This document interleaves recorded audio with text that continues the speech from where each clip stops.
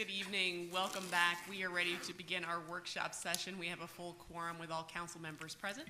The first item on our agenda is a discussion by our lobbyist, Don Bullia of Peachtree Government Relations, to discuss the 2023 Georgia legislative session, and then we'll be hearing a presentation regarding housing issues by John Hunt, the founder and president of Market Insight. Good evening, Mr. Bullia. Good evening. Thank you for the opportunity to be here. I know it's going to come up. I've got Jennifer LaRosa with Ohio River South. Also on my team is Tyler Lewis with Peachtree Government Relations. So, thank you for the opportunity to be here. We wanted to have just a quick presentation of sort of the state of what's going on in the legislature. As you know, we've had some big changes, and so this sort of lays out just the leadership changes alone that have occurred in the House and Senate.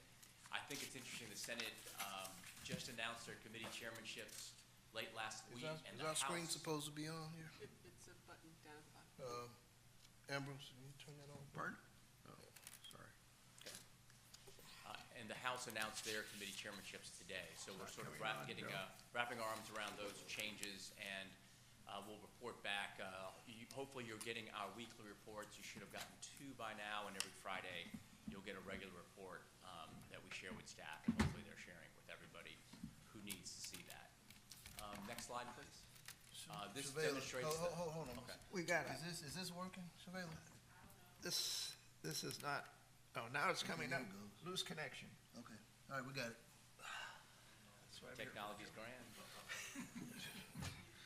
And in the House, we also have some big changes. As many of you know, former Speaker David Ralston passed away. There was an interim speaker in Jan Jones, and then there was the election for speaker on January 9th of this year, and the House elected John Burns by acclamation, and the Senate elected their president pro tem by acclamation. So I think that's a good sign that the House and Senate are willing to work together. So hopefully that's the beginning of some great partnerships between both sides of the aisle in the House and Senate. So we're very excited about that. So your College Park delegations also change. As you know, every 10 years with redistricting, the General Assembly must redraw every House and Senate map, and because of that, it also changes the map of those who happen to represent portions of College Park. And we have a fantastic delegation. As you know, we had a meeting late last year and had a chance to visit with, I think, almost everyone in the delegation came by. So I'm excited about the delegation, and they're already engaged on College Park issues, and we picked a day to visit with them, February 15th at the Capitol at noon. We're going to have a luncheon, and we've invited them to come by. So hopefully the right folks that need to be there from College Park will, and then we'll be coordinating with Jackson Myers and your staff and your team on what to present to them at that meeting. But we're excited about the delegation. I think there's going to be some great opportunities. Next slide. I know a lot of you want to talk about the senior exemption bill. So we have been in discussions with Representative Kim Schofield and Senator Sonia Halpern about carrying those bills in the House and Senate. Kim Schofield has taken the lead on that, and she has presented our draft bill that y'all approved to Legislative Council. We're just waiting for them to prepare the bill, and as soon as they do, it's her intention to drop the bill and have that bill ready for discussion. It is a local bill, so that means it's not subject to crossover day. One thing of note is that we're on a very aggressive legislative schedule. Never in the history, or at least my knowledge of history of the General Assembly, had they ever announced the entire schedule on the first day of the session. And I've talked to folks who've been there for 40, 50 years, and no one's ever seen that. So it's very exciting for us to know the exact schedule, but it also puts us at a timetable that we must be a little aggressive. The session will end on March the 29th of this year. But again, our legislation regarding senior exemption is not subject to crossover day. We simply have to pass the House and Senate prior to March 29th of this year. Jackson Myers has brought this to our attention through your fire department and your folks that work at EMS. As you probably are aware, the state has a law that prevents you from doing non-emergency transportation. You can do emergency transportation, but you cannot do non-emergency. But in some cases, and Jackson may want to address this specifically, or if you have someone from your fire department they want to address this. This was discussed at the meeting late last year. And this is something that I know is an issue for your folks, because they do have folks that could be transported, aren't necessarily in an emergency situation, but need to be taken to a hospital, and they have to be waited for a state-approved ambulance service to carry them. And so sometimes that sort of ties up your EMS folks waiting at their home, waiting at their place of business, wherever they receive the 911 call, until that official state transport can be provided. And so it does cause an issue. I have been in discussions with representatives at the Georgia Firemen's Association. This is an issue that they actually have been looking at for many years. But as you can imagine, the folks who have those state contracts to do that non-emergency transportation are generally going to push back on that type of a change. And Mr. Myers, I don't know if you want to discuss that at all. I know that was an issue that one of your department heads cares about. Well, as you're well aware, when we met with our representatives, we talked about this, and we feel that the distance and we have Grady's our provider, and Grady to get down the interstate or even the Highway 29, it takes a long time to get here, you know. And I did a map. I shared a map with all of you, and then they have to turn around and get them back to the trauma center. And since we only have one trauma center now in our region, they can't go to Savannah to get taken care of their trauma. So I think it's very important. It's for our citizens, and our citizens helped our citizens. This is a very important project that we need to push forward on. And based upon the conversation that we had at the Hometown Connection with our representatives, I know that the GMA is looking closely at this issue as well, and I think they've reached out to Chief Elmore to discuss it later on this week at Cities United on Sunday. Okay. Because it's not just an issue for us in the South Fulton region. This is actually something that is a concern in many areas of the state. So I think we're poised to at least have some substantive discussions on it, whereas in the past it may not have necessarily been the case. Absolutely. And I think you have the resources, so it does make sense that you can transport those folks. Don, in regard to the EMS situation, and I'm glad the chief's here now. I didn't know if you were aware, but I spoke to the chief, I think, about this as well. Our state representative, Roger Bruce, are you familiar with what's going on in the South region, what he's proposing? No, I'm not, sir. Okay, well, that's why I'm glad you're here. He was approached by the city of South Fulton. You know, the ambulatory response times are you know, they're beyond unacceptable. They're dangerous, because in a lot of cases, you know, if you really got a life or death condition, obviously we can transport, but if you're counting on Grady to come, you could be a goner, or I could be a goner. So the city of South Fulton approached Representative Bruce about dropping a bill giving them the option to select their own ambulatory service, which would, you know, give a, you know, I guess a change up from the regional, you know, mandate or whatever have you. Now, obviously, when I heard about this, I said, I think this is something that we would probably be interested in as well. According to him, though, the way it works right now, he can't give, obviously, if he gets any traction on it, which he thinks he's got some support across the aisle right now with it. So if he were to give South Fulton what they wanted, where they had the option, then he can't turn around and give East Point one and give College Park one, and Hateville wants one, and Palmetto wants one.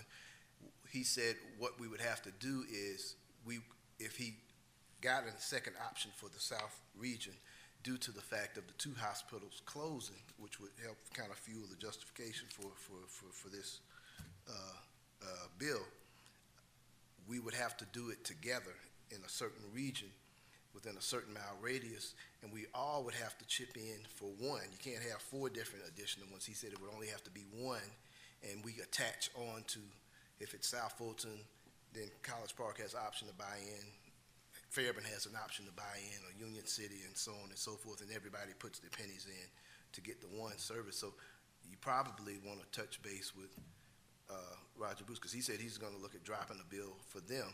I told him, I said, I think we'd be interested in having that option as well. But again, it can't be separate ones. So look into that.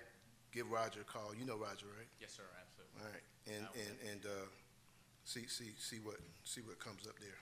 Great, well, I will definitely do that and let you know, and of course, depending, once they come back with some type of a solution, certainly share with you all and get your input and feedback on how you want to proceed. Well, maybe you could help him come up with a solution too. I mean, Yeah. yes, I mean, he knows the lay of the land, but again, that's what we got you for, to help Okay, make it possible. absolutely. If there's interest in us having an option, y'all, and I don't want to be presumptuous, and I'm assuming we're interested in an option at least, right? Mayor? I think we probably need a little bit more data. I mean, before we necessarily, Well, let's get that data from our state reps and see what's what. Absolutely. I think there's one last slide. So just wanted to talk about some bills that we've talked about in the past. I know the mayor has taken a lot of effort to look at this issue, the build-to-rent issue. I know it's particularly hit the south side hard, where there's a lot of investors coming in, buying homes, and then renting them out. So we suspect there will be more legislation similar to what we've seen in the past that preempts local governments from regulating these types of businesses. And so we'll be watching that very closely. We have met with some folks that were on the study committee. I believe the mayor testified in the study committee. not at the study committee, but I have read their report. Yep. So we'll be looking at this very closely. We suspect that this bill will be coming up and very likely could receive a vote out of committee, and it could very well have a vote in the House and Senate. So we'll be watching it closely and getting your feedback on how you want us to handle it. And the other one is permit fee restrictions. And so we're hearing this a lot, that, you know, again, the legislature is looking at restricting what kinds of permits and fees you can charge. And so I think that's something that all cities and all counties have to look at very closely. And we're working directly. We meet on a weekly basis with the folks from ACCG as well as the folks from GMA when we're down at the Capitol. So we're in touch with them, and they're certainly leading the efforts on both of these types of legislation. So I think that's the last slide we have. Yep. So glad to take any questions or discuss any other issues you want to talk about that we can see in 2023. Thank you, sir. Councilman Clay? Oh, I think you've hit right on the biggest concerns I have, and that is that we're losing an opportunity for home ownership. We're losing an opportunity to have citizens that have skin in the game. They can rotate through apartments, and the people that are winning are the big investors with the REIT that are funding these, well, in some cases, subdivisions that are being built. I think it's absolutely critical that we get the legislature to understand that. I know where the lobbyists have got to be, but so I'm good with what you recommended. I'm also concerned with the time to transport, and what we need is another regional emergency care facility, trauma level. And I would make an argument that we need one on the south side. And I can think of a really good place to put it. I'm dead serious about that. I think there is an opportunity, there's property, and there's central location, there's proximity to major transportation corridors, and you avoid a lot of the downtown connector issue of getting when you have to do transport, regardless of who does the transport. So that would be the additional item that I would add on to the other part that you already have. That's all I have. Thank you, sir. Councilman Carn? All right, thank you, Don, for coming. Good update. Do we have that presentation, City Clerk? No, electronically, do we have it? Yes. Okay, You if you were could mailed. just email it to me. You were mailed it, I think. It was there. All right, well, if you could just send it to me. You're telling me, I forgot our packet, email with the agenda items. I don't have the detail stuff in there. Jackson sent the detail by same presentation that he just went through by email. Okay, well, if someone could just email it to me so I could pull it up on my phone, just this presentation, that'd be great.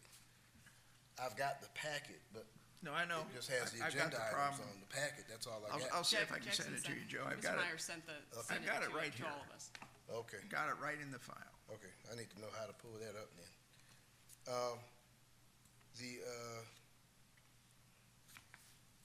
All right, so the Homestead Act, we got this thing covered now, and this is correct, is that right?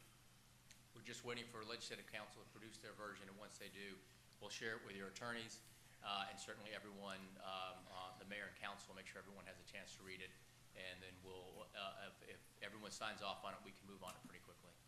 Okay, so this one here in the packet, starting at packet page 8, is this, starting at packet page 8, is this it?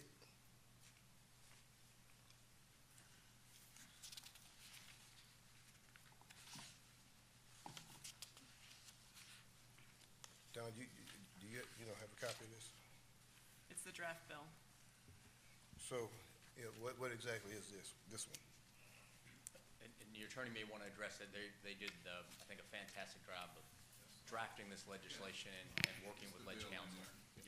Okay, so this, Councilman, we obviously, the council approved the draft that we prepared. We submitted it to legislative council, and we kind of went round and round with Mr. Morelli on some issues. I think now he has clear direction from Representative Schofield to move it forward Okay. along the lines that we've prepared it. So we'll see what he produces, but so what you're looking at is what we prepared. We don't know what's going to come out of the Office of Legislative Counsel, but we will Okay. read it line by meticulous line to make sure that it's consistent with what this council approved. okay, so they may make a few tweaks, but this is basically it. Yes, sir. I saw a small issue on packet page 11, which y'all might want to take a look at. Maybe I got it mixed up here, but let's see, packet page 11, section 2, the 5th line down. Superintendent shall conduct that election on the 4th Tuesday in May 2022. So obviously that date's wrong, incorrect, right? It's one of the election dates that I think that the Secretary of State's allow the dates to be. I think It's there's the wrong year. Okay, but whatever date it is, It's Wrong 20, year. it needs to 23. be, 2020. whatever Correct. date it is, it needs to be the correct Yeah. year. Yep. So let's just make sure, that's one that we can catch. So let's catch that one now. Last thing I say,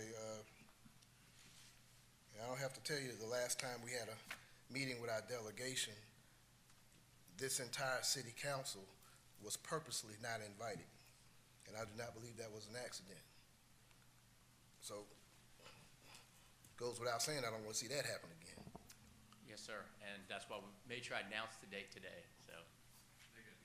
Well, I hear the You announcement. got the flyer. That's great, and I hear we have a flyer. I saw it. So I guess that's progress. All right. That's all I got. Councilman Allen? First of all, thank you very much for what you and your staff do. You should have. It's a lot of work, a lot of time, a lot of trying to get in touch with people, phone, face to face, so I appreciate all the work that you do. You hit a couple of my items.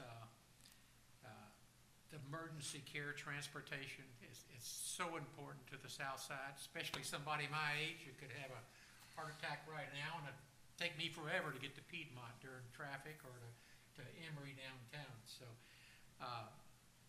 the rental, people buying whole subdivisions to rent out, and we sat here one night and heard citizen after citizen after citizen come up and say, please, no, we've had enough, no more rentals. So I think you're getting the point on both of them. So just thank you very much and stay with those two items. Appreciate it. Yes, sir. Councilman Gay? Well, I hope that we have a good session. The only thing that, and I know it's not part of our agenda, but I'm concerned about, I hear a lot about rent control. That's been a big issue in my ward, that the rents, and I know Georgia's not a rent control state, but keep your ears open if there's any legislators that's starting to talk about that. Absolutely. I haven't heard anything in that world, but we'll definitely be watching. Mr. Bully, I know one of the things that GMA has talked about, because I'm on the Legislative Policy Council there, is design standards and the likelihood that we'll see some legislation surrounding that. Could you talk about it a little bit?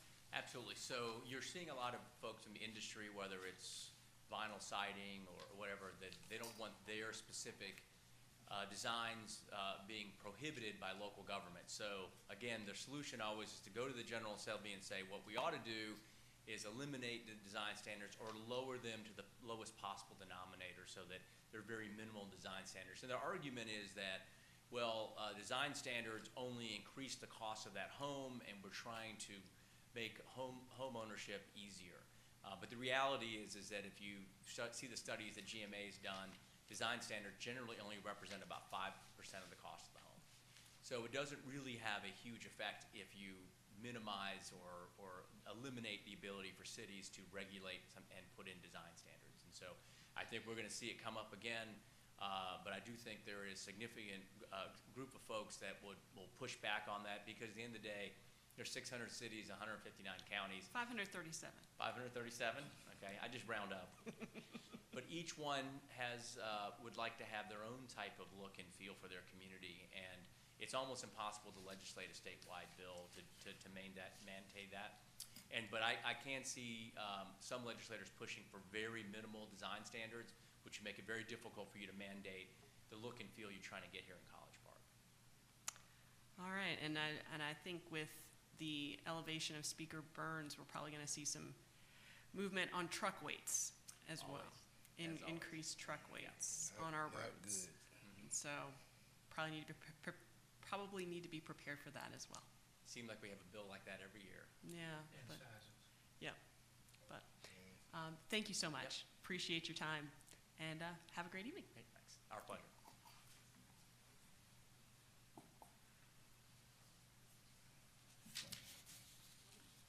And now, Mr. Hunt, good evening. Good evening.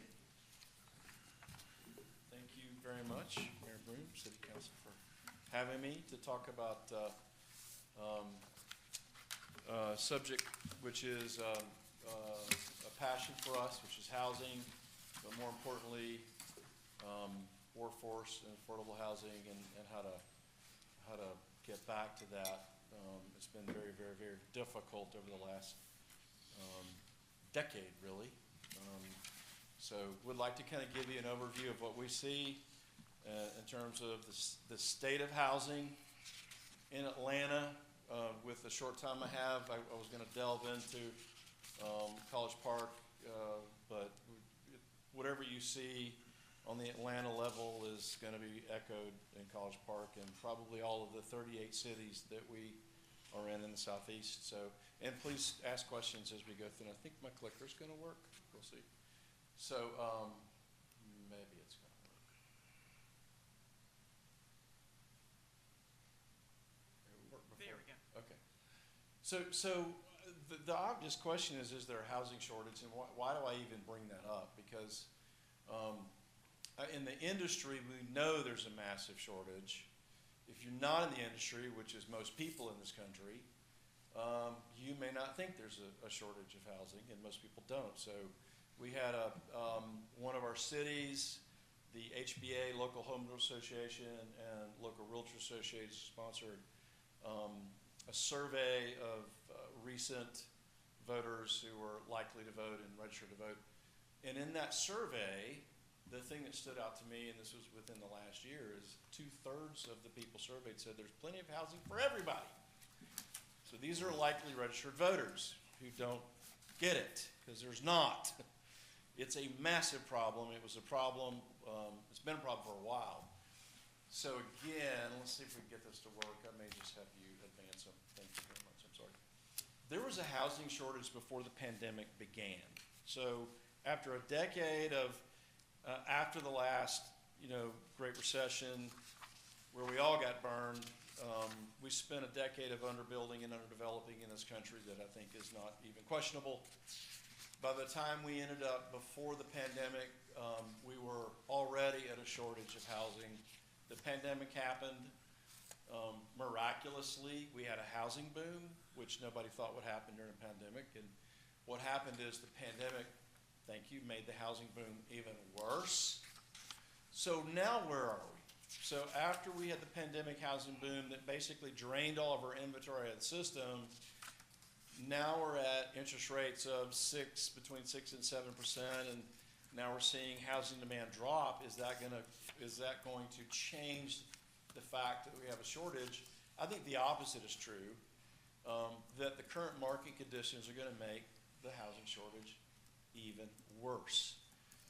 One example of that is one of our national builders who are based here in Atlanta, Pulte, made an announcement at the end of last year that system-wide they were stopping development and cutting and running on about 11,000 lots nationwide.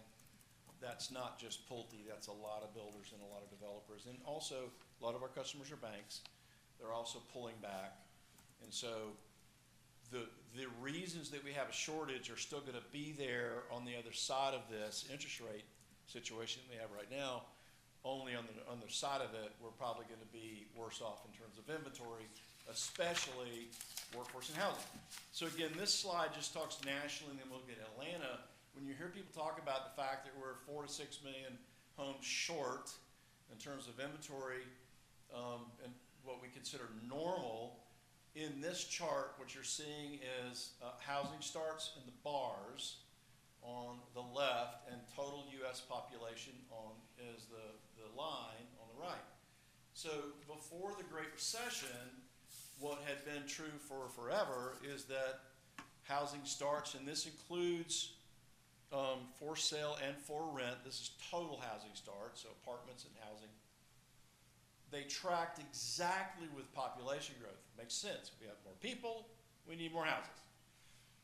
That relationship broke when we had the Great Recession. It fell apart, and we've never recovered in the decade plus since 2006 when that relationship ended. So if we can advance, you can see that population has never gone down, never. Whether they're coming in from outer space or across the border or they're being born here, we have more people here than we've ever had before. And yet housing is not kept up, is the point here. And the total deficit is massive, and that's where you get the number that you hear nationally of between 4 to 6 million. Now, let me bring this down to Atlanta. Next slide, please. So we do 38 cities in the southeast. They all look pretty much the same. In this chart, you're going to see, and I'm sorry that the inventory is blocked on the left, but inventory is on the left. That's total housing inventory in Atlanta, new and resale. Months of supply, which is our inventory turnover calculation, is on the right, the blue line. Now, 6 months of supply, which is the top there on the right axis, is considered normal or has been since time began. Now, if you go back to the left, before we entered the pandemic, and I showed October of 19, we had 22,000 homes available for sale in Atlanta. That represented, if you look at the blue line and go across, just over 3 months of supply. Does that make sense? Before we entered the pandemic, we were already half what we should be, after a decade of underdeveloping and which makes sense. What I want you to understand is the pandemic housing boom started before the pandemic.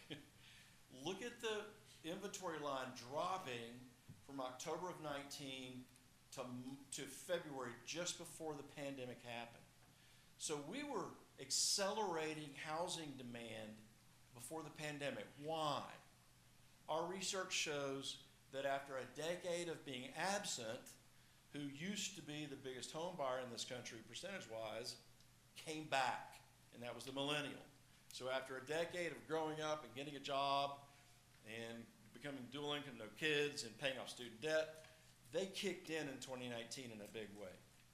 So you can see that that started pre-pandemic. So we dropped to below 3 months of supply. Obviously, the pandemic, we shut the economy down on purpose for the greater good, and we did that on purpose. So you see that little bump there. And then as soon as we opened the economy back up in May of 2020, we got right back on that same train, the same plane. Now we added to the demand of pre-pandemic, which was millennials, people who needed an office in the house or a schoolroom or to get out of town or whatever, bigger space, nesting. So that took us to levels of supply in this country we've never seen. So if you look at May, in a 12-month period from May of 2020 to May of 2021, we went from 2.5 months of supply to 0.7. I'm sorry, 0.7, if you can see that. We've never been at 0.7 ever, ever. That's almost zero. You might as well say zero, because there are just some houses that are never going to sell.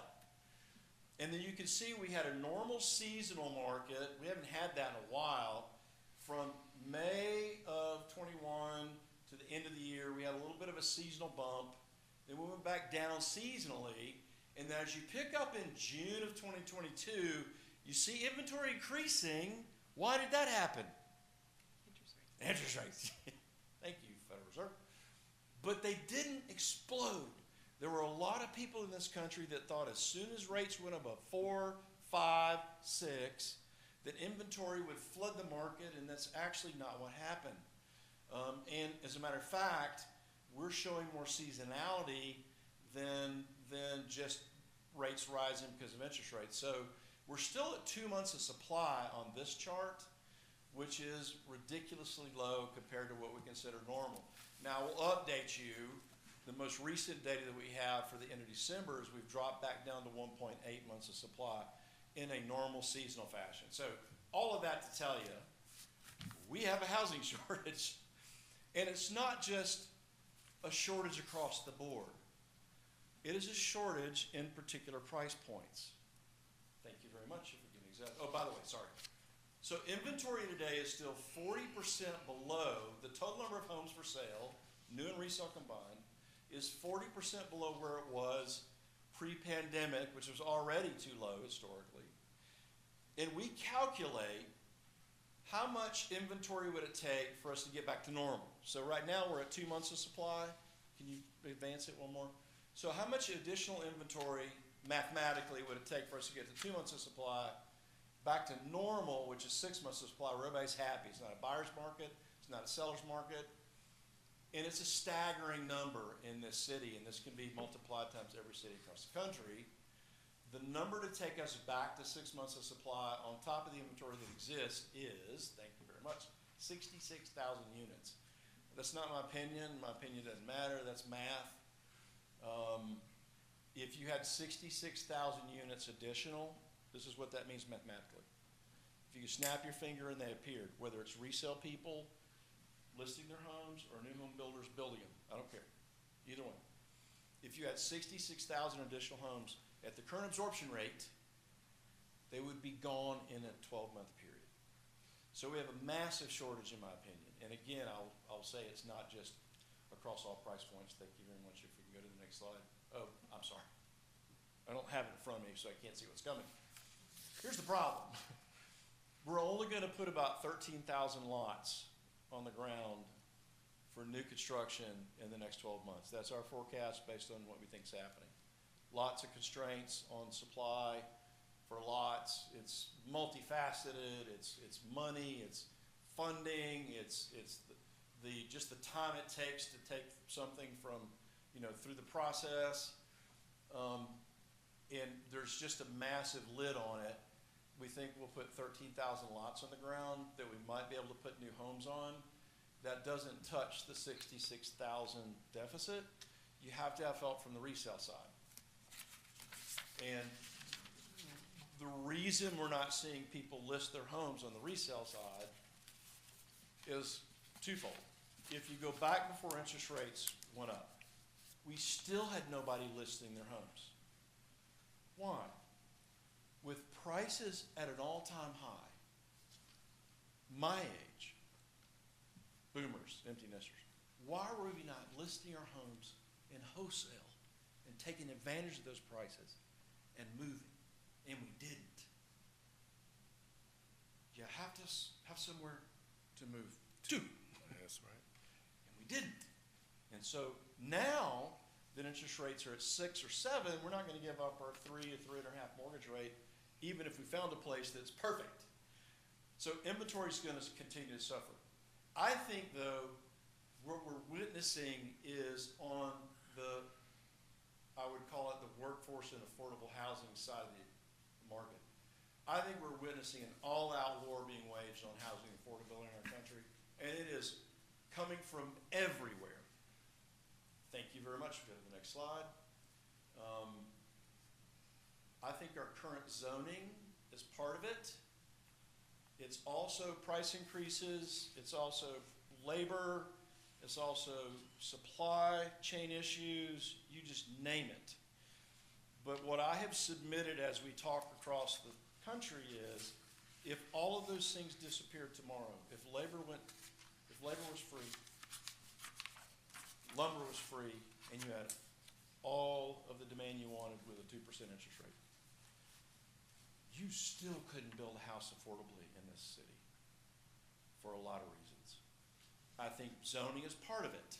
That's what I want to concentrate on. I think our zoning is based on the way the world was 20 or 30 years ago, and we just need to catch up. Now, I can say that. That's a bold statement. Let me try to back it up. I also think that our zoning is boring, unimaginative, and exclusionary in a lot of cases. So let me tell you what I'm talking about. Thank you. To the next slide. So here's the way the world was 20 to 30 years ago. This is what our zoning is based on. If you go back 20 or 30 years ago, I will use me as an example. I was pushing 40. I was part of the biggest consumer group in the country at that point, boomers. I had 4 kids going into high school, middle school, and elementary school. And I needed a single-family detached house on a big lot in a good school district. Me and everybody else in the country, because we were the biggest consumer group. You can go to the next one, I'm going to circle that. And so our zoning reflected that at that point. And that's okay. But 20 to 30 years later, that's changed. Here's the world today. The world today has changed dramatically. I'm no longer 40, unfortunately. All my kids are gone, thank God. I don't need the house where I raised them over the last 20, 30 years. I don't need a single-family detached home on a big lot in a good school district, which unfortunately is where our zoning is still stuck. If I had something to choose from other than that, I might move, but I don't. So today the world is the barbell. The 2 biggest consumer groups are the millennials. They just kicked in 2019 in a big way. They're now the biggest consumer group. And we still have me, the retiree and boomer on the top end, the second biggest consumer group. So the smallest consumer group in this country is made up of the single-family, school-driven buyer who I would submit to you most of our zoning is focused on today. And what I tell city councils and county commissions when we talk to them is, this is not a problem for you. This is good for you. Because these 2 opposite ends of the barbell are everybody's dream. What do I mean by that? Let's talk about it. They have, go to the next slide, please, thank you. These people are on both ends of the spectrum in terms of age. You can advance it. They have lots of money. Why do they have lots of money? Because they have no kids. If you have kids, you're broke. Hallelujah. We want these people in our communities to spend money in our wonderful downtowns, by the way, where I ate dinner tonight. I appreciate that and love it. They're entertainment oriented, and the location is the amenity. It's not the school district. It's the location. And the square footage is also secondary, which we'll see in a minute. Thank you very much. By the way, I had to put my joke in here. And I've been using this joke for 5 years because it says that Tom Cruise is 55. How old is he now? 60. So the joke, so Tom Cruise gets older, this joke never gets older. So there's Tom Cruise at 55, now he's 60, and there's Wilford Brimley filming Cocoon at age 50.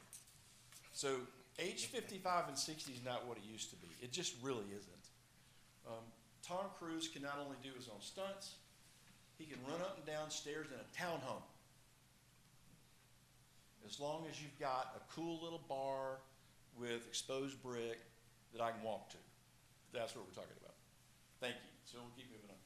So what I submit to you is the two biggest consumer groups in this country are languishing with not enough product for them to buy because by and large we're focused on the middle. And not that you don't focus on the middle, but we built that same house for the last 30 years in this country. That's all we built. Single family detached on a big lot in a good school district. Pretty much. Mr. Hunt? Yes. Can you move a little bit closer to the microphone? We can Oh, hear I'm sorry. you here, but People on the Facebook, folks at home I get may- animated, I'm sorry. Thank you. Is that better? I believe so. Thank Go you. right I ahead. appreciate it. So it's not that you don't concentrate on them, but we've got a lot of options for them in terms of resale. All those homes have been built for the last 20 and 30 years. Now we need product for the millennials and the boomers to buy, and we need that because those boomers need to sell their homes, which releases inventory into the system, which is how we get more inventory. It's a vicious cycle that we're in. So if you look at that, and if you go to the next slide, please, thank you very much. I think we've got the two biggest consumer groups in the country converging in the middle in terms of square footage. Not necessarily the small part or the big part, but the middle. And I think, unfortunately, in terms of what we're offering in this country, that's not just based on zoning, it's based on builders being stuck in their old ways as well. You've got to offer them a product that they will buy.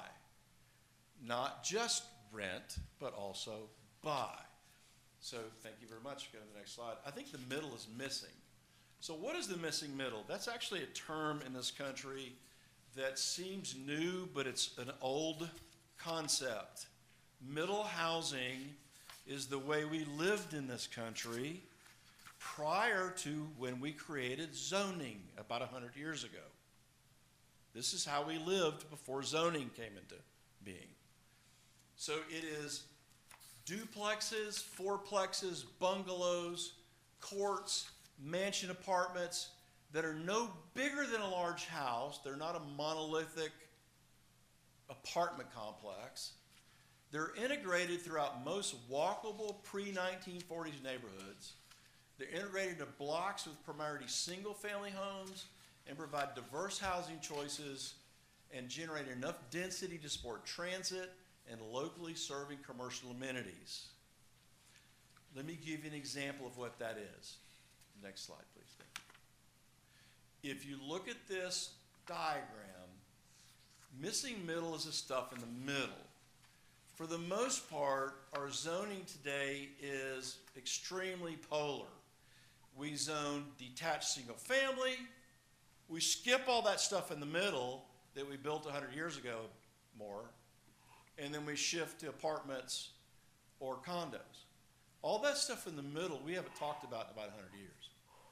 And I think that's where we're missing the opportunity. That's the neighborhoods that we love and we covet and we want to live in. Let me give you an example of that. Here's missing middle in Grant Park. You can find this in Decatur. You can find it in Buckhead. You can find it in Marietta. You can find it anywhere in the older pre-1940s neighborhoods. Grant Park is a highly desirable neighborhood. Very high resale values. What you've got is a single-family craftsman that somebody lives in and owns. And I actually took these pictures. And right next door, it looks like a single-family home. But how many doors do you see? Two. Two. It's a duplex. wait a minute. Somebody owns the one on the left and right next door, somebody rents it? You can't do that. You can't combine ownership and rental in the same location. Yes, you can. We've been doing it for hundreds of years.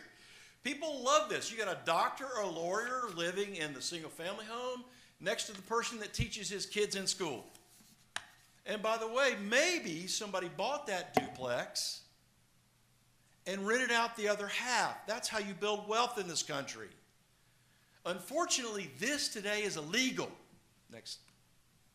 You can't do that today because our zoning came from a long time ago, in very nefarious places that I won't get into because we don't have time. But we've got to change the way we think about walkable neighborhoods that combine multiple price points, for sale and apartment and for rent at the same place, where everybody has an option to build. You're close to the amenities. You can walk to the schools. We can do this in this country. We just need to think about it and change the way we zone. Thank you. So this is density that doesn't look like density. This is why so many communities across the country, city councils and county commissions, are beginning to go, hey, this makes sense. Because what we don't want is the monolithic, I heard about architectural standards. We don't want zero architectural standards makes zero sense. We don't want that. I don't think that's where the major cost comes from that we're seeing on the additional cost of homes. I don't think it's additional architectural standards.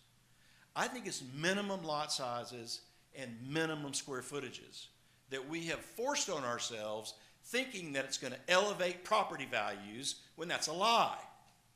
We think that if we do a minimum square footage of 2,000 square feet and a minimum lot size of a third of an acre, that we're going to elevate our property values and we all get voted back in. And unfortunately, it's just not true. Scientifically, it's not true. And the two biggest demographic groups in the country want, I think, this more diverse product. So if you look at what this is, if you maintain the look of a neighborhood with buildings that are no bigger than a single-family home or even a large single-family home, look at this diagram, you can have as much as 40 dwelling units an acre, and it looks like a single-family home. Do you know what the typical density is for a townhome? It ain't 40, it's 18 to 20. I like this better than the townhome, and you have a higher density. Now, certainly apartments have a much higher density of 100 units per acre. That might be a condo. This is an option that a lot of city councils and county commissioners are taking a look at that is the way we used to live, and I think needs to be part of the conversation. It's not the only answer to affordability, but it's certainly part of it. Thank you very much. I'm sorry. Give some more. So the first missing middle community ground up in this country was not on the West Coast or the East Coast where you might think it would be. It was in the Midwest. It was in Omaha, Nebraska. And that's what you're looking at here. These are beautifully styled homes that look like mansions or single-family residences. But if you look at the floor plans, they're 5, 6, 10 units that has a street appeal, but also affords affordability. So these might be owned or rented. You could do either one. So that, I think, is an interesting. This is a very successful community in Omaha, in the Midwest, of all places. Thank you very much. So I'm going to give you some samples that we've seen, and I'll be done. Just people who are trying to think outside the box. We did a study for a local builder who built 14-foot wide townhomes, and we've never done that in Atlanta. They didn't think it would work. And so they actually went down to a warehouse, a couple exits down from this community, and they built all 3 floors on the warehouse to tour people because they didn't think anybody would buy it. And it was the only thing that sold in the community. They had 14-foot wide towns, 24-foot wide towns, which is a standard product, and single-family detached. Here's why it sold. They thought outside the box. They made density not look like density. So if you can go to the next slide. This is the product. If you look at the upper right picture, That looks like a 28-foot townhome product. It's got 2 doors. Those are 2 14-foot wide townhomes. Nobody ever asked about the width because they designed them properly.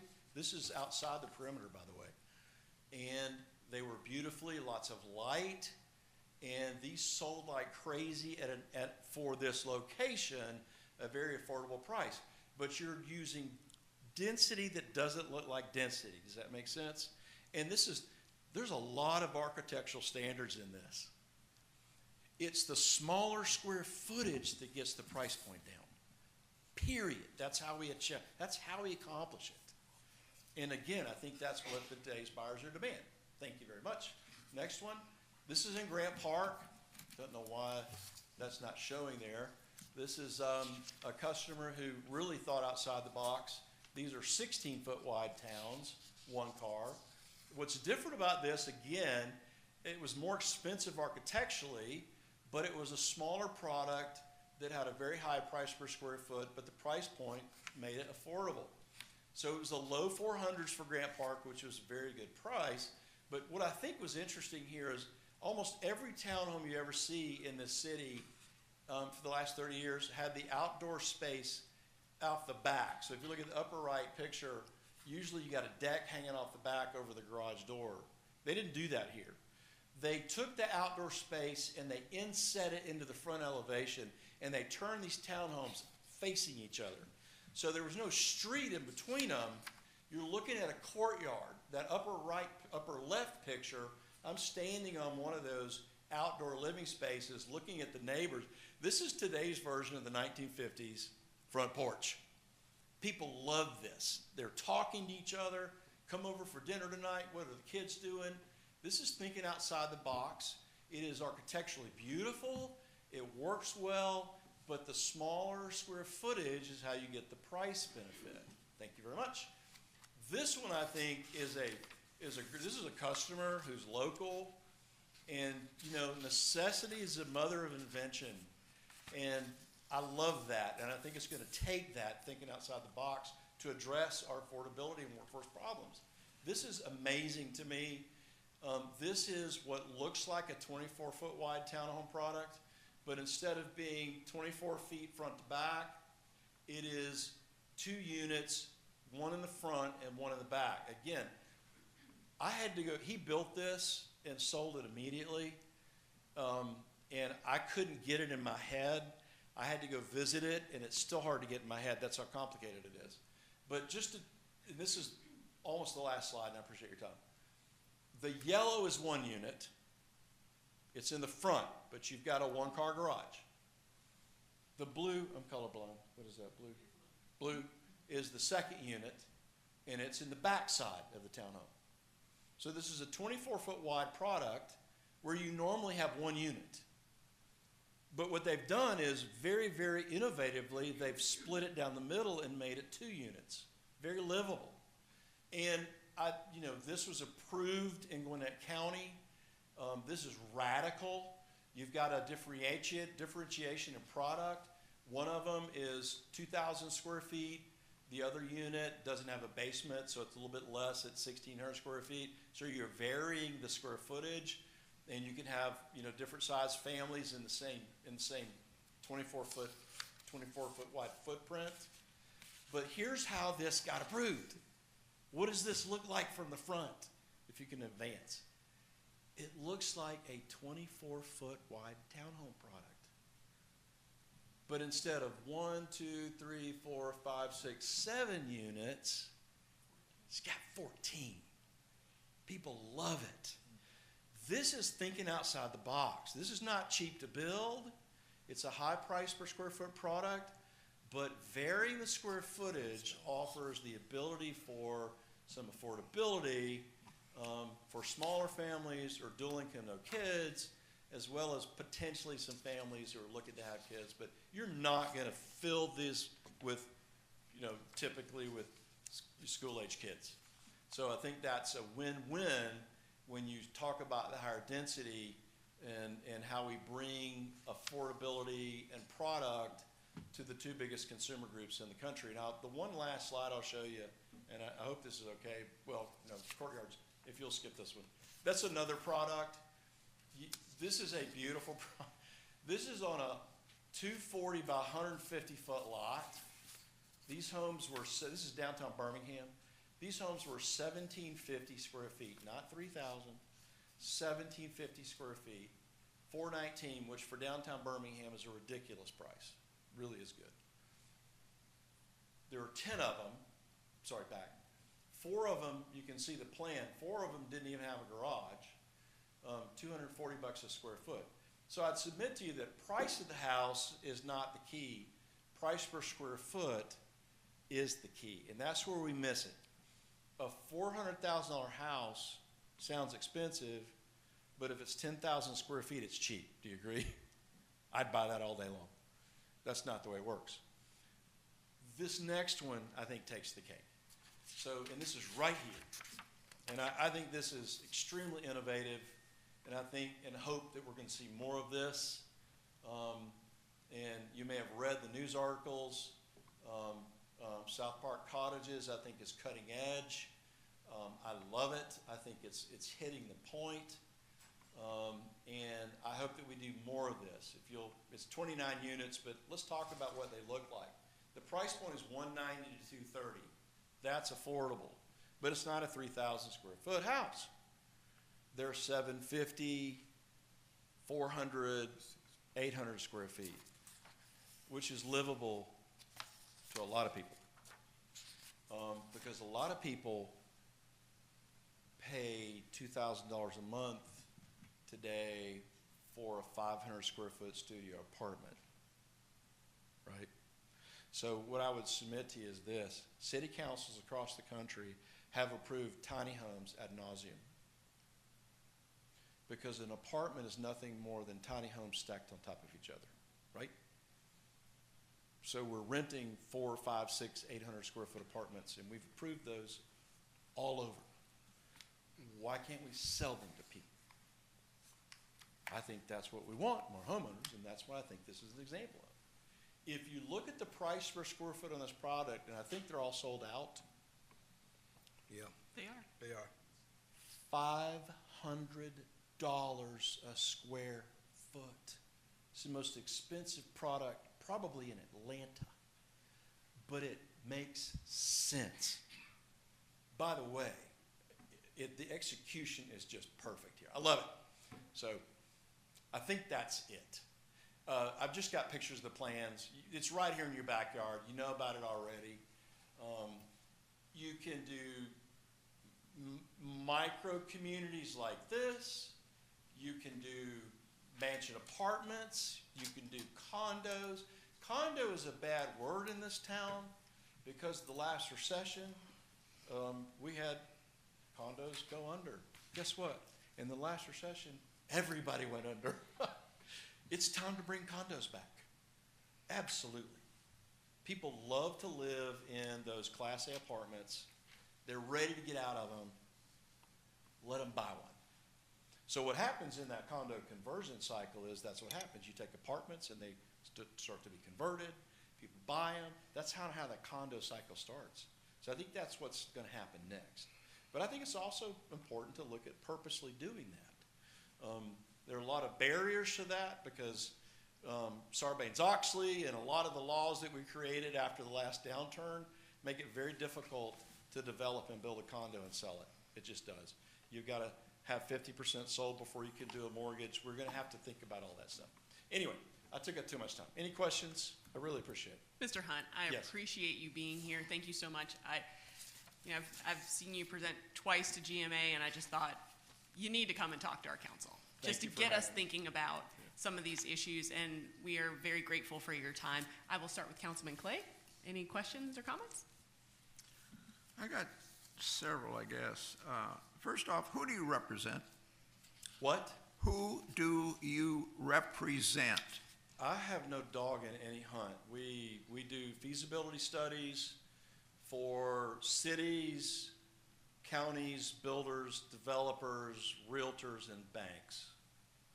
And the same answer we give a bank on the same piece of dirt is the same answer we're going to give the city or the county. So, good question, but we're just looking for what works. Okay.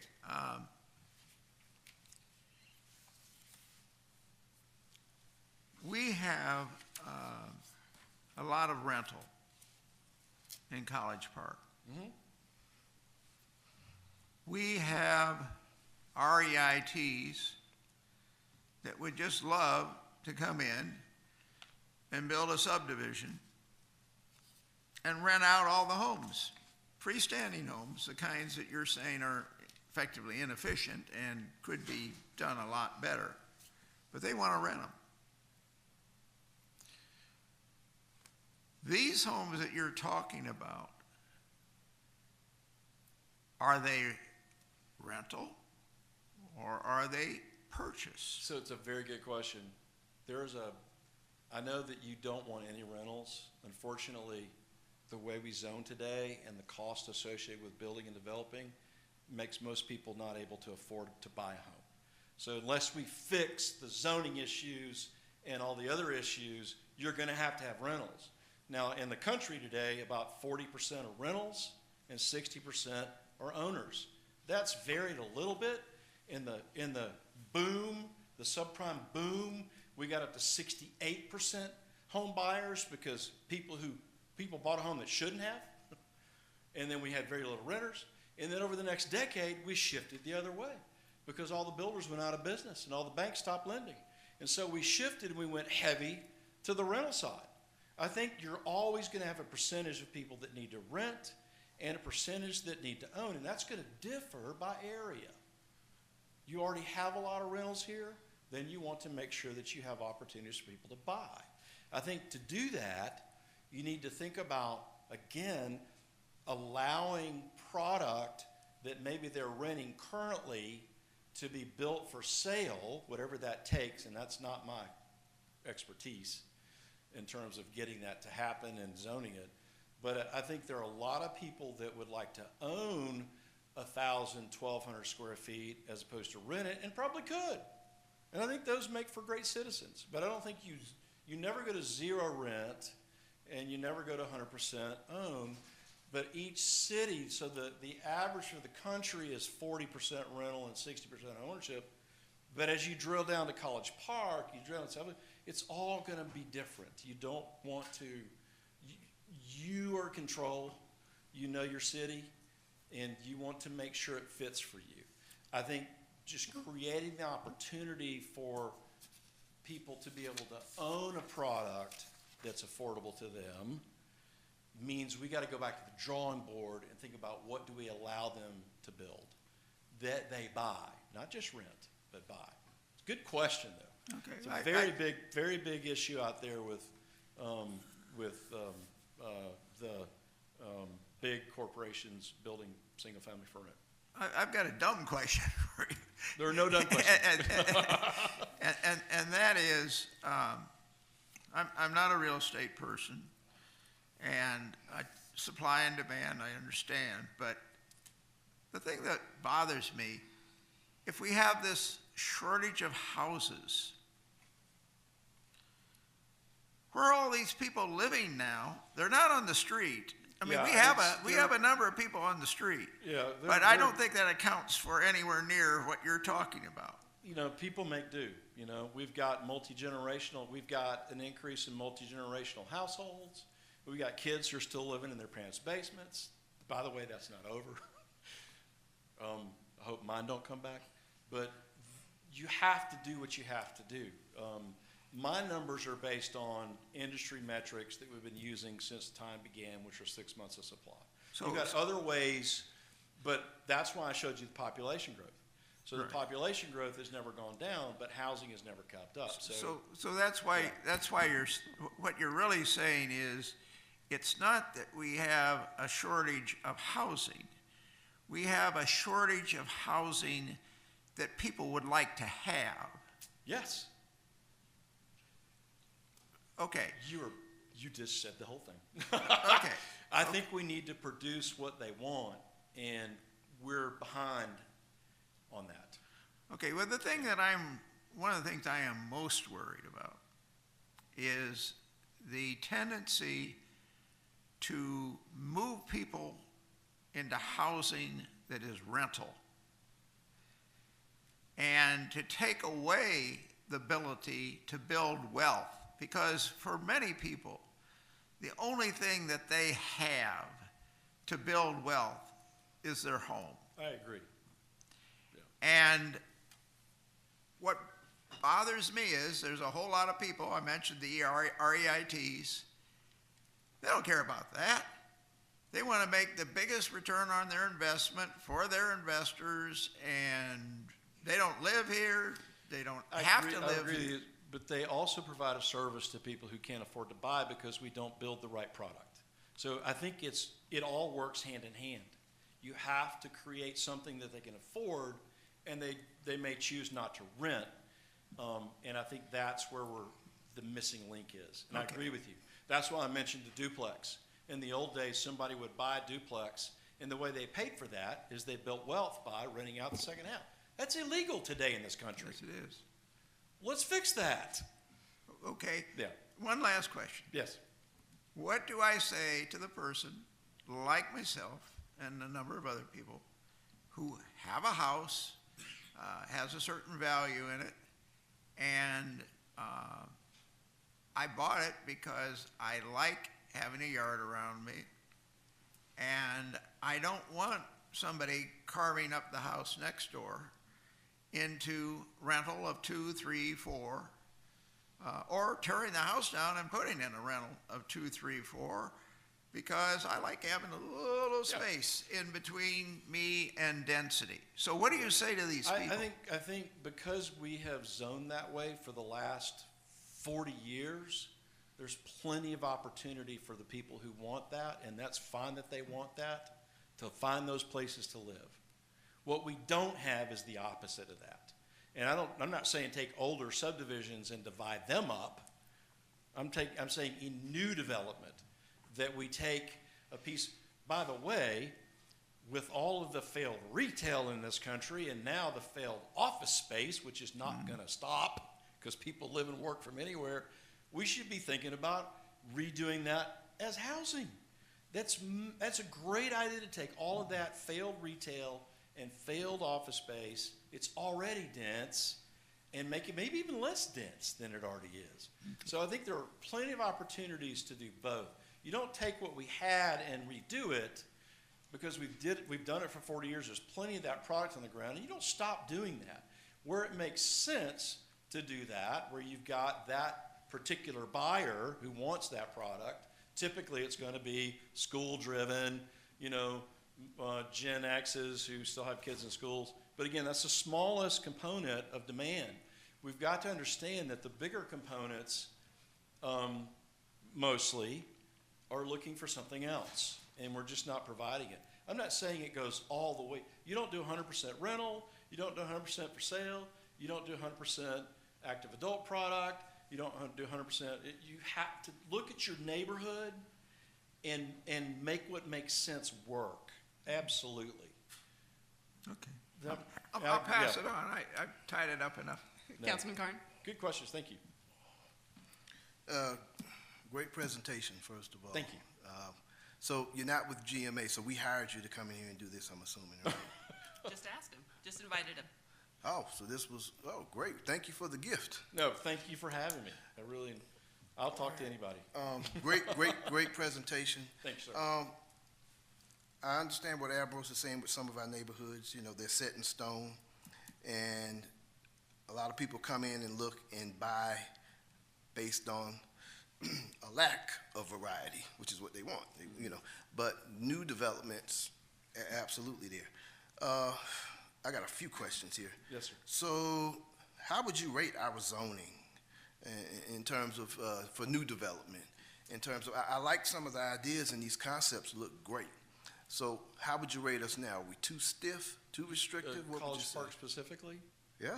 I do not have enough information. Okay. Yeah. Again, you have the first largest micro community in the country that is black developed and crowd funded, by the way. Yeah. I think that's pretty amazing. Yeah, it was really exciting to see that Yes. fella come in here and do what he did. I'd love for you to take a look at our zoning and just give us a, I would welcome the opportunity. an for A to whatever- F yeah, whatever I score. can do I'd love to do. So, a couple of things that I see that are going on here. The property values are increasing, and a lot of folks say, well, you should be happy about that, but, if you're 55 or over, your property value increases doesn't do you a whole heck of a lot of good, because you're never going to move or sell it. So, all that great equity, unless you get a home loan or a second mortgage, which most folks are afraid to get into that in fear of losing what they got. So your value goes up, you have to pay additional property taxes, and everyone says, well, look on the bright side, look how much your home is worth now. Yeah, but it's something you never can cash in a sense. You can pass it down to your kids, but I guess, it's a blessing and a curse in terms of the ebb and flow of what we're dealing with. So you said the current conditions are going to make things worse. In terms of inventory. Yeah. So the question popped into my mind in terms of where these people are, like you said, basements, living with the parents, the whole nine, this, that, and the other. I got all my kids out the house, thank God. My youngest daughter, Kelly, her and her husband, they moved out to Spalding County, and they've got a nice house. They got a huge yard. It's a very good point that you just brought up.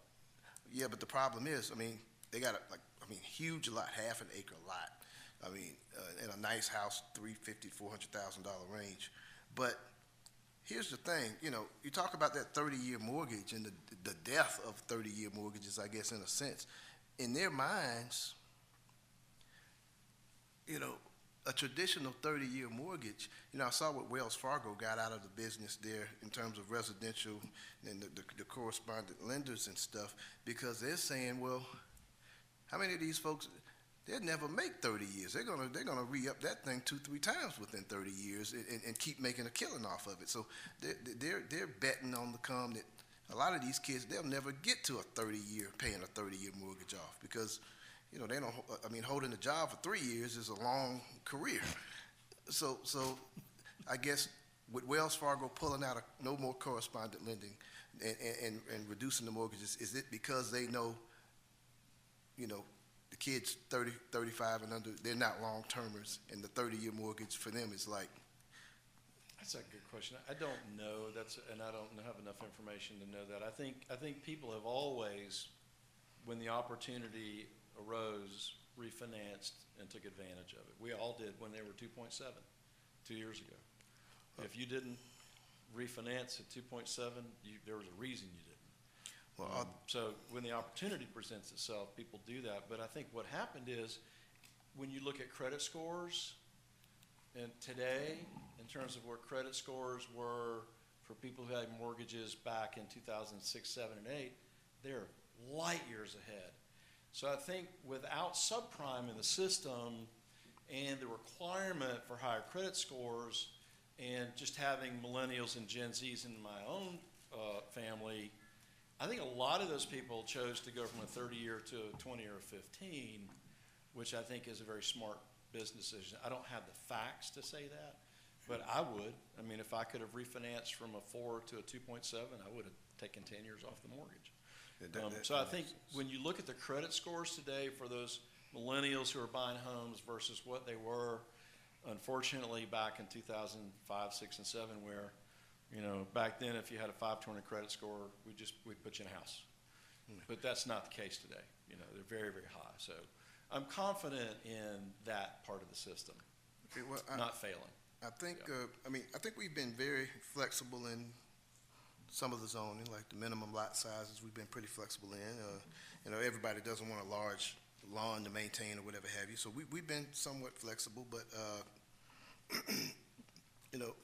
changing our zoning plan to building what folks would like, or make that possible. The tiny homes is a testament to, we're somewhat flexible. We're not just all, old grumpy guys and don't want to change anything.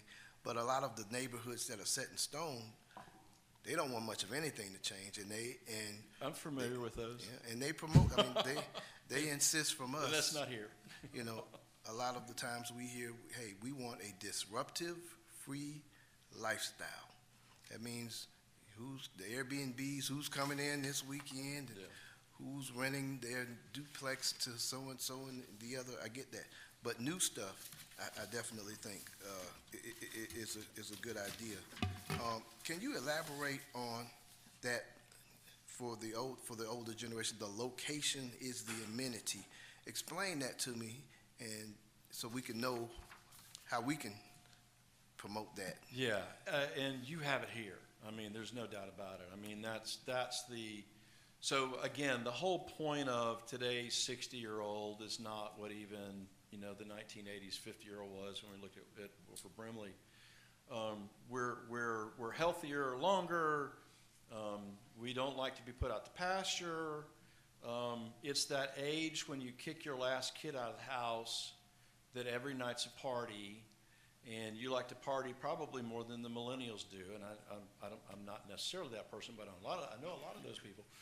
And you might not want that that product that is targeted to age restricted, that maybe is more of an age group of 60 plus, but that 50 to 60 or early 60s is extremely comfortable living closer in. Schools are not as much of an issue. Location, access to the airport, access to great restaurants, amenities, things like that. Hospitals, you mentioned the time it takes you to get, that's very important as well.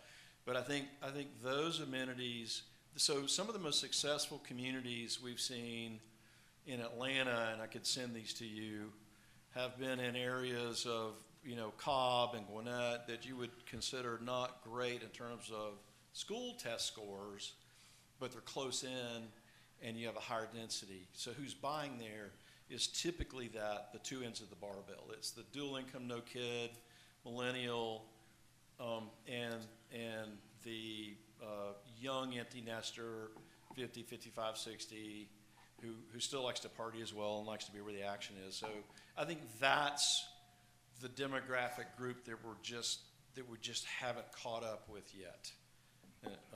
So if that's helpful. All right, and you touched on the missing middle a few times in the presentation, and I like the concept for new housing starts and new subdivisions, and I call that kind of specialty housing or boutique housing in a sense, and it was some really innovative stuff there. So I'm open-minded enough to understand we got to kind of change what the young people are looking at and what they want.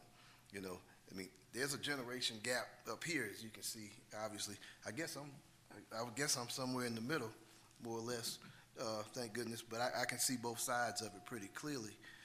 Last thing I'll say in terms of converting some of the things that we have, we're a hospitality city, and we have 36 hotels and motels.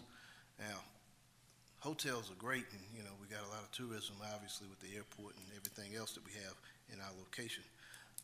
Most of the motels are okay, but some of the motels I got my eye on, and not in a good way, if you know what I mean.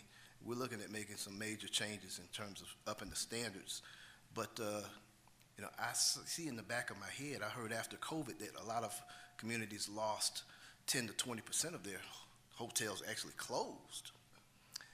But they were innovative communities thinking of ways to refurbish those. And there's several motels that I think, and I'm just being honest, have failed as motels in this city. And I mean failed with a big fat F. In terms of what I can see for them, and I'd like us to see. Feasibility studies. Right.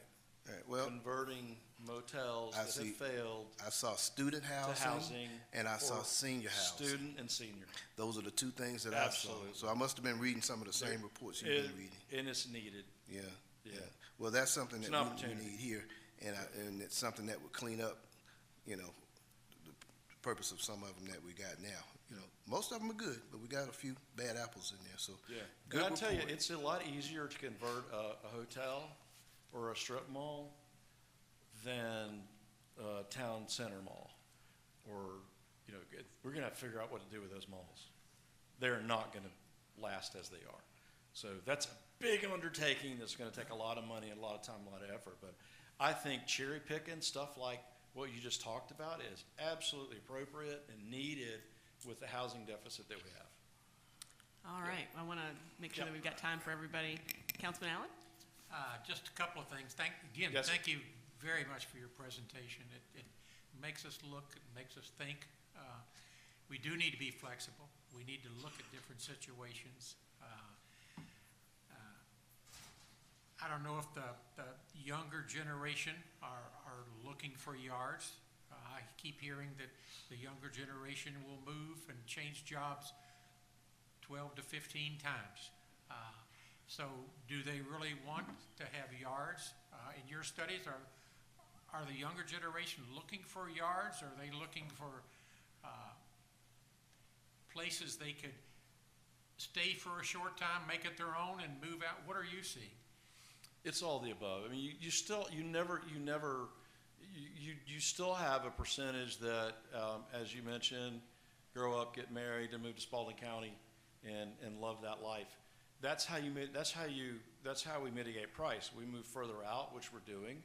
The second way you mitigate price is you build a higher density closer in that makes sense. Mm-hmm. And so I think you have to accommodate both of those things. But I would again say that for that open yard type house, we've built hundreds and hundreds of thousands, maybe millions of them over the last 30 years. I think we've got to catch up on the other side of it, which is the folks who over the last decade watched their parents lose their home and maybe go bankrupt in the last downturn. A lot of those kids, including some of mine, do not see housing in the same way that we do it as an investment. They see it as an expense. They do not want to go through what we went through. Not that they will, but they think they could. The mobility, as you mentioned, is key. So, there is a demographic shift that we're going to have to be aware of in terms of the way they think about home ownership. But I think it's going to be different based on the location and different based on the demographics. But yeah, it's not one or the other. Yeah, my generation, people wanted to own homes. I've heard a lot of people talk about, I'll never have my home paid for now, so I don't worry about it. That was our big thing, is to be able to own your own home. Yeah. You mentioned that, you had a bigger house with kids, and people are looking for smaller locations and townhomes and condos. Then you hear seniors saying, gosh, there's a lot of stairs to go up, 1 or 2 or 3 stories. Are you seeing a lot of, level? Yes. One. Again, I think we're totally missing that market, okay? If you think about it, in Atlanta, some of the best-selling communities are big master plan, age-restricted communities that cater to single-level living. But those are very big communities with massive amenities, and I think that's what kind of steals the headlines. Not everybody wants to live in that type of a community. You might want to stay, because those are usually far out. The biggest one right now is in Jackson County. It's called Twin Lakes. It's a culture community. You got to go that far out to be able to build a 30,000 square foot clubhouse. It doesn't make monetary sense if it goes rent. But you've got tons of people in that age group that don't want to go that far out. The kids are local. They want to get out of maybe that house where they raised them. But a smaller age-restricted, age-targeted that's ranch living would be awesome. But again, it's difficult to get that zoned, even that, with what's going on. And again, because it's a higher density product. And again, I hear you, we're all talking about flexibility, need to look at different locations, different situations. I worry about the low-income people, are they going to be able to afford the houses now? I mean, they're going up $300,000, $400,000. A lot of the city workers cannot even afford those. So, that's part of my Absolutely. worry. And I'll close on that because we don't have much Yeah. time. No, I'll I'm let with you. some of the other people talk. So. Yeah, thank you. Councilman Gay? Well, just real quick, we could talk about it later. When you said that the I'm being chastised down here, so I'm gonna be quiet. When you said that South Park was sold out, is you basing that on MLS listings that's been published? No, I'm basing it on news I've read, yeah. You are? Based on news reports. Okay, so just FYI, there are no MLS listings on that property, Well, if they pre-sold, there wouldn't be. okay? That makes sense, because they sold them all before they had a chance to be listed. Okay. Yeah. And someone sent this to me, but they were saying that when you talk about using our homes to get generate wealth.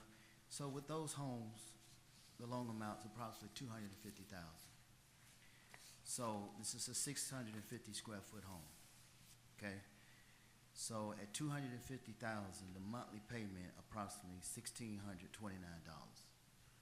The total interest is approximately $336,732. You will pay $586,732 in 20 years.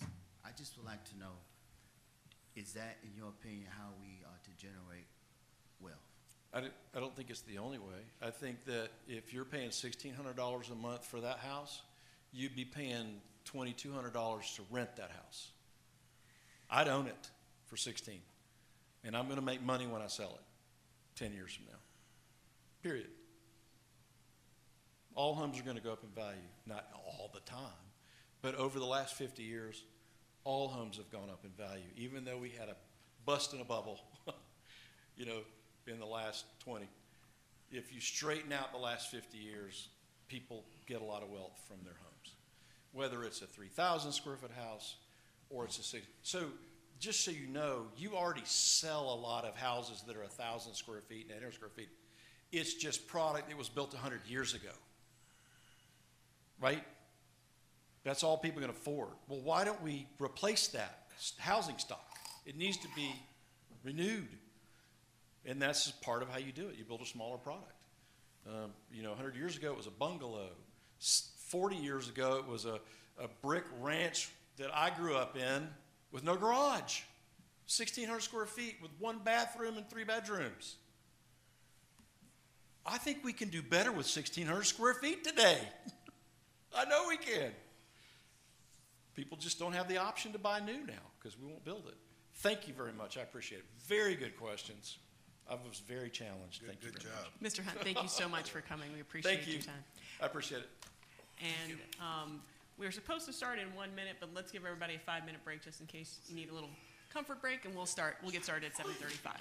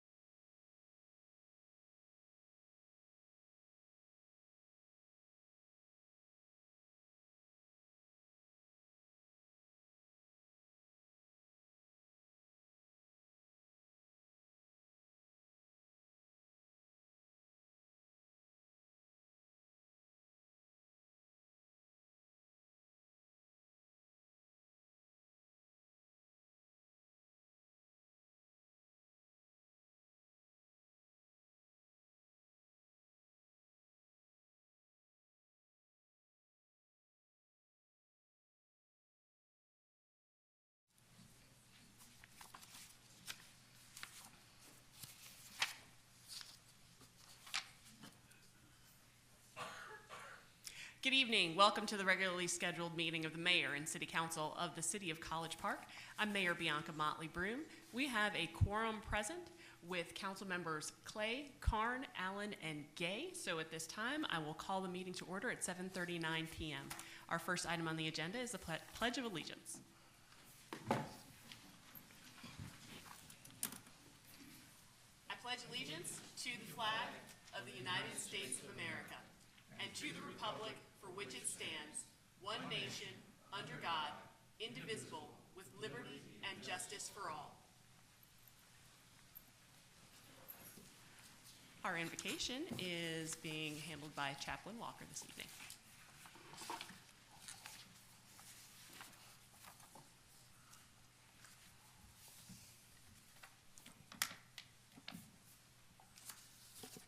Good evening, Good evening. Madam Mayor, Councilman, ladies and gentlemen. Let us turn our minds and our hearts to prayer. O Lord, our Lord, how excellent is your name. How precious your gift of life and love. May the words of my mouth and the meditations of our hearts in this meeting be acceptable to you, O God. We thank you for our mayor and our city councilmen, as well as all who gather here to listen, to discern, to decide for the common good of all the people of College Park.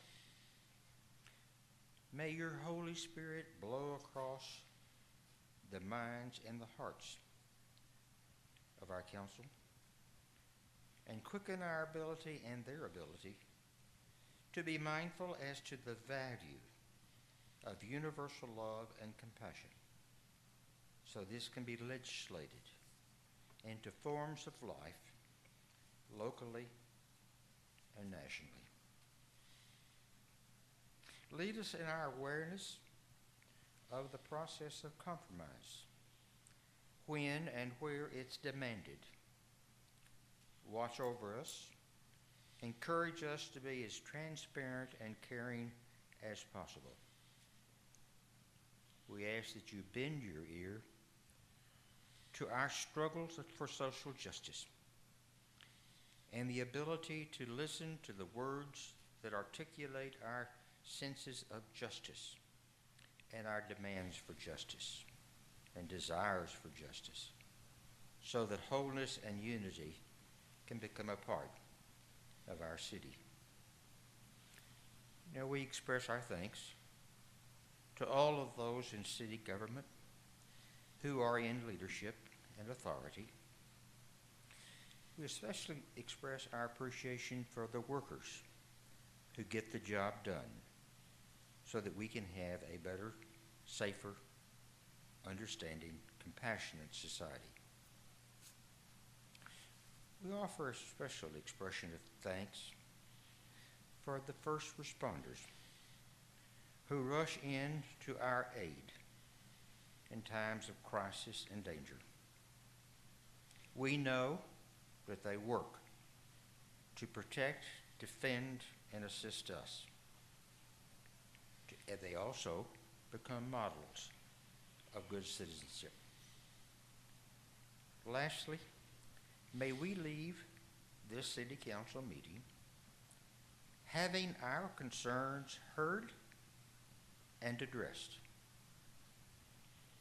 We thank all who have been present. May your holy breath of life and love go with us in the name of faith, hope, and love. Amen. Amen.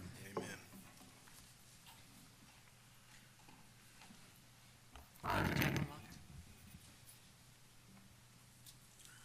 Mr. Myers, I believe we have some additions to the agenda.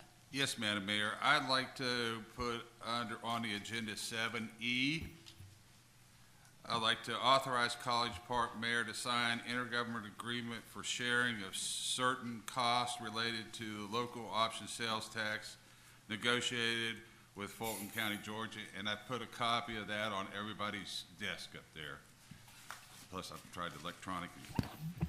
Also, I would like to add 8H Hotel, authorizing the city manager to move forward a replacement of outdated control system at City Hall.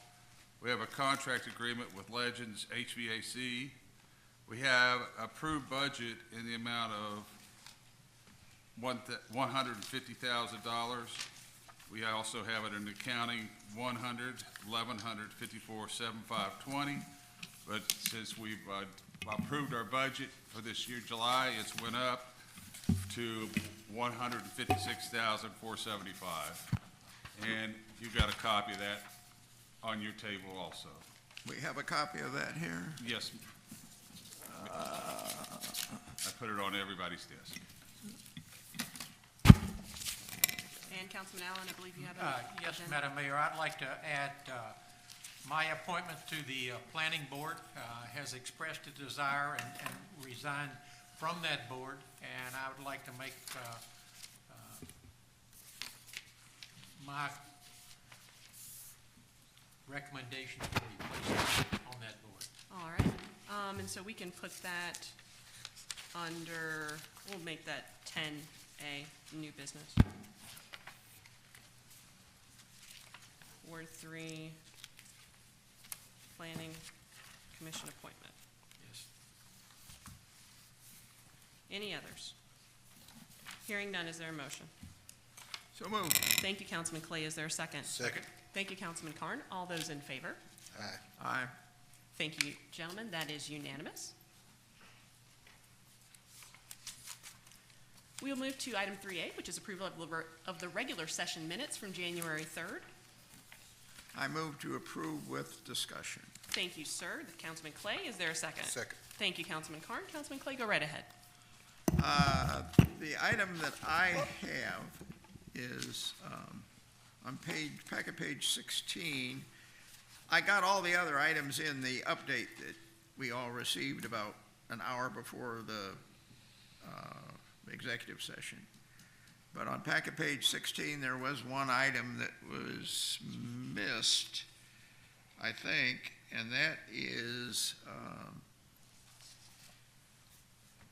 line 467. Mr. Richardson said that I think what you're probably asking is if we have a solar customer and they have to excess power that they generate from their panels.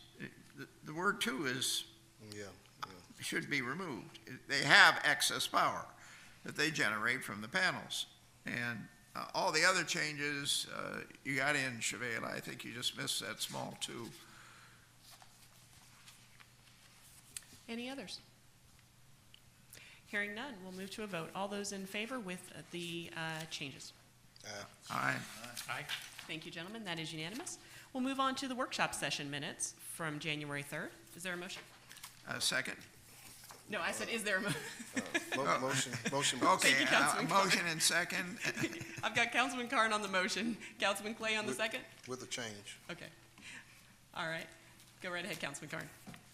I have no changes. Councilman Carn had a change. Go right ahead. This is a 3B, right? Yes, sir. Packet page 28, line 214, where I said the poorest among us in our communities are going to suffer more for any issues that arise. So that's going to be any issues as opposed to many issues that arise. I think that's the only change I had there. All right. Anyone else? Hearing none, we'll move to a vote. All those in favor with that change? Aye. Aye. Councilman Gay, are you in favor as well? Sure. Aye. Thank you. That is unanimous. All right, we will go ahead and move to, well, we have no proclamations, so we're on to citizen remarks. Ms. Ames, can you let folks know how this works?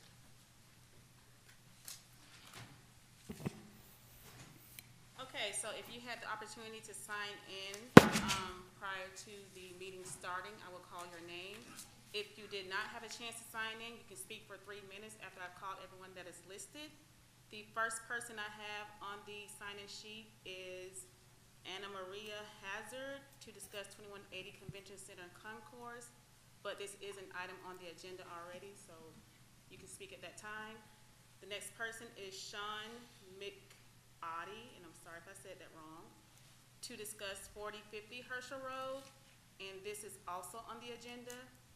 So the last person I had to sign in was Larry Brady Evans from 212 West Princeton Avenue. 2112, I'm sorry, West Princeton Avenue.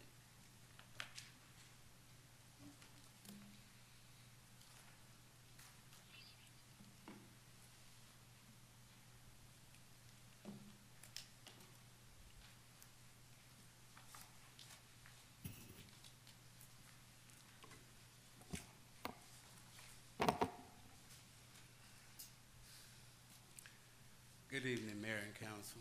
Good evening. My name is Larry Brady Evans. I reside at 2112 West Princeton Avenue, College Park, Georgia, where I've lived my entire life here for 63 years. I'd like to greet you all in the greetings of peace and understanding. And I pray that Almighty God guide every word that comes forth from my mouth tonight, not to allow one word to be taken out of its proper place by the mockery makers and criticizers. I'd like to give thanks to the city sewer department who came out.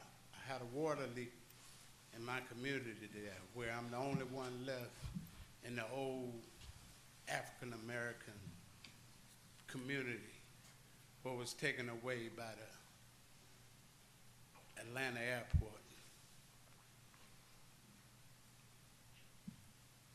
Roger Gay, I told you then and I'm gonna tell you then again, you one of the brightest African American city council that College Park has had.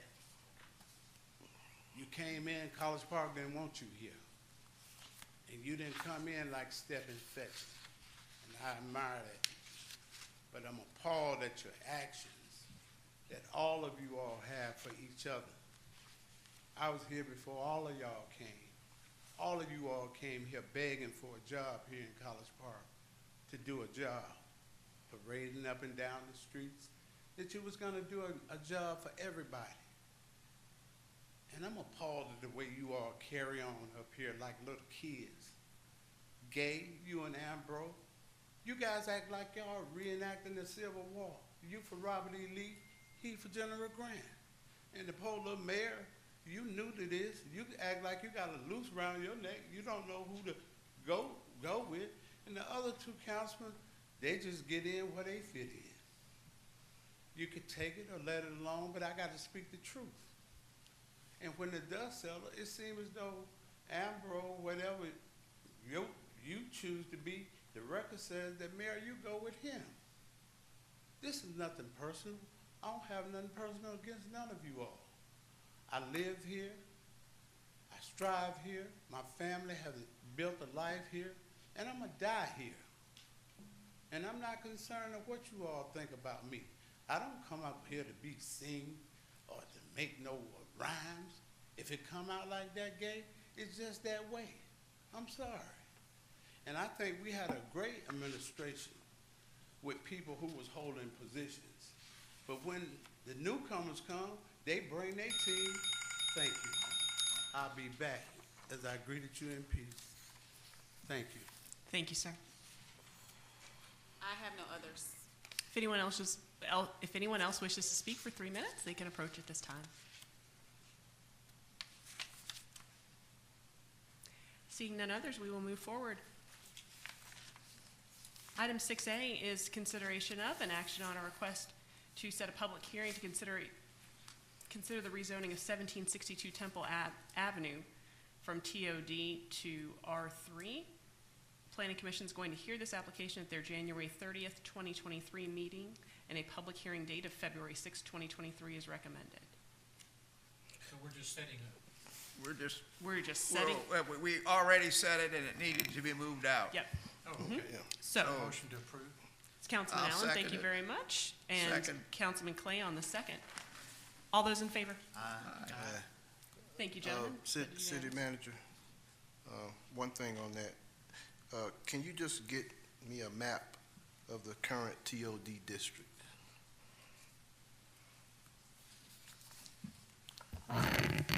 Yes. Electronic version's fine. So.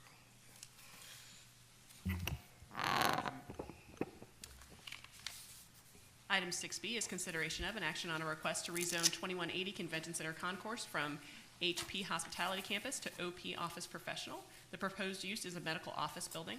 The Planning Commission heard this application at their November 28th, 2022 meeting and recommended approval. Ms. Rambo?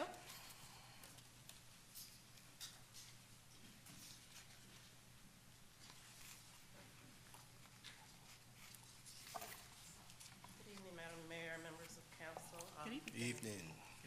Angela Rambo, Director of Planning for the collaborative firm serving as your city planner for this evening.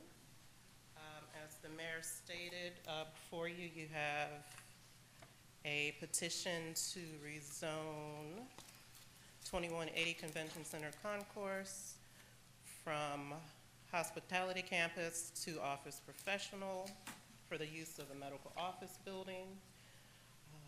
This property is currently vacant. It is approximately 1.97 acres. It is bordered by Airport Drive and Camp Creek Parkway with access via Convention Center Concourse. There will also be a variance required to allow more than 30% of the parking to be placed between the front facade of the building and the public street. Just to quickly go through the considerations for the zoning request. The proposed amendment is consistent with the city's goals to provide commercial uses that are appropriate for locations near that serve the users of Hartsfield-Jackson Airport and the Georgia International Convention Center. Medical office building that can serve both tourists and local residents would be appropriate use. In terms of an impact on safety and congestion in the streets, this proposed amendment is unlikely to increase congestion or decrease safety in this area.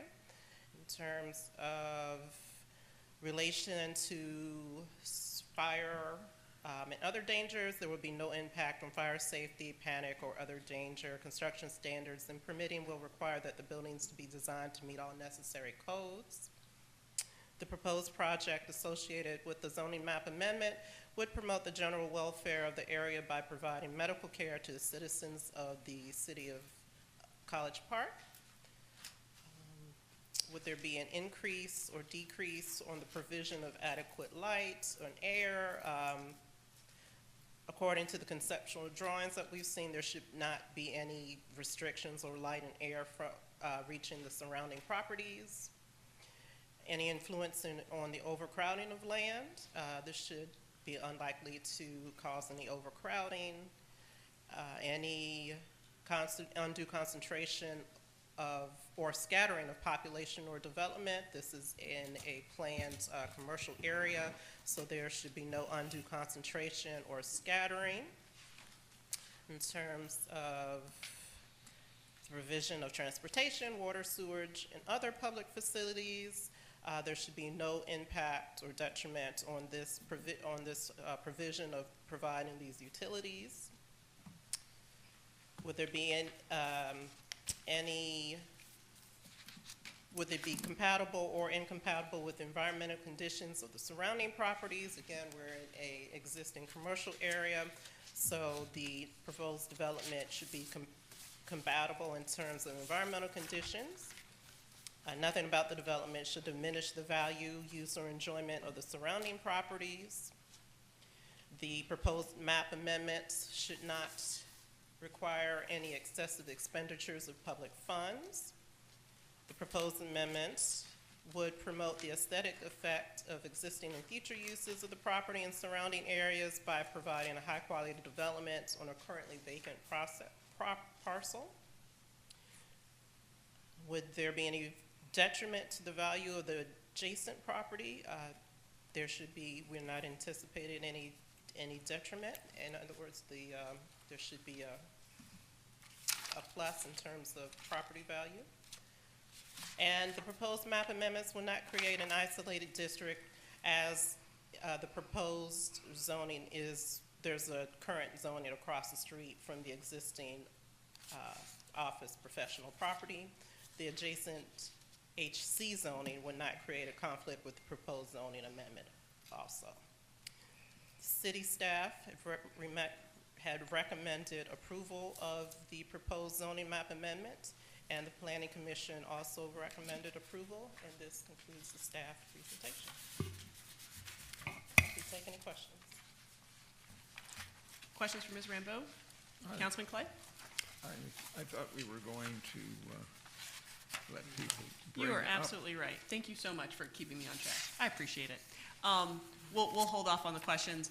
If the applicant wishes to add anything, they can do so at this time, and then we'll do the public hearing, and then we'll take questions.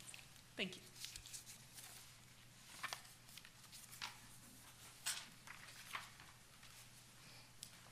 Good evening. My name is Anna Maria Hazard. I'm here representing the applicant. I have a presentation I believe was passed out to you just to briefly go over some details of the application. As Ms. Rambeau said, it's at 2180 Convention Center Concourse. It's approximately a little under 2 acres. Ms. Hazard, could you get a little closer to the microphone? Sure. Thank you. Is this better? Okay. It's a little under 2 acres.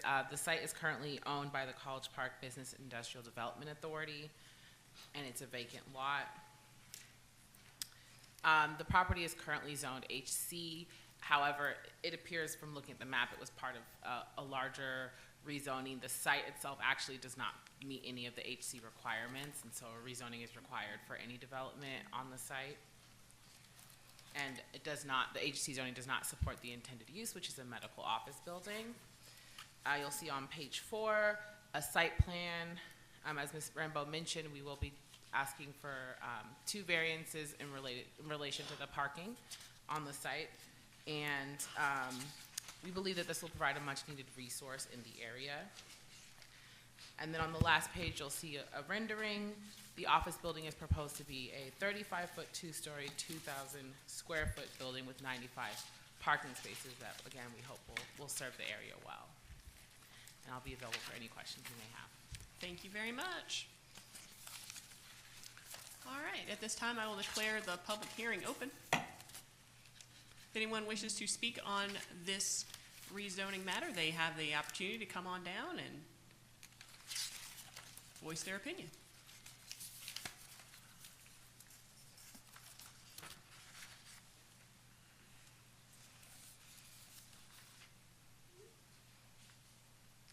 All right, well, public hearing is closed.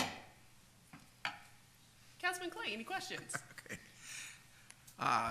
No, I actually have no questions. I think this will be a wonderful asset to the community and to this whole area on the south side. And I thought about the parking issue, having the parking in front of the building, but if we have the parking in front of the convention center, we have the parking in front of the arena. And I don't think from a landscape standpoint, it's out of keeping with what is around it, right next to it. So I don't have any questions. I don't have any problems. Thank you, sir. Councilman Carn? Thank you, Miss Anna, for coming out. It's good to see you again. Happy New Year. I know I met with, I guess, your representatives as well, with Denton's, and you all talked about the possibility of an urgent care possibly being a feature. And I mean, it sounded like a great idea. So where are we at with that? Has it been any determination made on that? Yeah, so we're certainly willing to commit to have urgent care on the site. Okay, that is good news. It's good to hear. The other thing, and I had a good long conversation with some of the EMTs in our community, and we talked about some of the greatest needs in the community.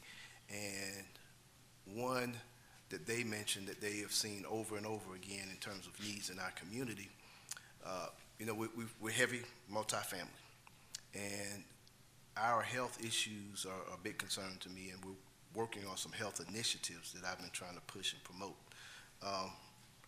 They mentioned one thing that would really be great in two particular areas that would help them out and help the citizens out tremendously would be a pharmacy somewhere in the old National Godby Road corridor and a pharmacy along the Camp Creek corridor. And obviously your location, I have no idea about the dynamics of the pharmaceutical, market or if that's even a component of what you all do. But I can tell you this much. There's a huge need for a good pharmacy that takes Medicaid, Medicare, whatever have you, for residents that cannot get to, the standalone pharmacies are no more. I mean, you got your Walgreens and CVS's or whatever have you, but they're in the Walmarts or they're in so-and-so's. And these two areas in particular, the folks that may need to get their prescriptions filled the most have to walk to where they're going at times. So that's a very important thing. And again, like I said, I don't know if that's part of your business model at all, but I can tell you it would be something that would be darn near a lifesaver. It would certainly save the fire department a whole lot of headache, just access like that. And I know standalone pharmacies are, like I said, that's a relic, but if that's in y'all's models at all in any way, that's something I'd like y'all to consider. So otherwise, I'm thrilled. We can't wait for you all to break ground. Thank you. We'll certainly consider that. I don't think it's in the current plans, but we're happy to take a look. Okay. Councilman Allen?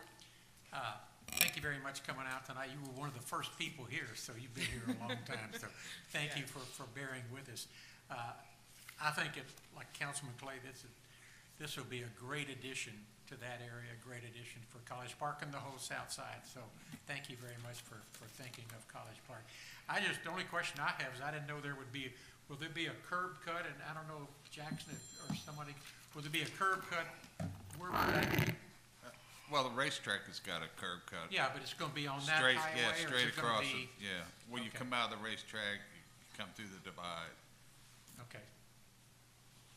I just didn't know. That's just a imaginary bill. It'll be all right. That's all I have. Councilman Gay?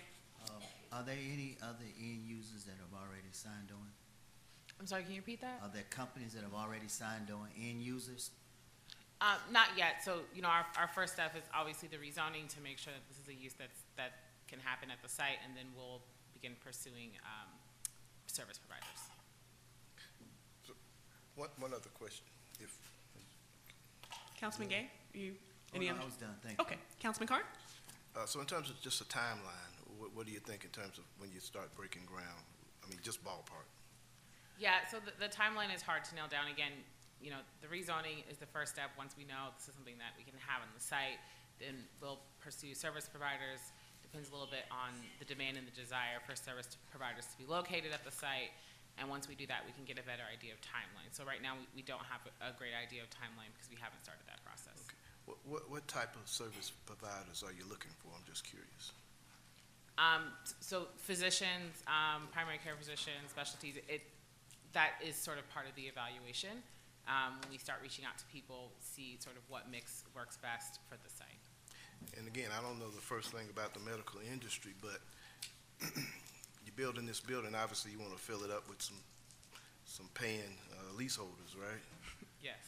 Well, just my suggestion, it might not be a bad idea to get with the fire chief and his staff and the EMTs over there to see what kind of needs are immediate in the community, where they'll come to get service. You want to trick out your store to what's most likely to attract the customers in, and so it's a good idea to get a feel for what the needs are, and if any person can tell you that, I'd imagine it's public safety. So I think y'all ought to get together if possible, and with the city manager. Yeah. All right. Good deal. All right. Hearing no other questions, is there a motion? Motion. Thank you, Councilman Carn. Is there a second? Second. Thank you, Councilman Allen. All those in favor? Aye. That's unanimous. Thank you. Thank you.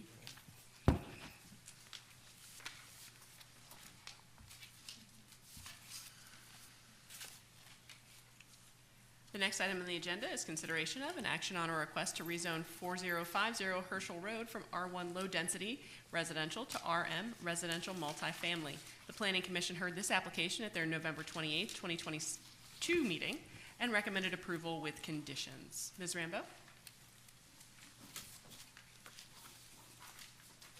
Thank you again, Madam Mayor.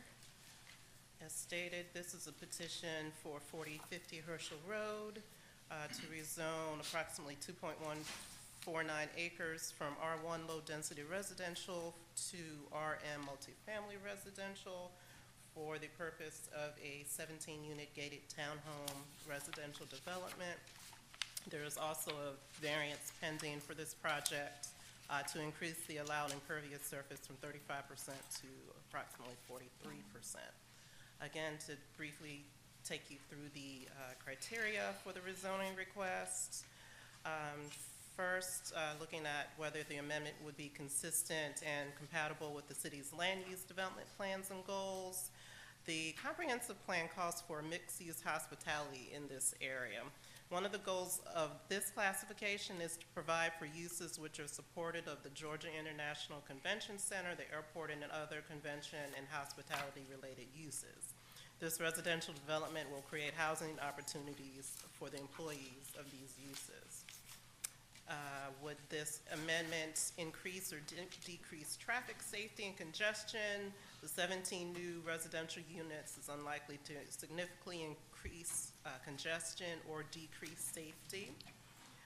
Increase or decrease in terms of fire, safety, panic, or other danger. We're not expecting anything about this development to increase panic or danger or cause any concerns for fire safety. Again, all the construction standards would need to be met, will be met. Any change on the influence public health and general welfare. The proposed project would have no anticipated negative influence on public health or general welfare.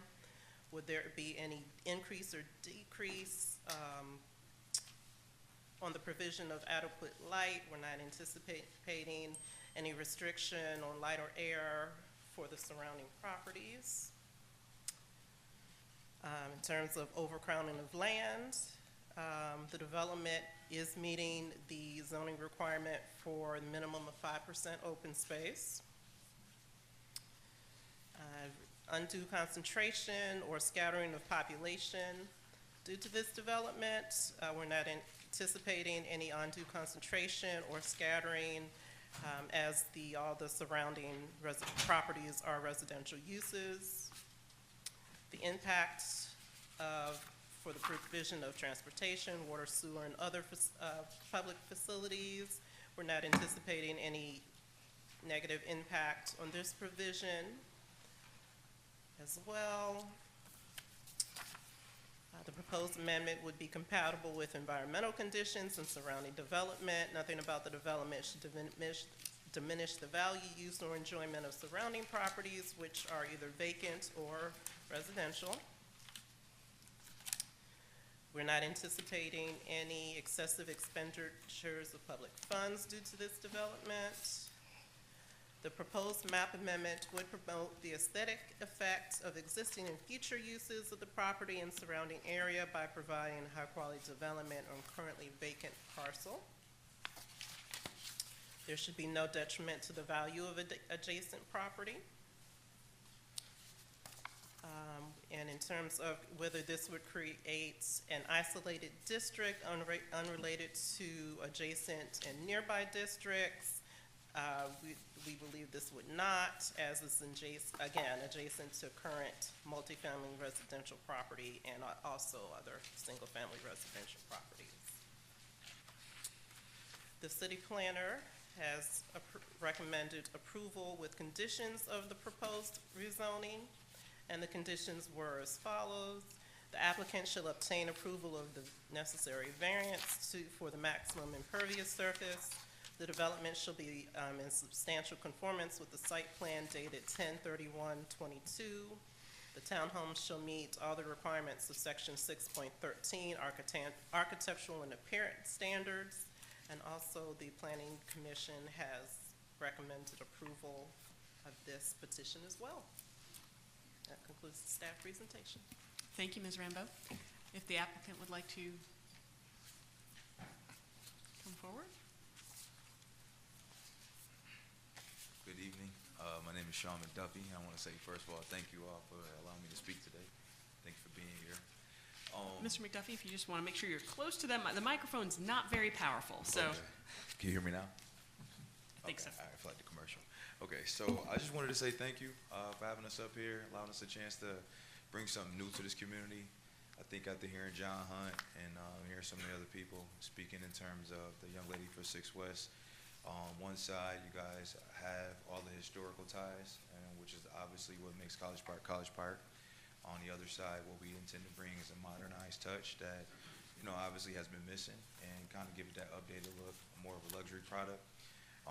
When the young lady spoke in terms of getting service providers, I always said, okay, well, those service providers typically live in Buckhead, live in Atlanta, they live in the north side of town, and making that commute down here to want to invest into any business down here says ultimately, okay, I don't want to do commute, where would I stay? So what we intend to bring in terms of this product is something that's going to be befitting and attractive to both the individual that wants to invest into this community, which obviously rolls over into the community members who potentially can make more capital for themselves, but at the same time for those individuals that Mr. Hunt was speaking in terms of that are 60 plus years old, want to party but don't want to do the stairs. Our product does provide answers for those issues as well, because we will have elevators accessible on these properties as well. It is a gated community, but it's a product that will be an attractive one that I feel like will secure service providers feeling comfortable with being in this area. I know there's a lot of updating. I know that Hawthorne Station for Rockland Homes did do almost 300 plus lots or layouts for houses out there, which is going to provide an opportunity for a median for people that want to get in to start a new establishment for a family. But for individuals that's within my age group, which I'm 37, not too many of us are in that mindset of, oh, I want to, you know, settle down and start the family. They are people that are of a working class that want to continue to move in and move out and things of such. Being this close to the airport, this type of product provides that type of amenity in addition to, I feel like, will complement what they have at 6 West. That being said, I feel like what we have to provide as a first starting point getting out here, my family and myself will be moving down here as well, so that we continue to look to answer some of these issues that Mr. Kern had mentioned as well.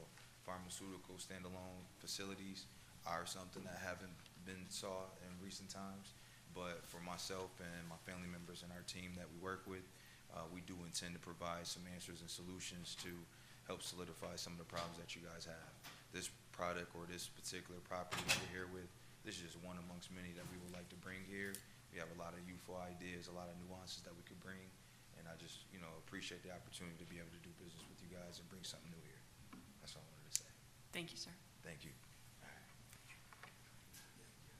All right, at this time, I will declare the public hearing open. And if anyone wishes to comment on this rezoning, they can come on down.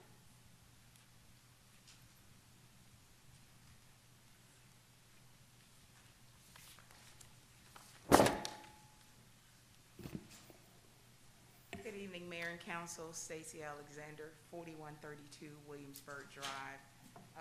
Can you hear me with this mask on? I'm sorry. I can. I'm not sure. Councilman Clay, can you hear? I like it better with the mask on. All right, Stacy Alexander, 4132 Williamsburg Drive in College Park, not far from the proposed location. I was interested, and congratulations, by the way. I was interested in knowing if there was a CZIM, a Community Zoning Information Meeting. We received the letters via certified mail that the proposed development was indeed something that the Planning and Zoning Community Department was entertaining. However, I am not aware of any community meeting that showed us any renderings, any elevations, what the facade looked like, what the setbacks looked like, any of that. So before the planning took place, was there a meeting with the community stakeholders to see if we were indeed interested in that type of development. We are a low-density area. We want to maintain that low density. Herschel Road is a 2-lane, and sometimes we have tractor trailers and things that impact our area, and we want to make sure that we can still move without being totally obtrusive and our day being interrupted. I am excited for this young man that he and his family are wanting to bring another type of space to our community. However, I want to see what it looks like. We want to see how it's going to impact us down the line. And I know he said it's 17 units, townhomes. I want to see what you're building. I want to see if the aesthetics match what our community is trying to, and if there's an overlay district in our area, what are we, the future wanting it to look like. So I want to know if we had that community meeting, and if so, what was the impact, where are the minutes from the meeting, and how can we find out exactly how this is going to impact us later. Ms. Rambo, would you be able to respond?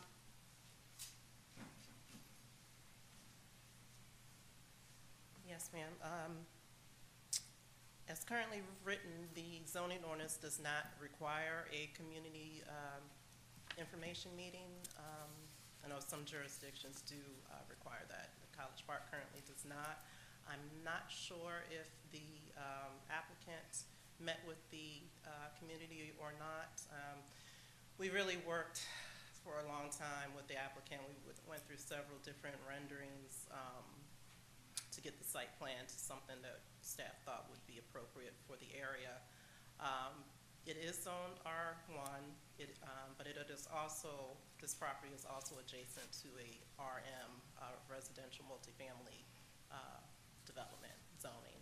So it's not spot zoning or anything like that. We put the notifications out as required. The public, just for the record, is always welcome to call or email staff and look at the application. And we'd be happy to, we're always available to answer any questions that may come up in the process. Mr. McDuffie, you may, if you wanted to add. To address what this young lady has said, what was your name again? Miss Alexander. Yes, I actually did meet with some of the members in the community. I actually, Miss Nona Thomas, who lives next door, I walked up and down that road. I did meet with some of the individuals that was in the area that was on site. Mr. McDuffie, I believe that we're going to have a hard time hearing Oh, you okay. if you're Well, facing just, her. I wanted to make sure she understand that, I understand. even though we're Our from. microphone is limited, so. Okay. Well, Miss Alexandra, I'm sorry to have my back to you, but I did walk the community. I met with quite a few members that live on the actual road, some of which I met that have saw me on countless times of being at the site. While I was on site, these were people that walking up and down the street. I stopped, spoke with them, asked them about some of the things that they thought in terms of what they would like to see. We didn't get into exact aesthetics, but they did mention about the new product and a nuance of a new look. Some of the houses, majority of the houses are outdated. They did talk about some of the areas that they felt like, hey, it's been sitting here for years. There hasn't been anything done with it. And if we were doing something with it, how would it impact the community? We did offer up, I know that Hathorne Station or Rockland Homes are working on the park across the street. We did state that we would be cleaning Camp Creek in that area that connects to our parcel as well, making sure that the vegetation, the appearance is attractive. It's something that is a look that people want to see when they ride by. Any individual that would like to meet with us, we do want to make sure our information is provided as such as well, that within the community, if they want to reach out to us or have any concerns that they want us to address, we are open to that as well. We are not, closed-minded to anything in that nature. But we did speak with some of the members that we did have a chance to meet out there. All right. Anyone else wishing to speak?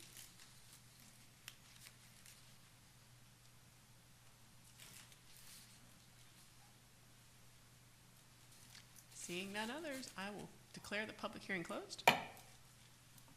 Questions, Councilman Clay? The only question I had was the fire department consulted on the plans? I always worry about fire trucks getting in, being able to turn around, et cetera, and I don't recall seeing that. I may have missed it. Fire marshal has, he was aware of it. And he's good with it. Is he just aware of it, or is he good with He's the aware of it. layout? He has not consulted with me as far as approving or not, but I know he and Sabrina have been working hand in hand together. Well, I presume if we approve it tonight, the rezoning, that will be a requirement of the actual building plan, correct? That's correct. Okay, that's all I have. Councilman Carn? Well, thank you for coming out. So this is the final hearing, I guess, right? Okay. Talk to me about price point and timeline to build. Price point wise, we have two different floor plans that we're gonna offer. We have two different floor plans that we'll be offering. These are 3-story rooftop luxury townhomes. They have 4-bedroom, 4.5 bathrooms with a bonus room. Is the smaller site plan, and then we have 5-bedroom, 5.5 bathroom with a bonus room for the larger site plan. The starting price is around $550,000. I'm sorry. The starting price for the smaller floor plan is about $550,000 to $600,000 amount. This was based on comps of luxury townhomes that the closest one we could find was in Hateville. Considering the fact there aren't any out here just yet. CBRE, which is a company that will be putting together the final decision on how the value of the property is what we'll be consulting with at the time. But the mindset-wise has been around that price point. Okay. Okay, so you mentioned a 4-bedroom 4.5 townhome. bathroom. Yes, sir. Did you say with 4 bathrooms? 4-bedroom, 4.5 bathrooms. So every bedroom has a bathroom. Okay, so one townhome. Yes, sir. 4 bedrooms, 4.5 bathrooms. How many square feet is that gonna be? Approximately 2,500 square feet of living space, and the building itself will be 3,500 square feet, including the garage and the rooftop. That's bigger than some houses. Well, we wanted to make certain that it had the room capability to host the individuals that's going to live there comfortably.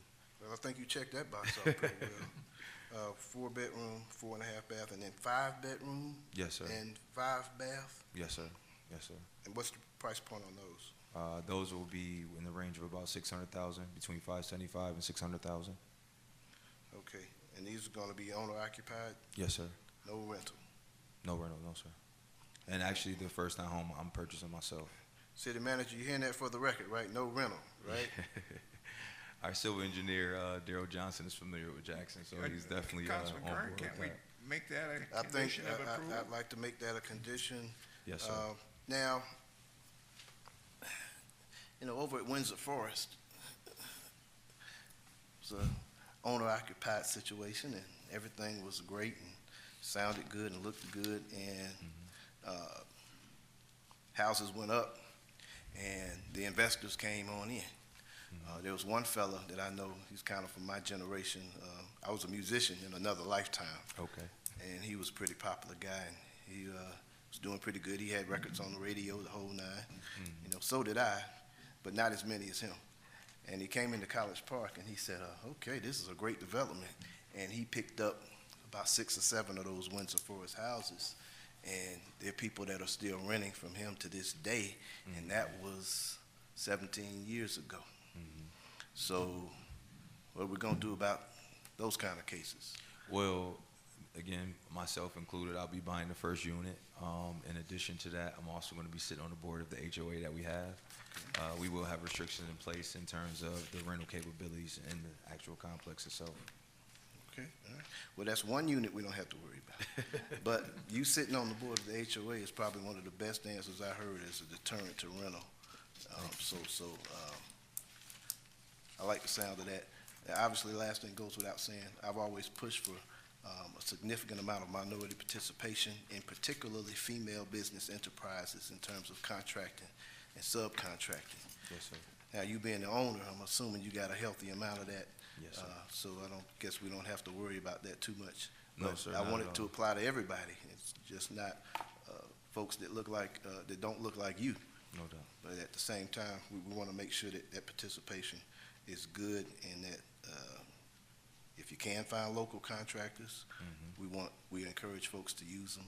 Yes, sir. And, so, Well, just to let you know, Wendy Allen across the street with Berkshire Hathaway, someone that we've been sitting with quite a few times, and we will be moving forward with Berkshire Hathaway representing the resale of the product as well.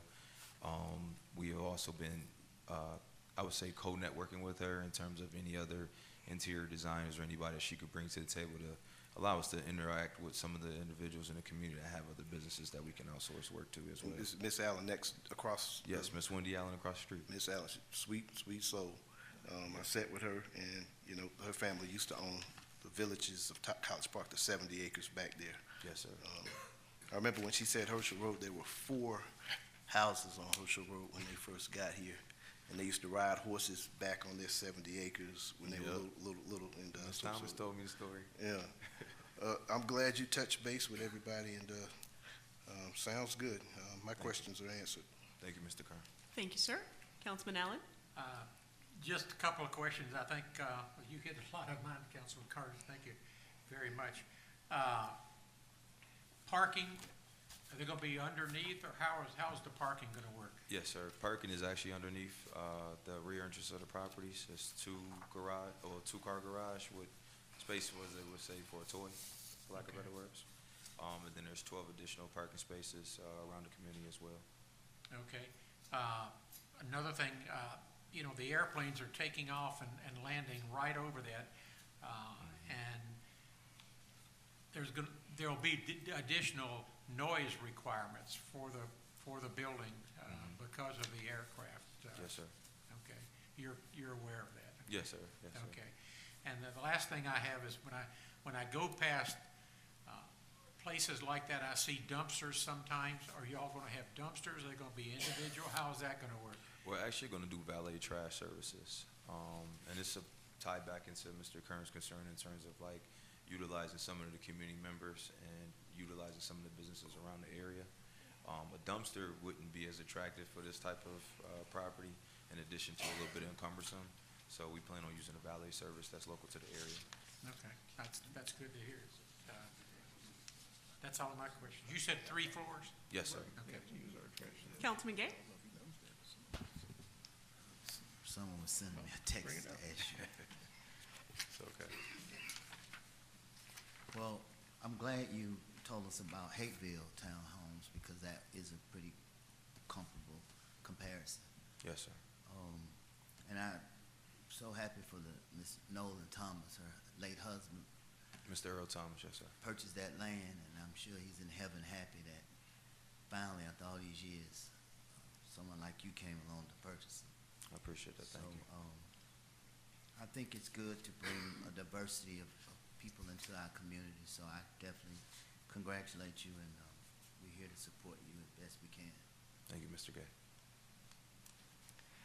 So in regard to I'm sorry, Councilman Carn, you had another question? I do have one more thing, and I'm still on board with you, don't get me wrong. It's okay. But in regards to valet trash service now, if these are owner-occupied units, the city trash service is the only option that you have, whether you're multifamily or owner-occupied. Okay. So, just so you know. Now, here's the good news. I think we have some of the best trash and sanitation services in the region. And what your residents are going to get at the current rate is double what our neighbors get. For East Point, for instance. Yes. I think we're at $18 a month, and for that, you get pickups 2 times a week. Oh, wow. That is different. Compared to our neighbor, which picks up 1 time a week for the same amount of money every month. In addition to that, our service, our pickers will pull up to the driveway, take the trash receptacle, the Herbie-Kirby, from the side of the house, bring it down the driveway, dump it, and they will put the trash receptacle back to the very spot where the residents left it, so that they don't have to come out and drag their trash out. That is a big deal. So, Thank you. so it's almost valet trash service, that you're already getting, so I might have saved you a few dollars there. You might have. All right, Thank you, okay. Mr. Kern. Mayor, I have one question. Go right ahead, Councilman Clay. Just follow up on what Councilman Allen said. The requirement is that the noise level from the aircraft be constrained to 45 dB inside the house. So it's I just want to make sure that Ms. Rumbaugh is aware of that requirement in the code, because I know you're new on our account, and that typically the planes flying over there can Councilman be Clay, as high as Councilman Clay. 85 dB. Councilman Clay, give me one moment here. I think we have a technical difficulty. There we go. All right. Are we I good? apologize for interrupting. Go right ahead. Okay, so the requirement of 45 dB with planes flying over there at around 80, 85 dB. So you're going to need at least, we put a requirement on the development that's above you, to the west of you. We put a requirement on them that it be no less than 35 dB reduction from outside to inside, and an average of 38. But our actual requirements, I think as they're written now in the code, require it ending up around 45 dB. So if you just need to make sure, because that's going to cost you some extra money. It's going to mean that you're going to have probably have double pane windows and a third layer of windows about 2 inches out. And that was an error that they made at the Hawthorne development, and they started constructing with a design that did not have that third layer of window. Okay. So it's a lot more costly to retrofit than it is to build it correctly from the beginning. So I just wanted to mention that. And City Attorney, what we mentioned earlier, that they not be rental units, we can make that a requirement of the zoning change. If you're making that a condition of zoning, Pardon? it sounds like you want to make that a condition of zoning, and if that is yes, Yes. You can. We just have to be mindful that we are not unlimited in terms of conditions of zoning, but I think that would pass legal muster. Okay. Mr. That won't be a McDuffie. problem, Mr. Clay. It would not be a problem for, you'd have 0 rental units. Yeah, it wouldn't be a problem. right. And in consideration to that, I did get a chance to meet some of the managers over at Hawthorne Station, and that was one of my concerns as well when we first got over there. I actually went into the property, had them close the door, and just waited for a plane. So I totally get what you're talking about. Okay, good. Yes, sir. Good. Thank you. And welcome to College Park. Thank you, sir. All right. Is there a motion? Motion. Thank you, Councilman Carn. Is there a second? Second. Thank you, Councilman Clay. All those in favor? Aye with that condition. Thank On, you, sir. on no rentals No rentals no in the rentals. 45 dB. and 45 dB. Right. All right. With both conditions. Everyone in favor on both conditions? Aye. Aye. All right. That is unanimous. Thank you. Thank you. Thank you. Item 7A is consideration of an action on a request to set and publish qualifying fees for the 2023 general election. Ms. Ames, didn't we do this last time? I thought we We approved did, it but it was last. brought to our attention that the numbers seemed a little bit off, and it was actually supposed to be more money to collect this year. Oh, okay. Based on the salary that you guys got last year. Okay. So that's what these amounts are. Thank you, ma'am. Is there a motion? So moved. Thank you, Councilman Allen. Is there a second? Second. Thank you, Councilman Clay. All those in, Got some discussion. go right ahead. Okay, so last time we looked at this, and I did mention that the numbers seemed a little bit off, and they were a bit off. But we voted for it and did it, obviously, but I guess we're rescinding that, I guess, retroactively, right? Okay, so that's taken care of. So I got the new numbers here, and they don't look quite right either. So I did some math here, and I think I know where the problem lies here. Okay.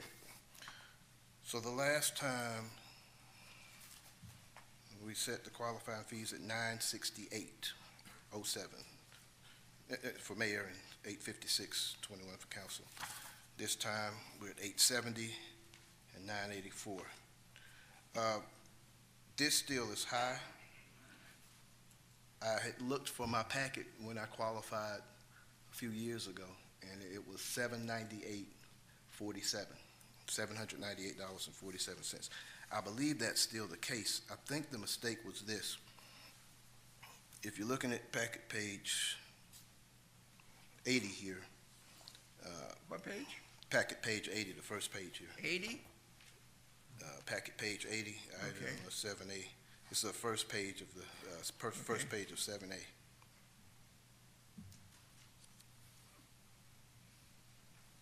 Packet page 80. Or the top of item 7A. Either Right, one. I got it. Okay. Okay, looking down here at the 2023 salary, wards 1 and 3, $26,614.08. I think the issue came in play here, and I asked HR what our actual salary was. And I got our salary with the $2,400 credit. I got our salary without it. The problem was the $26,614.08 includes the $2,400 credit, which makes this too high. The same applies to the mayor's salary. So we doubled the $2,400. We put it in the $26,614, and then we put it in a second time to get to $29,0408. So that's where the mistake lies. 3% of $798 is still 3% of $26,614.08. So the $26,614.08 is the number I got from HR for the salaries. I didn't ask for the utility credit. Okay, I this asked is the for the salaries. salaries only. Understood. And I asked HR to pull an annual salary. And the total is the $26,614, but it's with the $2,400 utility credit. And I double checked with HR again today on that. So we're gonna have to table this again, and let's double check, and let's make sure we get it right the third time. We need to publish this ad by February 1st. Well, if you well, we're not gonna publish it wrong. I just wanna make sure we're correct. So I've we're talked gonna with HR before here. I got a copy of this to look at the total salary, which was the $26,000 salary. It's including the $2,400 utility credit, and it's right here. And if you wanna check with HR, they can tell you the same thing, but I think that's where the mistake lied. Well, I got the information directly from HR, so it sounds like we got the same information, but you're saying that it includes 2,400. I didn't ask for that. That's my belief. So if you I double just check asked with salaries. HR, or if you want to put it at the end of the agenda and double check, I just don't want to, we need to do it tonight, but let's get the right number. I think the qualifying fee for council is $798.42. I think that's what it is, because we did not give ourselves a raise. But I could be wrong, but I think that's what it is. So let's just double check that. Why can't we approve it subject to that double check so that we can move forward with That's a it good idea, yeah. and get it done tonight? Is that a motion, Councilman Clay? So moved. Thank you, sir. Is there a second? Second. Thank you, Councilman Allen. Discussion. Now, do we approve it with two numbers, one number if it's this and one number if it's that? That way we're covered both ways? Because if this is the last day we have to publish, we want to make sure we're putting the right number on it. Or do we put no number on it? We can't do that. Then we have to put both numbers. No, we can't do that. We have to actually publish the actual amount. And so, Madam Clerk, let me present this as a suggestion that if you can get the information by noon tomorrow and inform everyone of what those final numbers will be, and double check. Okay. Would that be amenable, Mr. Denmark? Yes, ma'am, and I think Madam Mayor and Councilman Carn, if it's the will of the council, you should approve the number that's presented tonight, subject to the clerk confirming by noon tomorrow that it is either correct or that she will notify you of the new number, which will be the number that's actually published. Okay. Okay, and again, I pulled from HR, my annual, and the total pay includes the 2,400, and it's the 26,000 number. So that's why I'm thinking that we added a second $2,400, and I think that was the mistake, I think. According to this, I think it was, but again, I just want to double check just so that we're correct, and I'm not trying to slow up the works, believe me, I want us to get the qualifying done so we can get the show on the road. So let's just double check and make sure we're right. Okay. Yeah, I'm still not following. What are we doing? Madam Clerk, I think what we're going to do tonight is approve what we have in front of us. If by noon tomorrow you can confirm these numbers are correct, that we have not double counted the 2,400, or if we have, give us the new numbers so everyone's on the same page. And do we need to bring those numbers back for? No, ma'am. No. No, ma'am. Okay, so our base salary is 26, We're 614, we're just right? going to approve this tonight. Or we're going to vote on it tonight, and then she's going to confirm with us tomorrow. And so going back and forth over the specificity of the numbers right now is not really time well spent. So. Well, I think it's time well spent. We're talking about numbers here. The Madam Clerk is going to go back and double check and let us know by noon tomorrow. So what we have in front of us is the approval for the qualifying fee for mayor, it's set at $984.46, and the qualifying fee for wards 1 and 3 at $870.42. Those are subject to checking by our city clerk. And we'll all find out by noon tomorrow.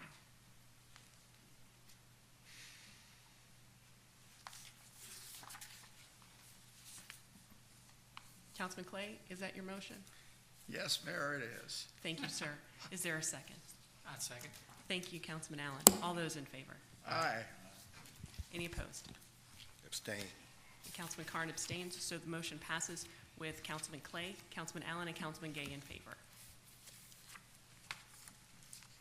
Item 7B is consideration of an action on the adoption of a resolution and incumbency and signatory certificate authorizing the mayor and the mayor pro tem to communicate city decisions with respect to execution of the MEAG Power Municipal Competitive Trust Fund. Is there a motion? Motion. Thank you, Councilman Carn. Is there a second? Second. Thank you, Councilman Allen. Any discussion? Hearing none, we'll move to a vote. All those in favor? Aye. Thank you, gentlemen. That is unanimous. Item C is a quarterly discretionary balance report. Any questions for Ms. Floyd Bradley on that issue? Yes, I do. All right, here she comes. Probably more comment than question. At least one of them is a comment.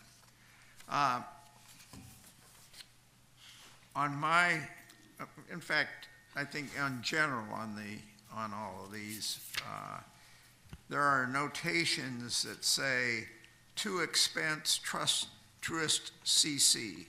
And I gave you a heads up on this, Althea. I just don't feel that's adequate. I mean, I look at back, I don't have many expenses this time around because I cut my travel because of cost. But there are items that I look at and I say, well, yeah, I know that's when I was at in DC at the Ascent meeting. And there are hotel expenses in there and there's other things. But some of them were made directly to the clerk, the admin, our admin's credit card. And that doesn't tell you anything. Well, they were made there because they were the cost of the meeting or this or that.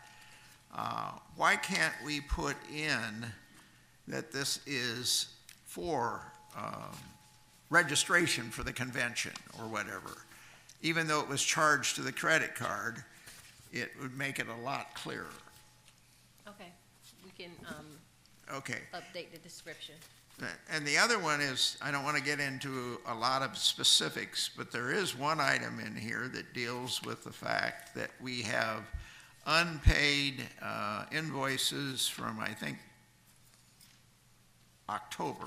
It doesn't refer to my account, but we have them unpaid, and I understand why they're unpaid, because budget item has been exceeded.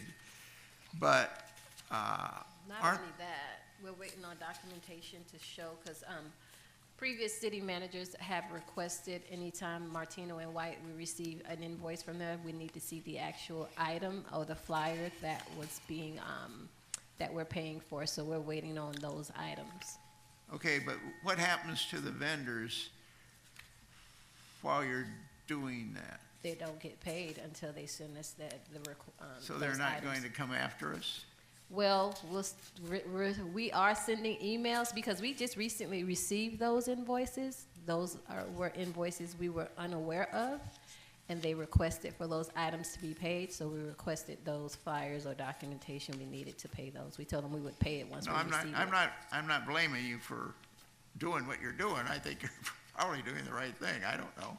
But I'm just wondering what the legal ramifications are. We're okay. Okay. We're fine, we can reasonably request information before we pay. And if they sued us, they still have to produce it in court anyway to show they're entitled to the money. Okay. Any other questions for Ms. Lord Bradley? Councilman Carn? I had a couple. To expense truist, that was an issue I had.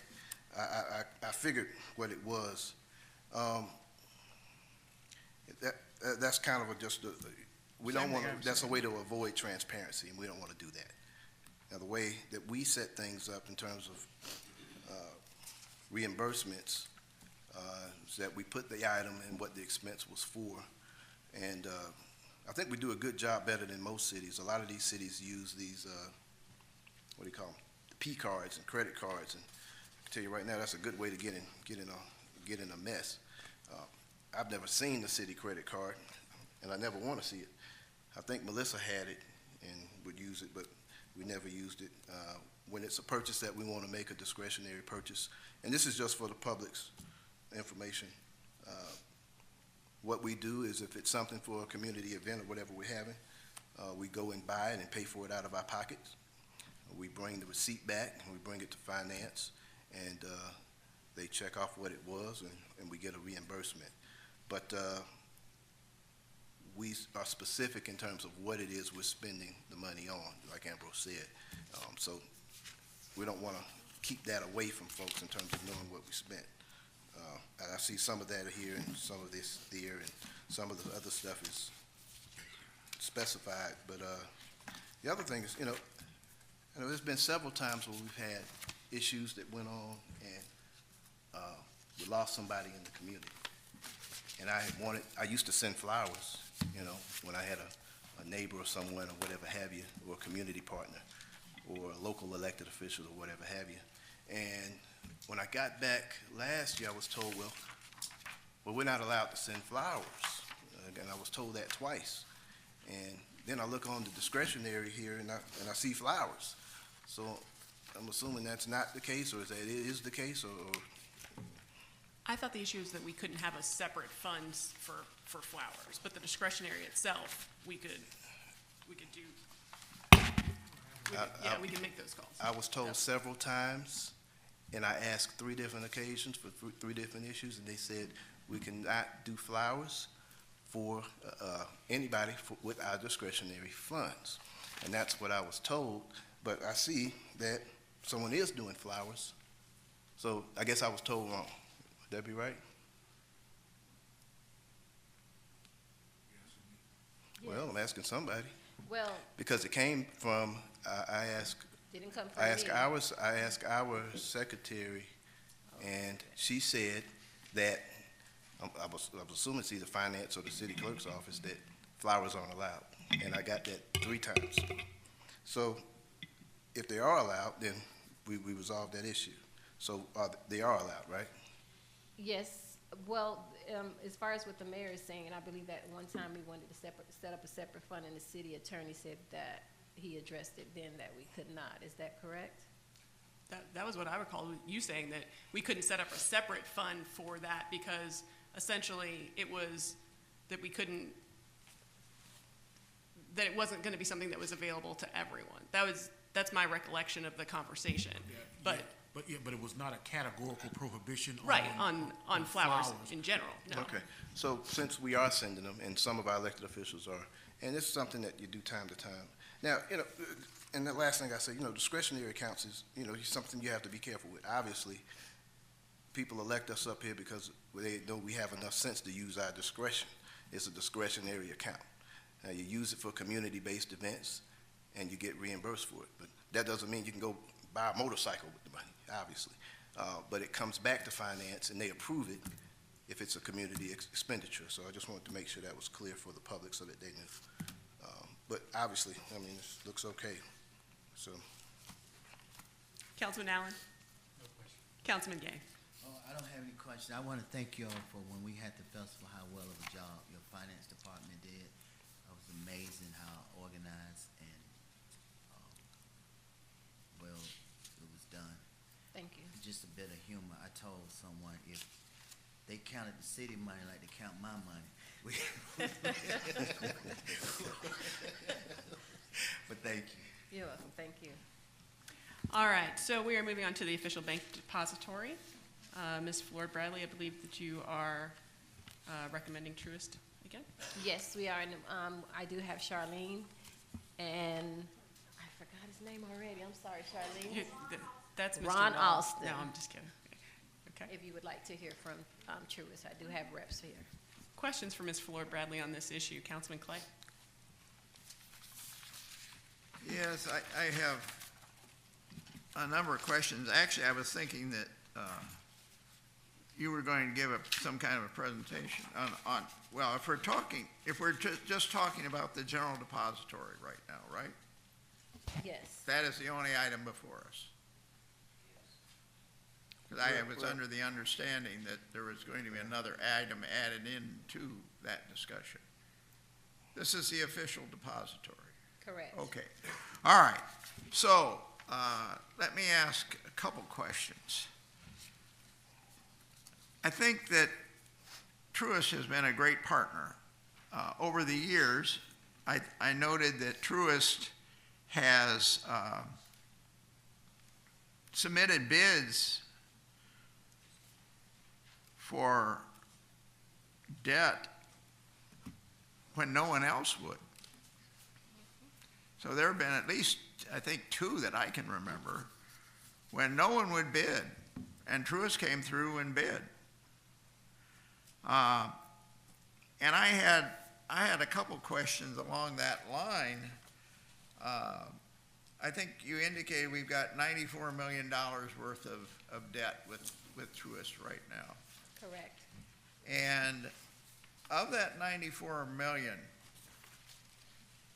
if you just look over, let's say, the last year, and I don't care whether it's the fiscal year or the calendar year, but if you just take a year, because we've been buying fire trucks and other dump trucks and what have you, and lease to buy kind of arrangements, and they've been financed by Truist.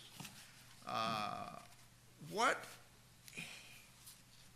has if we tried to compare it with the next lower bid, or what you think the next lower bid would have been had somebody bid, which was only a couple times, what would you say it has saved us over the last year on other comparable bids? I think we calculated about 470,000, Ed? A half of 1%, so that equated to about 470,000. So the city saved roughly $500,000. Correct. Due to our partnership with Truist. Okay, and the second question I had, that 96 million that we have out there right now. 94, we dropped off 2022. Okay, 94 you say? Okay. Yes, sir. So that goes out a number of years, 14, 15 years, something like that. What is our partnership with them estimated to be saving over that period of time? 14 years, 500,000? Yeah. That's, go ahead. Mr. Wall, would you mind coming to the microphone? Thank you. Councilman Clay, so that 500,000 was based on 0.5% on 94 million. Right. So the next year it'd be like 92 million. Okay. Next year, 80 million. Right, understand. So over that 14-year life, it's about $2.4 million that 0.5% will save. 2.4 million, not counting the 500,000 that we just saved over the last year. Yes, sir. Okay, so that sounds like a pretty good partnership to me. They have done a good job. And When we have put it out to competitive bid, they have always been the lowest interest rate. yeah, and I see the bids when they go out. I don't remember them all. I'm sure you guys have a better memory than I do on the subject, but it struck me that it ought to add up over the years. It does. So that's good to hear when we've done a tax increase for this year, or for 2022, I should say. And, I mean, yes, for 2022. And I would hope that we can change that in the future. So, and let me ask another question. The money that we have invested in Truist, how is that insured or secured? I mean, Yes, sir. So we have money in CDs and some other banks that money is collateralized with securities. Georgia law says that any municipal deposit, city, county, school board, state, that if it's over the FDIC insurance limit, the bank has to take securities and deposit it with a third-party bank equal to 110% of the amount by which it's over $250,000. So we have about $48 million roughly in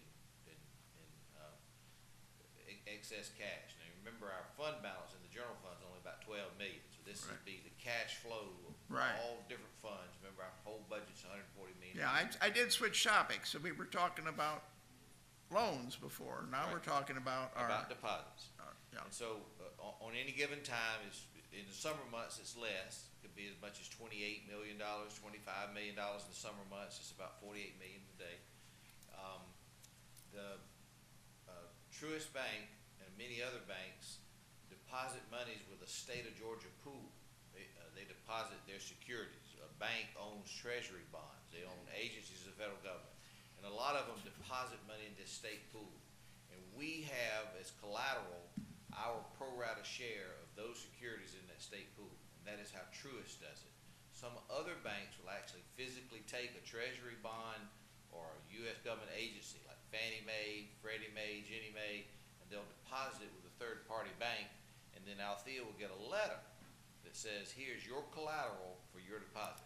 And then a bank will actually send a letter sometimes petitioning, can they get some of their collateral back because we've taken money away from them. And we have to permit that third-party institution to give them a security back to lessen the collateral that's allocated towards us. Okay, but we don't have to do that with Truist. Because they're in this state pool. That's something new. It's been around about 5 years.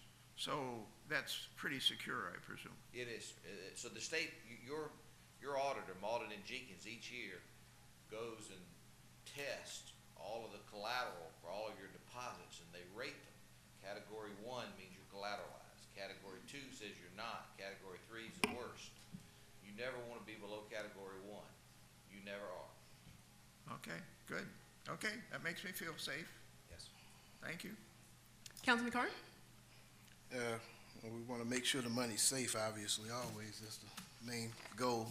Otherwise, we put it underneath the city mattress. So, glad to have you all here. I think you guys have been a great partner, and we definitely appreciate it. You know, I kind of led the charge, moving us away from Bank of America when they weren't providing us the kind of service that I expected, and that we expected. And you know, there was some hesitancy about moving, but we decided to make that move, and it was a move for the better. Raising the bar and having higher expectations is good, and it's been a good partnership. The lock boxes, everything, it's been great. I haven't heard one iota of issue or discrepancy at all, so, you know, not that I know of. So we're glad to have you. This time last year, we renewed Truist as the official depository for city funds. But we also decided that we wanted to invest some of our funds in an African-American owned bank, in particular a community bank of sorts. Now, the goal was 25% of our funds, available funds, into an African-American owned bank. That vote was unanimous up here, and essentially it kind of, I don't know, fell off the rails at some point for some reason or another. But what I wanted to discuss is picking that back up, and I want us to do what we voted and committed to doing. And one of the issues was that we were looking at the possibility, and we didn't want to damage the relationship with Truist. So I understand, Ed, you worked on some things, you made some calls, and I want to see how we can stick to that commitment that we made this time last year and make sure that that's done. So Ed, if you can kind of talk about where we are with that and what we can do in terms of making sure that what we voted for happens. Yes, so if I could get you to step back up a minute, Shirley. So I reached out to y'all today. You're okay if we do take a portion of our deposits and put them with a minority bank? Absolutely, we're in support of that, and we've been working toward that as well ourselves. Thank you, ma'am. So, you want me to talk about what we had done last year when you took a vote that you wanted us to try and acquire a minority bank? Well, we can go to wherever we're at now. I understand you talked to one of our local community banks, and they're here. I want to hear from them as well. Yes. And see what we can come up with, see what we can agree to up here. And so, Althea and I kicked the tires on minority banks throughout last year. We did it again in advance of this meeting today. And so far, the only one we've heard back from that's been responsive to us is Unity Bank. I have gotten mails out to Citizens Trust, mails out to emails to Liberty Bank. We talked to them at length last year, but it didn't come to any fruition. I expect to hear back from Liberty Bank and Citizens Trust Bank, but so far Unity Bank, Chuck Lewis is a resident here, and he is the only one that's responded to us. He said that he would be so happy to take deposits from us, he and his bank, Unity National Bank. They've been around since 1963. They were chartered as a national bank in 1985. They're originally from Texas. They have a branch here in Atlanta. If any of y'all remember, George Andrews had a bank called Capital City, and he went to work with Unity and helped Unity get established here. Chuck Lewis has been with Citizens Trust for years and years. He started his own bank. He's working with Unity National. They've agreed that they would take deposits from us. They would pay us a money market rate of, didn't you say it was 3.25%? I know, I was just kidding. It was, yes, ma'am.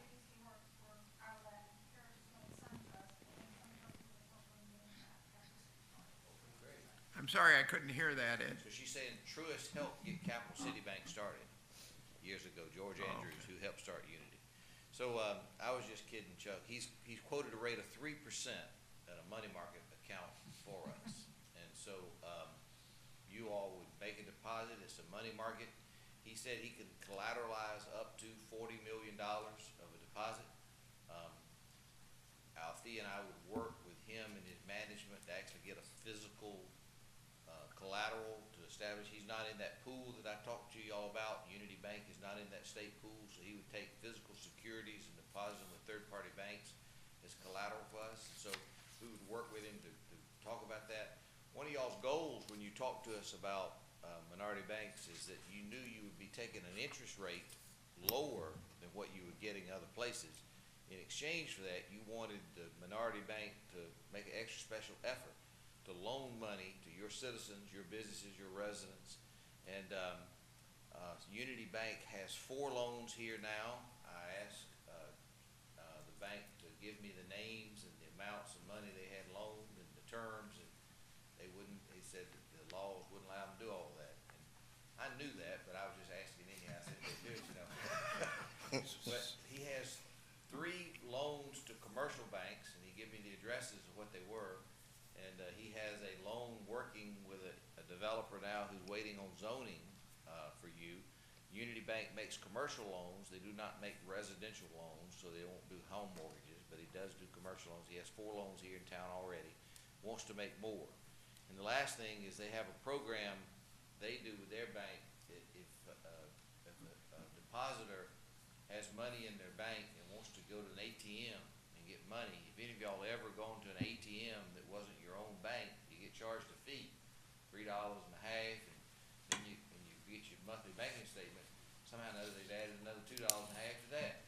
And so they have a program worked out with Citibank, Wells Fargo Bank, and Chase Bank that if you use any of their ATMs as well as Unity National's ATMs, you do not receive that charge. Who does that apply to? The president of the commercial loan of the company they made the commercial loan to, or all his employees, or all the?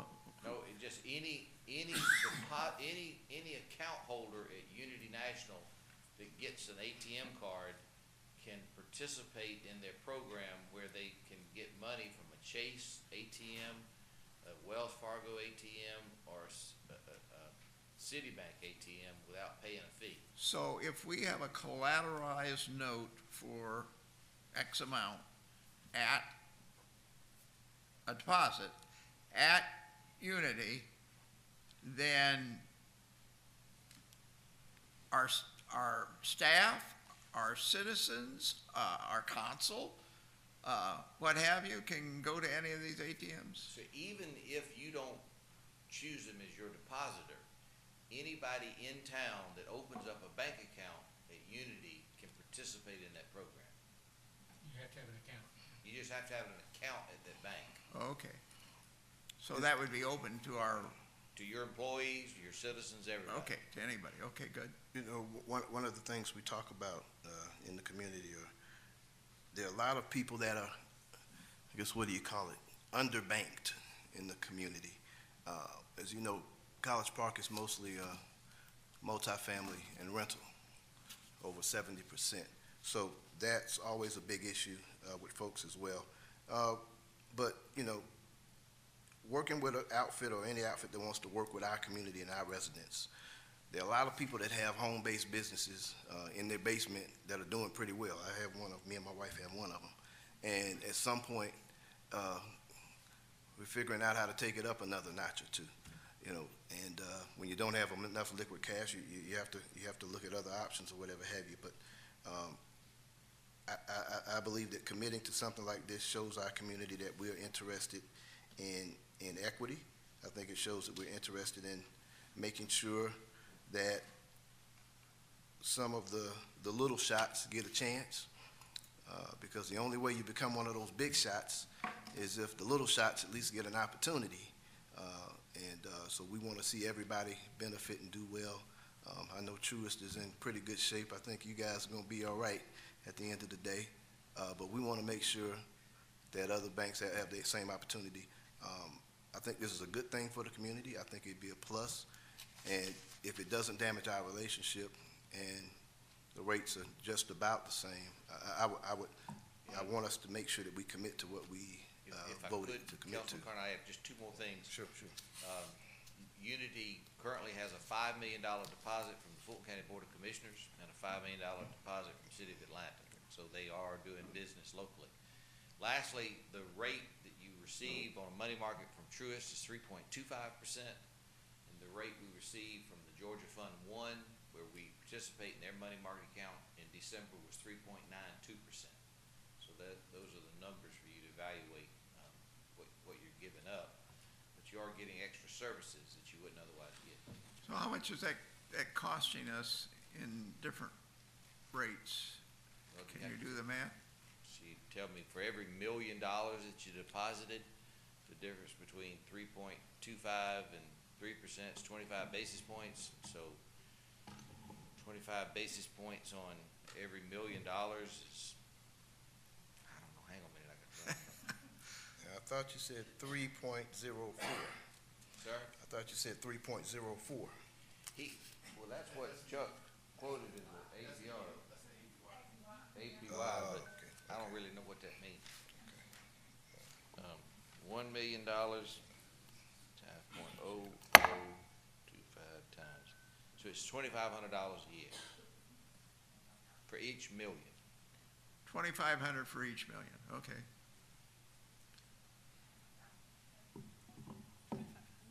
And is it any riskier than, Sir? is it any riskier? It'll be collateralized. It's up to, if whatever you all do, then Althea and I go back and we actually get, Georgia law says what kind of collateral is permitted.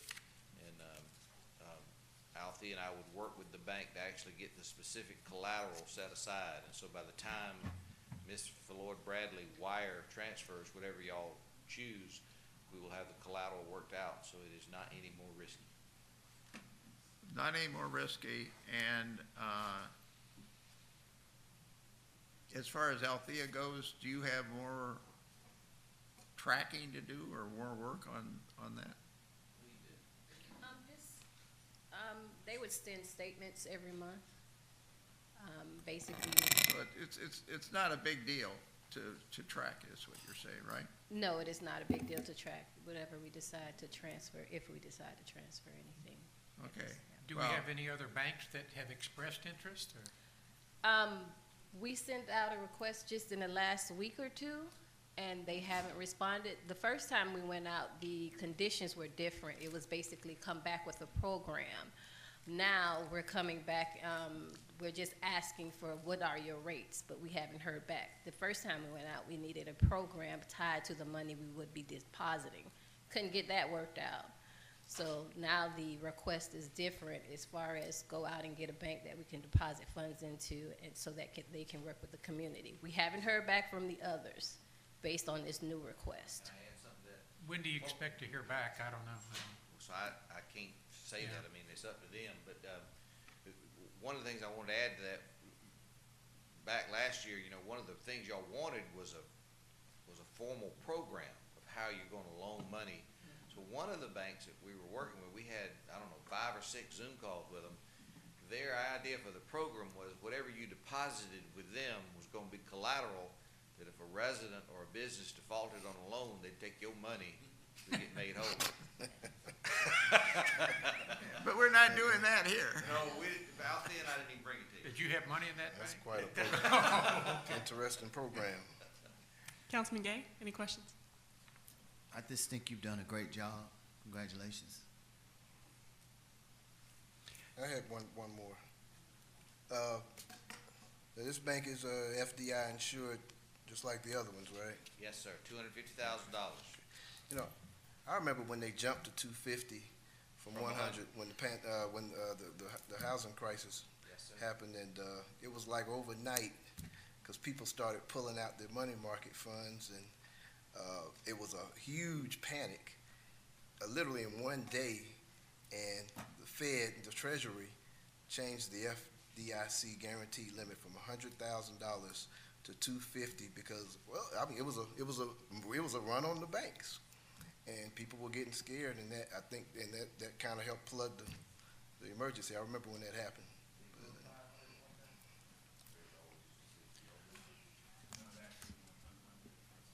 That's what I thought. So Mr. Austin said it, what you and I remember, Councilman Carney, it went to unlimited, then 500, then they settled on 250.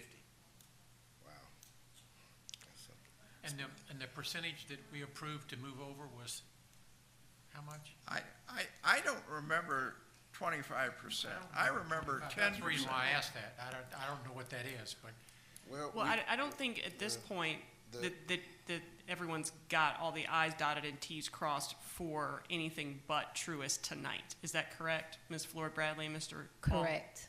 Okay. I don't know about Ed, but for me, correct. Okay. So this is one motion for Truist right now, and we'd revisit moving some of the deposit. Is that?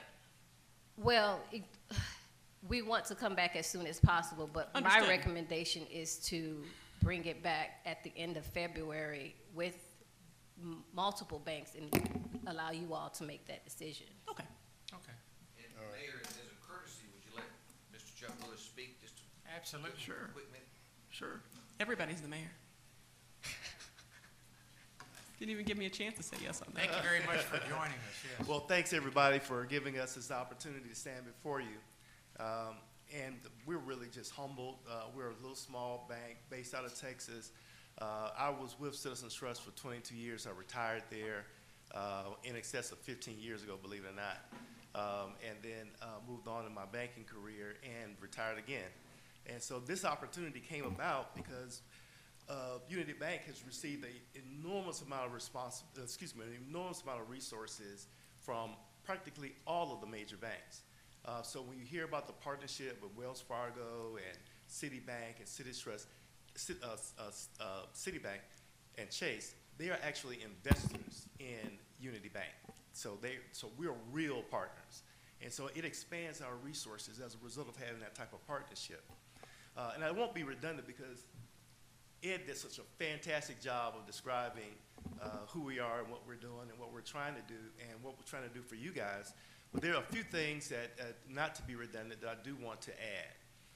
One of the things that we saw when we entered into one of our partnerships with Chase Bank, Chase did some data mining for us in the community, and we ended up having 86 loan requests as a result. The number one thing that we saw out of those 86 loan requests was that there is a dearth of customers or potential customers that cannot fill out personal financial statements or present themselves to a bank in order to get approved for a loan. So armed with that information, when we talked about this last year, we were prepared to do a business financial literacy initiative with City of College Park. At that point in time, we were not able to pull things together with College Park, but we did do it in East Point. And we had a great turnout. It was 110 people that showed up. The only marketing that we did was through the City of East Point's website and their outreach efforts. And it turned into 110 residents that were starved for this information. And we presented a 90-minute seminar to those residents. And we're prepared with this relationship with College Park to do the same things in College Park. The difference between us giving the seminar and someone else is that we actually have money to lend, and we have cash, and we have a need to put more loans on the street. We're not in a position. We're the new kid here.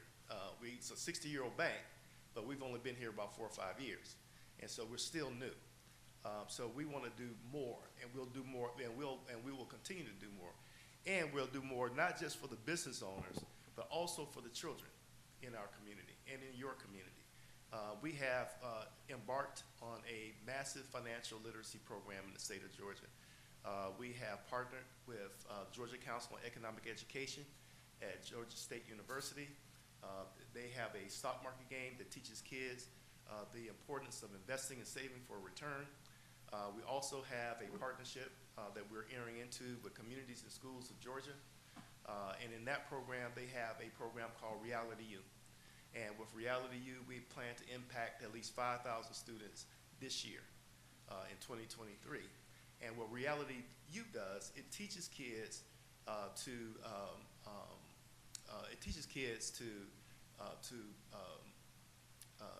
act as a responsible adult.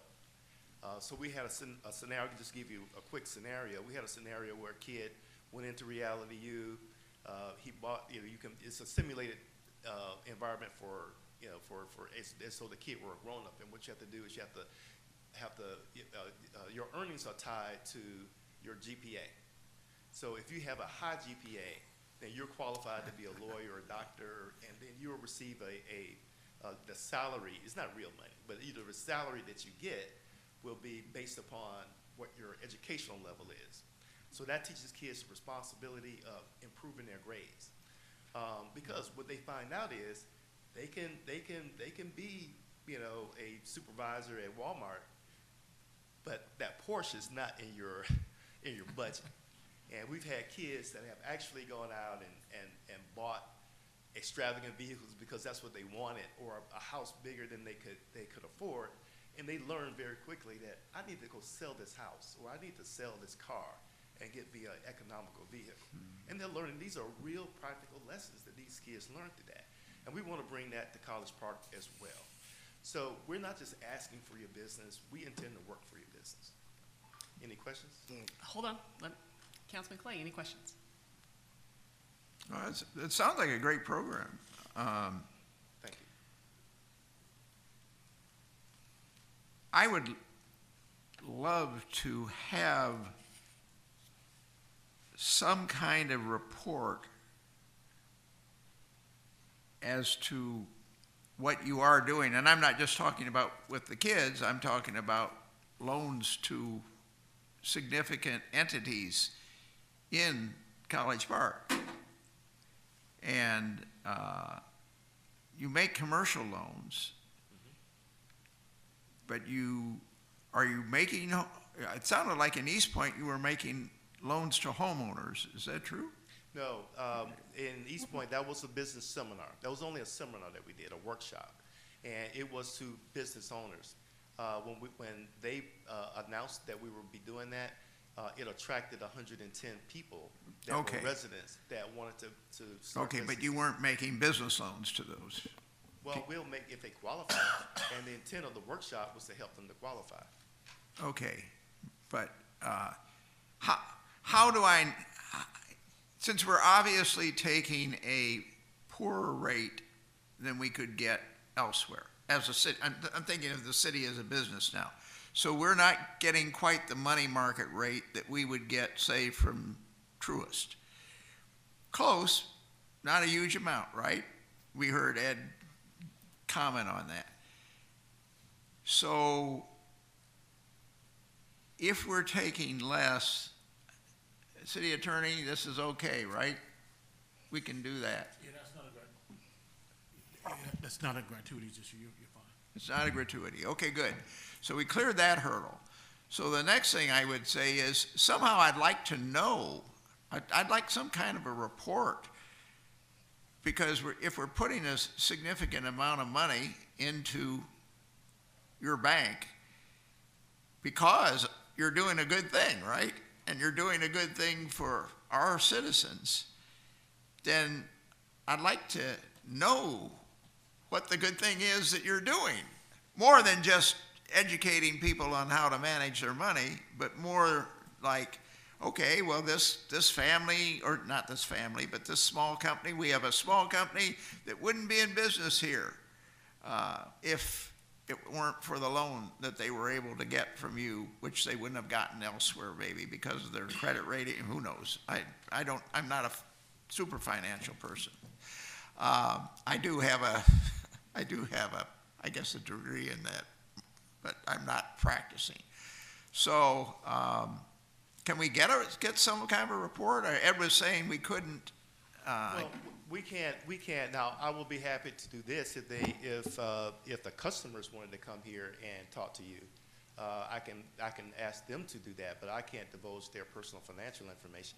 Now, but the thing that I will say, and I think Ed mentioned this earlier, is that we have made loans here. We have over $2 million in loans here. We have commercial real estate loans that we've made here. We have loans on Main Street that we've made here.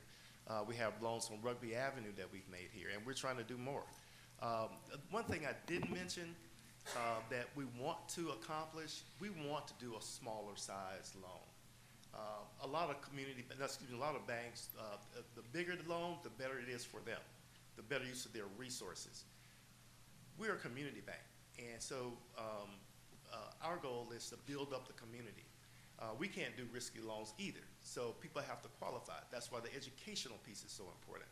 So if we want to come in here and make a greater impact, then based on experience that we have, in trying to accomplish getting smaller size loans out to small entrepreneurs, the one thing that we've noticed is that they're financially unsophisticated.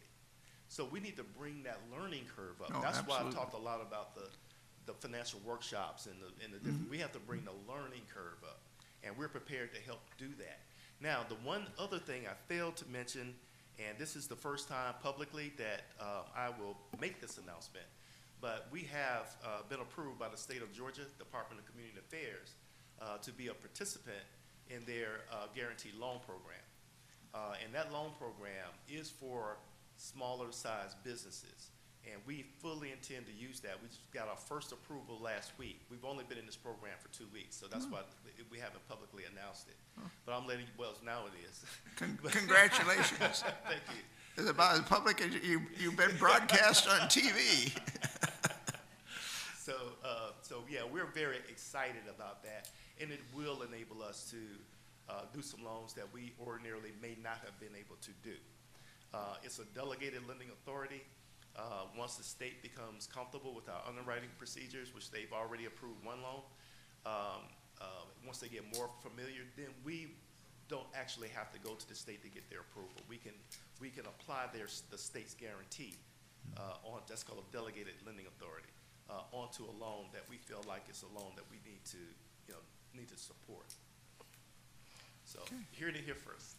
Okay, well,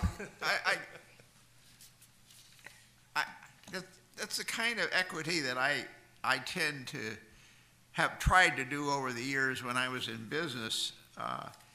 And the name of the game is to help the people that you want to treat equitably to achieve the level of competence such that you're not doing them any favor. You're just doing what you do for anybody. And you bring them up to that point. And that's what I used to try to do in industry. That's a whole other story. But so that I like the way you think along that line. But I also have a responsibility to the city, and I want to make sure that our money is safe. I want to make sure that we're not getting an unrealistic return on it for what we're getting out of it as a city and what you're describing. Right. So, okay, it's going to be brought back, I guess, and there may be some other players involved. That's a possibility. I will say this. I want to add one more thing. We do have a partner in our school literacy program. So the kids actually do actually get cash more than the money that you just mentioned that you'll be losing. Well, that's good news. So it's going to be brought back. Is that correct? Well, Right. you know, I had one other thing. The only thing I question is, I don't remember 25%. I remember 10%, and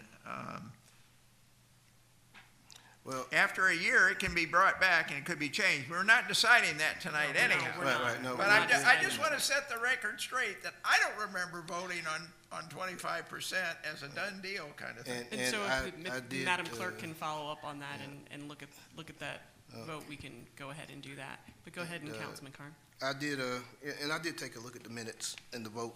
It was 25%, but again, it's going to come back. And if there are any other players involved that want to make us an offer, we want to make sure we hear all the offers. And we work very closely with the Department of Community Affairs. You know, we fought to get a DMO status here a few years ago. I kind of led the charge on that until we finally got it passed through both houses. I'll just say this. I think we're all looking for equity here. You know, well, most of us are looking for equity here. And, but at the same time, we're looking for equity, you know, without putting our funds at risk. But when we put out an RFP, and for the public, that's a request for proposals, we look not just to select the lowest bidder. We look to select the most responsible bidder. I think a good example of that is the next agenda item, actually. But I'm looking forward to it, and I understand that at some point when you come back, if we bring this back, I want to talk about the Community Reinvestment Act requirements as well. But I know we got to get on to other items, but I definitely want to see College Park, stick by their commitments. So, good deal. Councilman Allen? I just want to thank you very much for coming, and your presentation was very, very good. I love what you're doing. I love that you're teaching. I think a lot of times people don't, especially kids, don't learn the use of money and how to use money and so forth. So their parents give them money, but you're teaching them how to learn, how to save, how to spend their money, and that's invaluable. So the programs that you've got, appreciate very, very much. Councilman Gay? I just want to clarify a couple of things. Will this be brought back in February, City Manager? Second meeting in February. Okay. Give the other banks time to respond. And we're going to request that we have a workshop so that they can present. That's my recommendation. Okay, and those will be the Liberty and Citizens Trust? And Liberty, Citizen, and There was Greenwood Bank, didn't respond, and someone has Greenwood. So basically, anyone who responds? anyone who responds, Okay. yes, Okay. we'll work with those groups. But And so- definitely Liberty and Citizens Trust and, So, can it be put on the agenda that after the workshop, we can vote up or down? yes, that will be on the agenda as well after the workshop so that you can vote on it. Well, I want to publicly say I'm especially honored that SunTrust or Truist would make a recommendation to use that bank. That meant a lot to me and to this scenario. That's amazing that you had that kind of confidence. So thank you. Thank you very much. Yes. All right, is there a motion? Motion. Thank you, Second. Councilman Carn. Is there a second? Second. Thank you, Councilman Clay. All those in favor?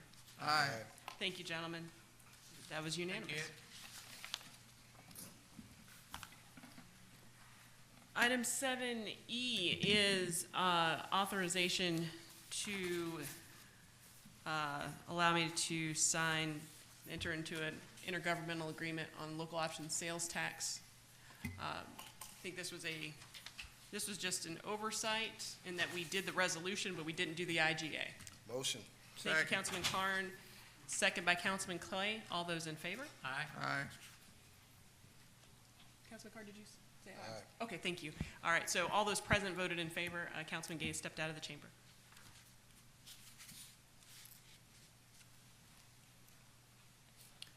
Item 8A is consideration of an action on bids received for stenography services. Ms. Ames? Yes, this was brought back. We submitted bids before, but we didn't get not one hit. So it was requested by the city manager to do this again, and we got 2 bidders. And we have the selected bid for Stephanie Richardson in the amount of $25,000 annually. Any questions? Councilman Clay? Yeah, I sent my question to Shafale and I got an answer. Let me see if I can rephrase. My concern was that I think we're getting very good verbatim minutes.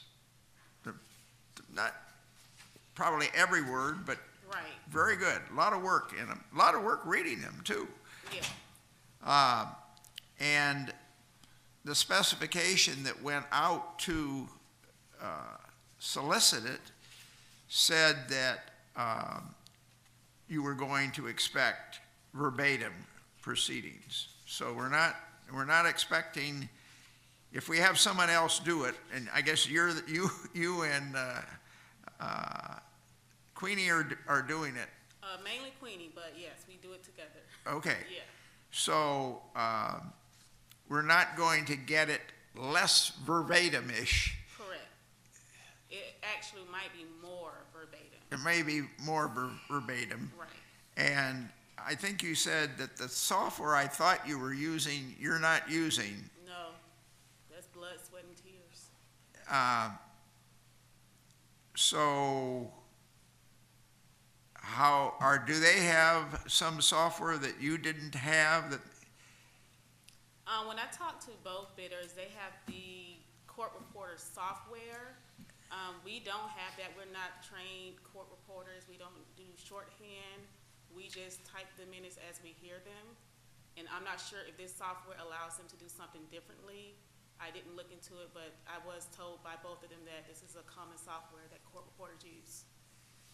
Okay, well, the mayor is probably more familiar than that with that kind of thing than anything else. Mayor, will that produce minutes that are less verbatish? It will not. Okay, so it would be a plus. And the only other thing I had, it was, and you corrected it, it was inconsistent. We need to get it no later than the Friday before, or you need to get it no later than the Friday before rather than the Monday, and you said that the contract had been changed that way. Yes. So I'm good. Councilman Carn? So Surveyor, this person, they're gonna be under you, right? Yes. Okay, I'm fine with that. I think you all do a good job with the minutes. They're not too verbatim. Sometimes somebody can repeat over again something that they say, but you got it's a good mix where it conveys pretty much what was said. You know, if we go absolutely verbatim, I wouldn't want to go all the way verbatim.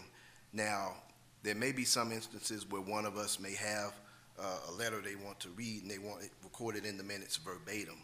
But I think you all cover it pretty well in terms of not literally verbatim. You follow what I'm saying? Yeah, it's not 100%. I would say it's like 85% verbatim. I'd like to see it about where the minutes are now. It feels good. I know there's some stuff, you know, but somebody may have repeated something twice and you redact it correctly where the sentiment is conveyed. So I think the mix is good now where it is if you can get them to about the same, but actual technical verbatim, I don't think we need that.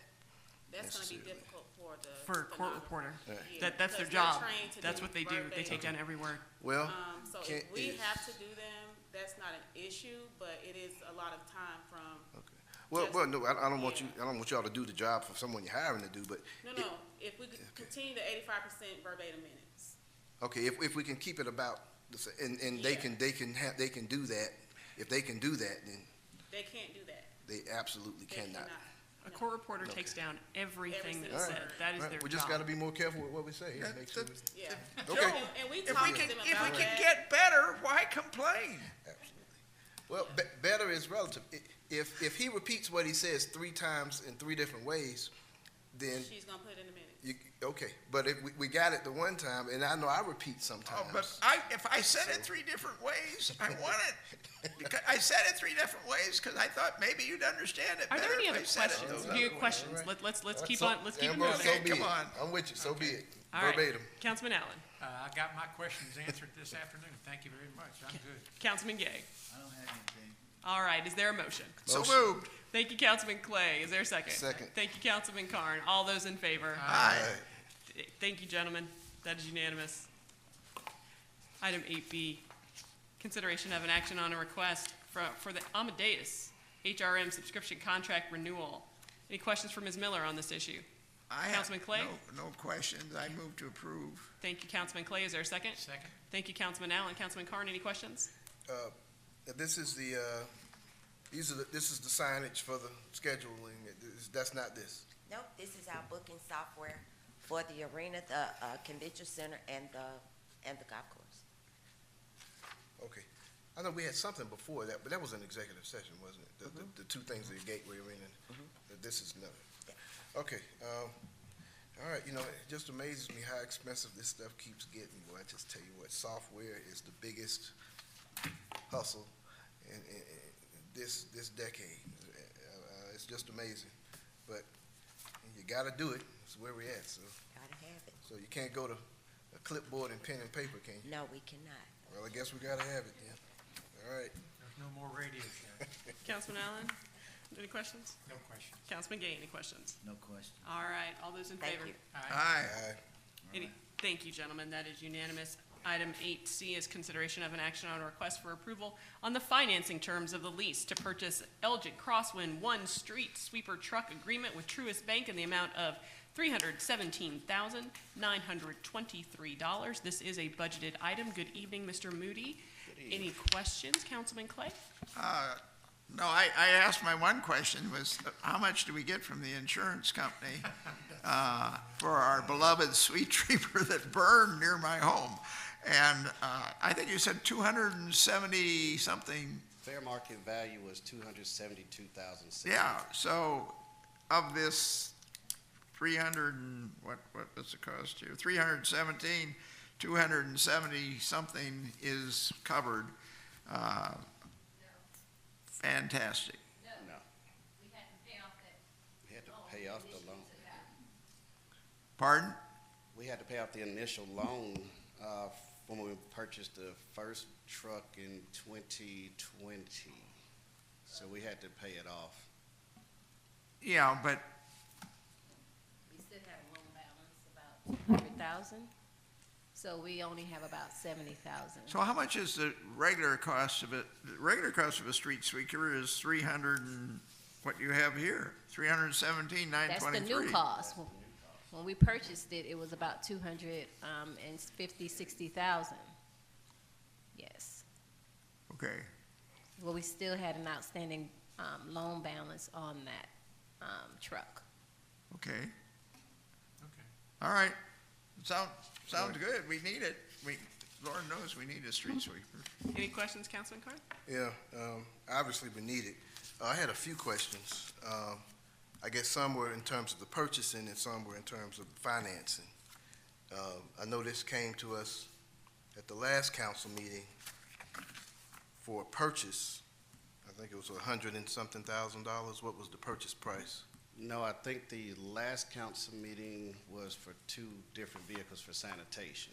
Oh, yeah, one was the dumper. Yeah, these are 2 And rear then one was dumpers the- for sanitation. Right. This is a totally different vehicle. Okay, so the questions I had were, how much was the payoff? And you said 270 or 70,000 was left? About 70,000 left I think over. it's about after the payment was done. 200,000 for the payoff for the old unit. Okay, and these are about, and the rest of the questions are in regards to the purchase, 8D. So, I don't know, I guess that's same deal, I guess. But my question was, I mean, it's a 2020 Freightliner. This vehicle was less than 2 years old. And I was gonna ask, what happened to the protection plate exactly? Because it seems like, this thing went out prematurely here. I believe during the inspection from the manufacturer and the insurance, there was no plate on there. So when they did what they were doing, the leaves got in there and burned between the cab and the rear of the truck. Okay, so it sounds like reading the background that there was supposed to be a protection plate here, and the undercarriage location was without the protection plate. This is a different company we're ordering it from, isn't it? In terms of what happened to the last one? Yeah, It but says- I'm worried about that too. So what happened to the protection plate, I guess, the reason I'm asking this is so we don't make the same mistake again, and does this one have a protection plate where the other one wasn't attached, or did someone remove it, or, because a vehicle to burn up in less than 2 years, that vehicle probably had a lot of life on it, and I want to know what happened to it, to be honest, and this year, let me tell y'all something. I'm looking a whole lot more at how we're spending our money and every dime that we're spending, and it's nothing personal, but it's taxpayer money, and at the end of the day, I want to make sure that whatever we did before, whatever the mistakes were, that we don't buy another one without the protection plate, do the same doggone thing. So, is this with the protection plate or whatever we need with this This will have the thing? protection plate on it. Okay. The first one, I don't think one was manufactured for that vehicle. It's a different company Okay. though, isn't it, that Yes. we're buying it from? Correct. And I know you're not in public works, so you couldn't know what happened, but I want to find out, Jackson, I want to find out what happened to that vehicle in terms of, was it supposed to have the protection plate on it or not, and how we lost it in less than 2 years, because that might have been preventable, but I don't know. But I want to find out what happened to the vehicle. I don't know, what we No, I said I really wanna need to go find is, out from is go Public back and Works. find the specs. That'll tell you. Well, I guess Public Works can tell you what happened, I'd imagine, because they gave this scenario background, I'm assuming, right? Okay, if you can just find out what happened to it. I can find out.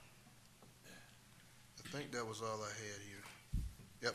that was Councilman it. Allen? I got my questions, but this right. is a lease to own, right? Correct. Okay. Councilman Gay? No questions. Motion to approve. Thank you, sir. Is there a second? Second. Thank you, Councilman Clay. All those in favor? Aye.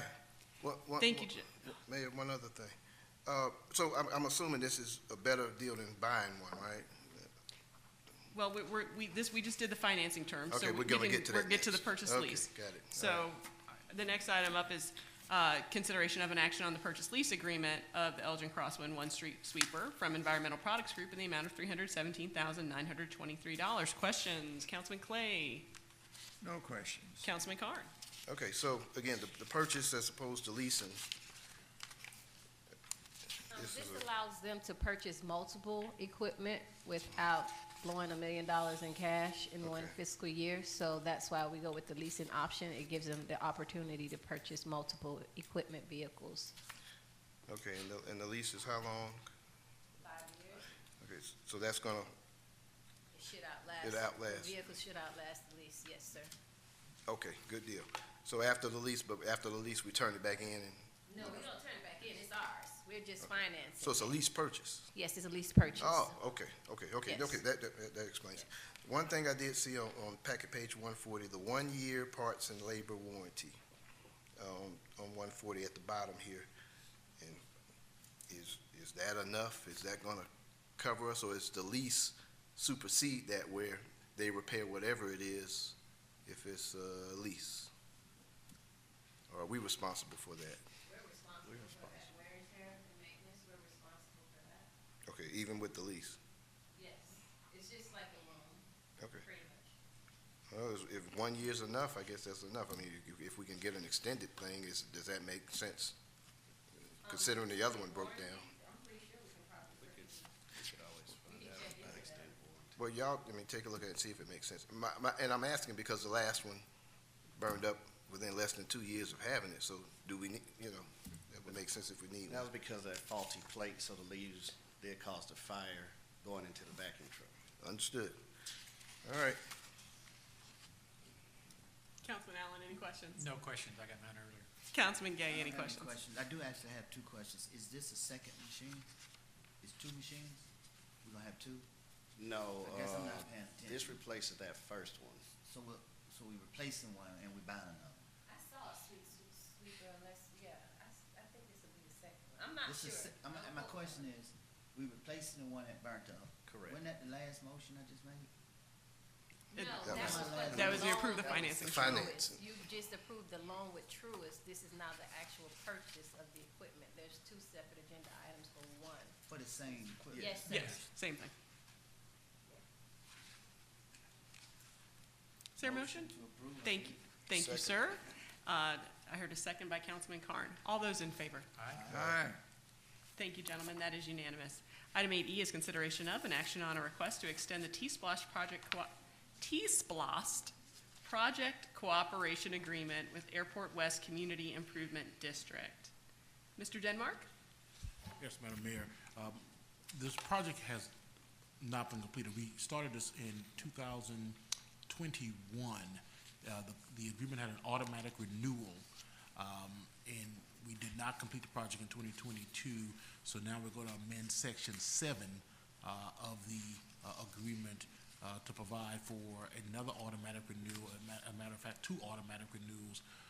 The belief is that we'll be finished this year, but to the extent we are not, it has a couple of automatic renewals that will take us into maybe even 2025 to the extent necessary. So the precise action that we're requesting from council this evening is to approve an amendment to Section 7, which is the term provision that would add another automatic renewal so that we would have more time to complete this Virginia Avenue projects. Thank you, sir. Questions, Councilman Clay? This is a no-brainer. I move to approve. Thank you. Thank you, sir. And Councilman Allen, you seconded. Any questions, Councilman Carn? Nope. Councilman Allen? No. Councilman Gay? No questions. All those in favor? Aye. Thank you, gentlemen. That is unanimous.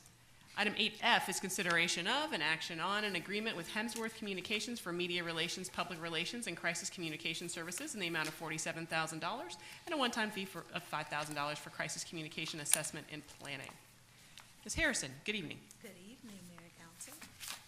Evening.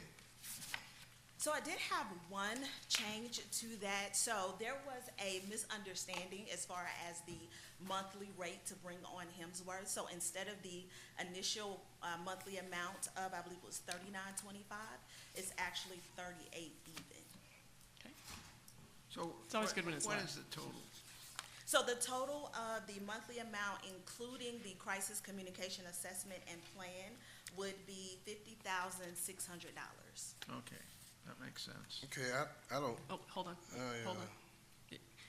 Ms. Harrison, do you want to do any sort of presentation, or do you want to open up for questions? Yeah, you can open up for questions. All right. Councilman Clay? No, I got my question. I just had the disparity, and I assume we're doing the crisis planning as well. There were Yes. two pieces to it. Absolutely, yes. And that, it includes that, so Yes. I'm good. All right. Councilman Carn? Yeah, so I don't see the $52,000 number, and I don't see the 38 or the $39,000 number. I see 47,250.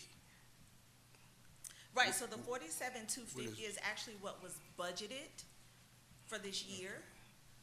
Okay, and I see cost to city, 47,100. So you said 52, what was it?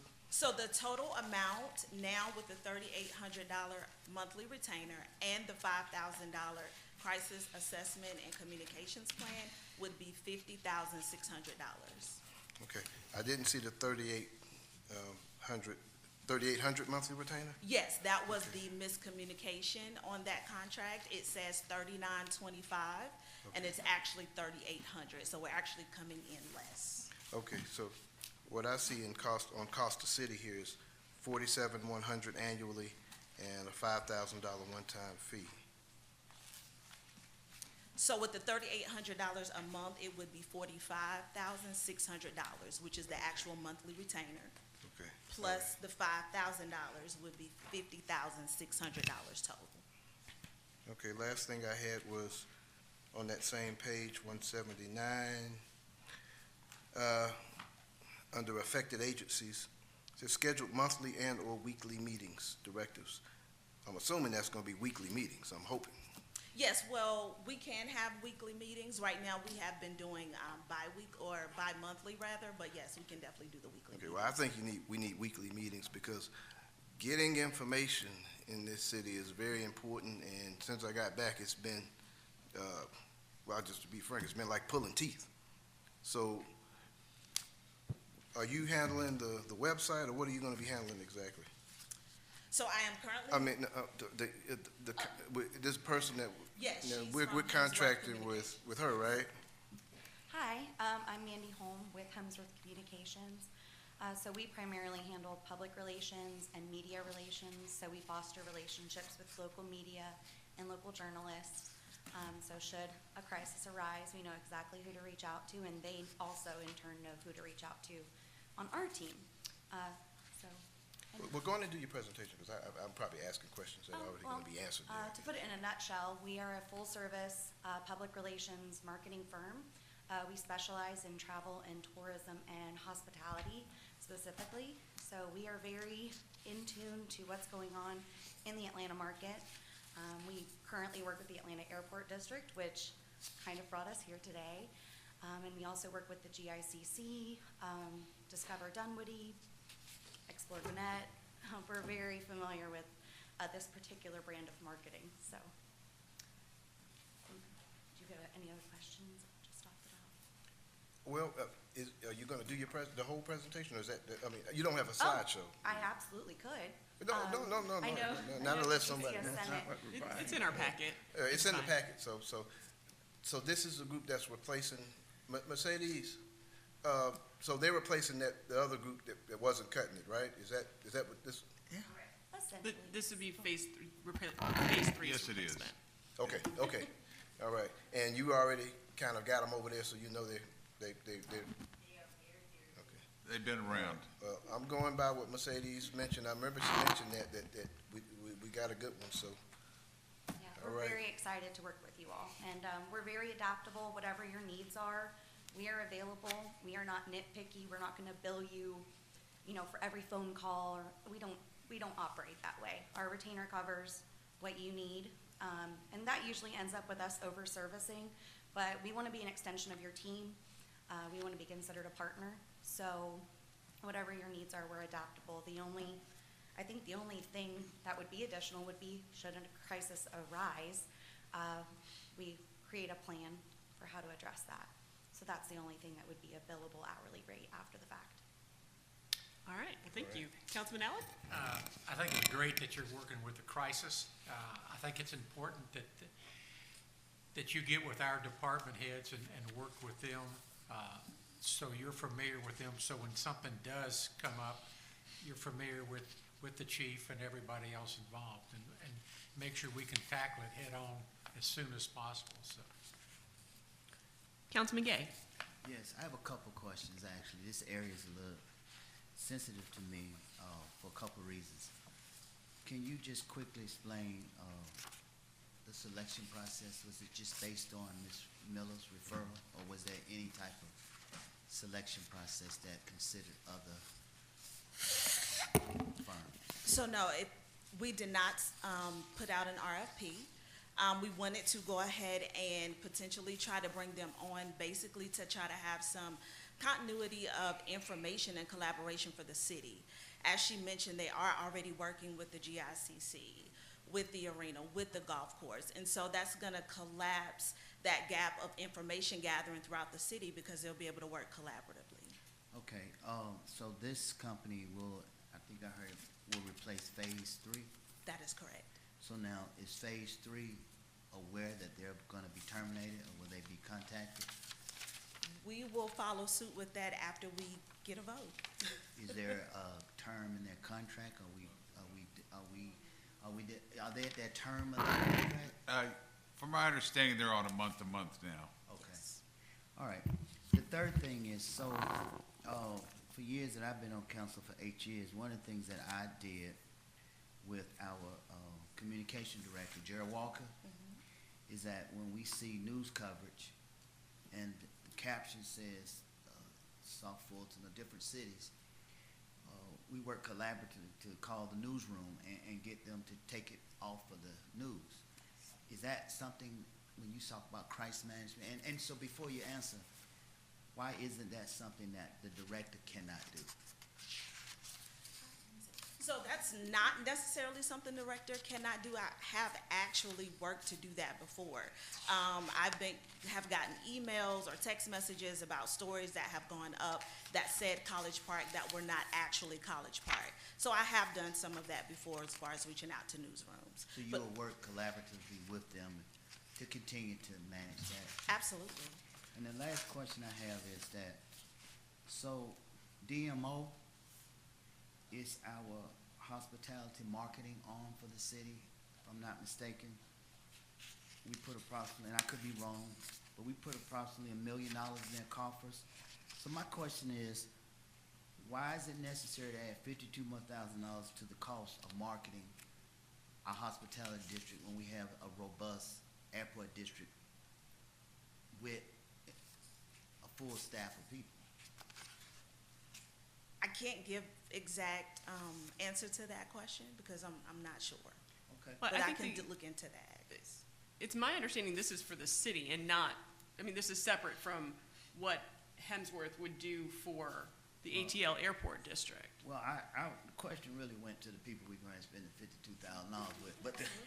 But the reason why I asked that is because I thought I heard you say we specialize in travel, tourism, and hospitality, and we work now with the Airport Atlanta District. I thought I heard you say that. Yes, sir, we do. Our work that's being proposed would be more concentrated on the city itself. Whereas right now, the ATL Airport District, the work we do for them is broader than that. Okay. So you would be bringing us in to do a more concentrated effort. Okay. And one final question, are you minority owned? Yes, we are a female-owned small business. We have a team in Atlanta of mostly female, and then we have a team in Tampa, Fort Lauderdale. We're very widespread, but we are a woman-owned small business. Thank you. Mayor, I had one other thing. Yes, sir. I'm glad to hear that. I'd assumed you were a female business enterprise. And one thing that I've pushed for since before I got back on council and in Fulton County is to make sure we had good minority participation, disadvantaged businesses, and particularly female business enterprises.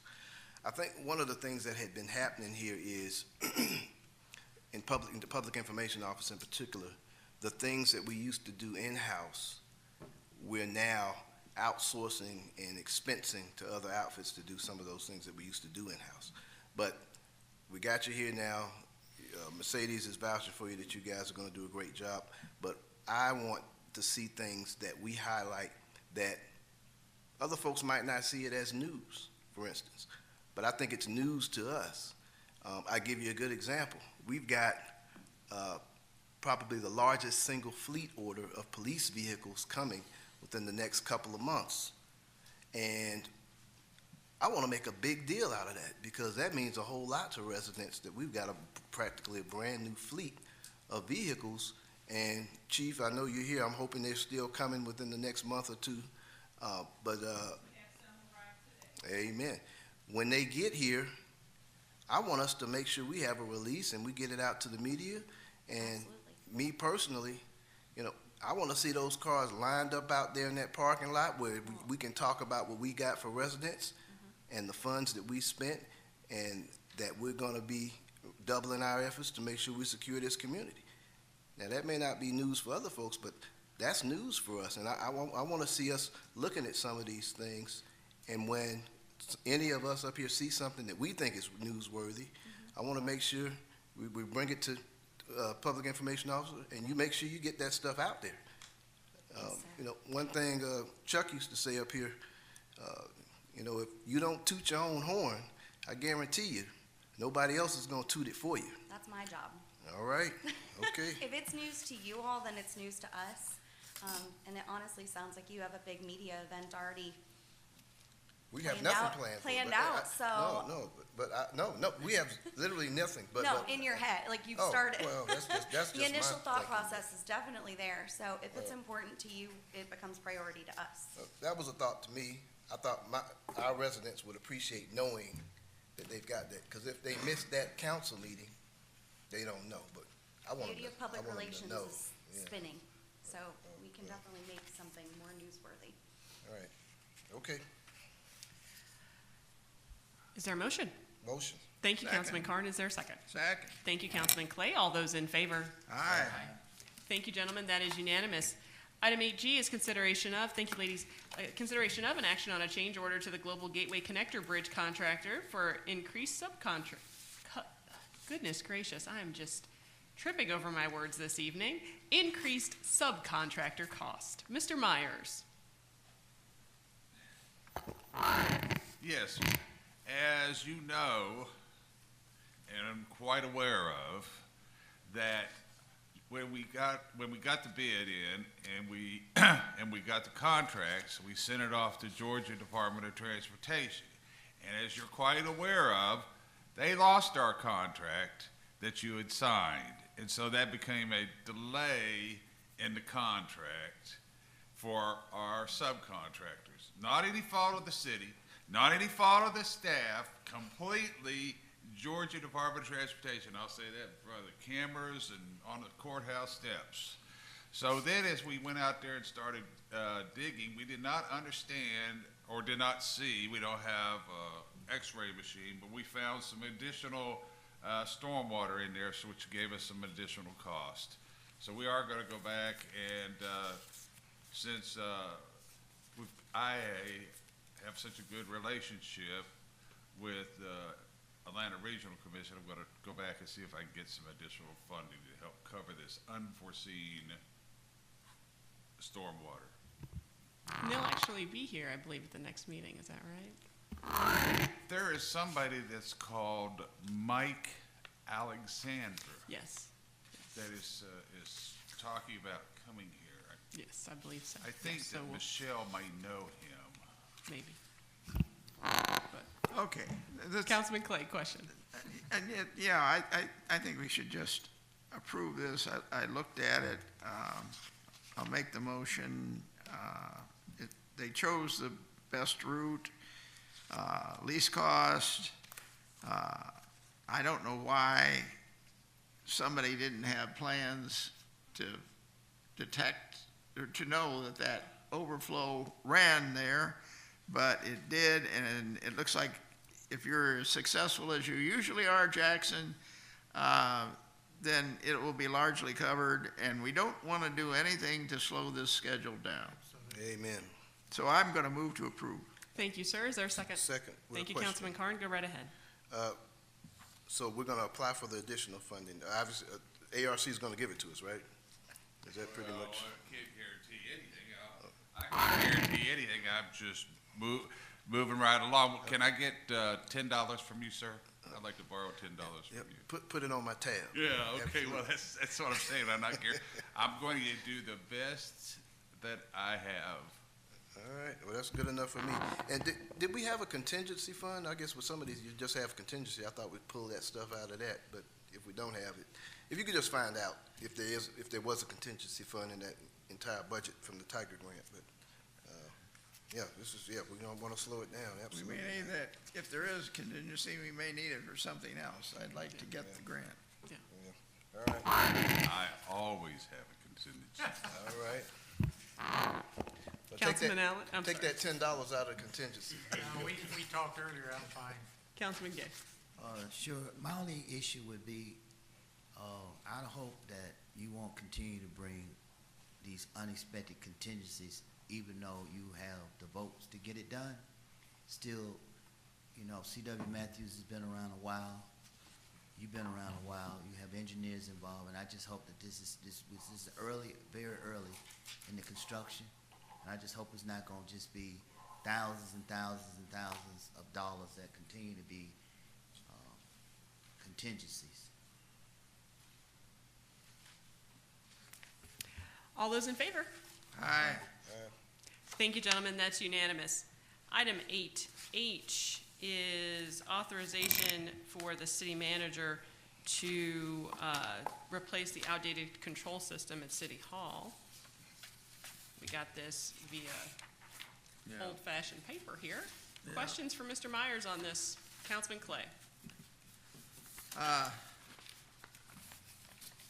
Well, I did obviously have a chance to read this in detail. I skimmed it. But I know we've talked before that our controls are out of date in City Hall, if I remember rightly. Yes, Mayor and Council, now our controls are so far outdated that we don't, now that they don't, we don't get they've rigged it so we got some heat upstairs, but we don't have any air conditioning.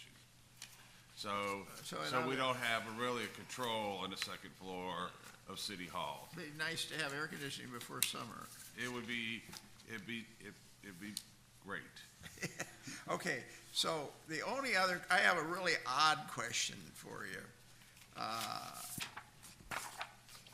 A lot of times, in the industry I was in, they would have cabling in the raceway, and they'd come along and they'd do new cabling, and they'd abandon the cabling in the old raceway. I have no idea how full our raceways are. I have no idea, but at some point, if you continue to do that, you end up with a loss of capacity in the raceway to put anything else in, and secondly, the weight goes up significantly, and so you have potential problems with mounting and so forth.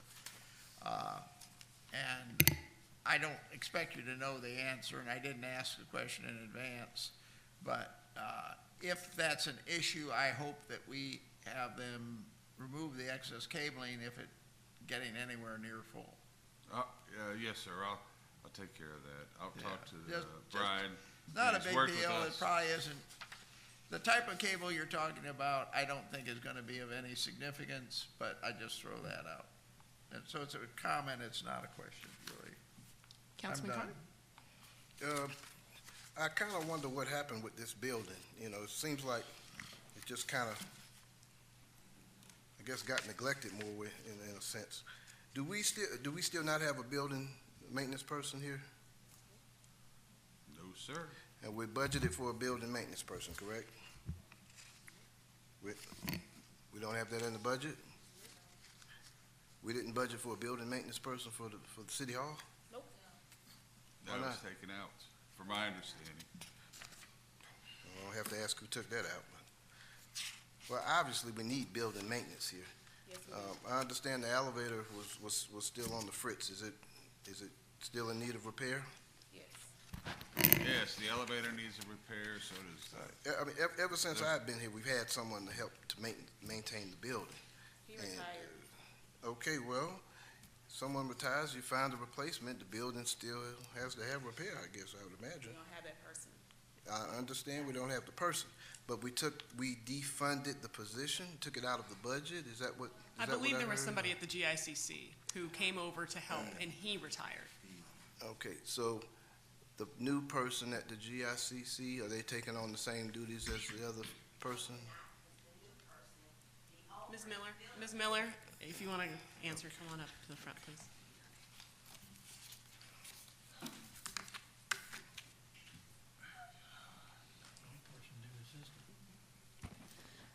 Philip had his electrical license and he had his air condition license. Philip retired. The person that we hired does not have those, she does not have those qualifications. We had that position posted for 2 years, and we had no one to apply for that position. So Danielle worked in that department, and she is getting her training, and she's going to school so that she can get it, but that department had 6 people, and we now have 3. Okay, was it the salary? Was that why we couldn't fill the position for 2 years? Well, when we had the last year's budget, you know, we were made aware of it. If we were made aware of it, that this facility is left unmaintained by anybody, and if it was a salary issue, I mean, I can't talk for everybody else, but I, for one, would have said, well, bump up the salary, and we got to get somebody in here so the building doesn't start falling apart around us. We are still not getting qualified people. Right now, I have 3 positions available in building services, and we're not even getting anybody to apply. And it's a salary issue with that as well? You know, y'all, when we went through the budget cycle, there wasn't a department head that I did not ask, are these salaries adequate? And I was told by HR that they were adequate. We had increased the salaries. These salaries were competitive, and these salaries would get people to fill these positions. And as the different departments came up here, I asked them, do you need more funding for this? What do you need? Do you need more money for this? Do you need more money for that? And uniformly, it was no. Now, I know the reason why it was no, because it had to be no, but that was then, this is now. If you all need something in your budgets, if there's a position that hasn't been filled in some years, and we want to see it filled, if it's a money issue, y'all can come to us and let us know. Does that mean you'll get everything you ask for? No. But ask. Budget is coming up in April. I'm going to say that again to everybody so that we're clear.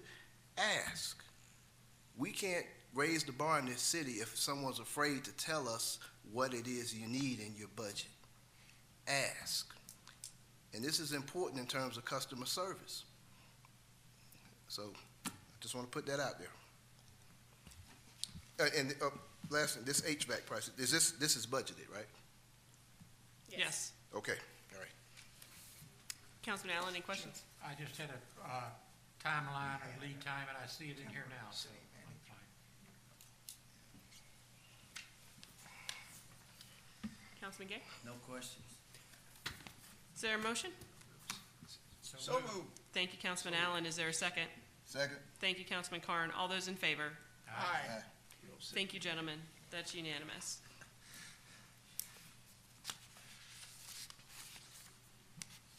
don't have any old business, new business. Item 10A, Ward 3 Planning Commission appointment. Councilman Allen. Yes, I heard from my appointee, and approval by mayor and council, Ryan Taylor, is flying a lot. He wants to be a pilot. He's doing a lot. He's in real estate, and he no longer wishes to be on the planning board due to his work restraints. So I'm coming to you and asking, my recommendation would be for my Ward 3 planning representative would be Lisa Spivey. Lisa has worked a lot in the city. She's volunteered an awful lot for the waste pickup. She works with the neighborhood associations around. She works with the women's club. She's always out. You'll see her at all the events that we have. So that's my recommendation. Is that a motion? That's a motion. What's the All name right. again? Lisa Spivey. Okay. Is there a second? Second. Thank you, Councilman Clay. All those in favor? Aye. Thank you, gentlemen. That's unanimous. City Attorney's report. Madam Mayor, I have one quick thing.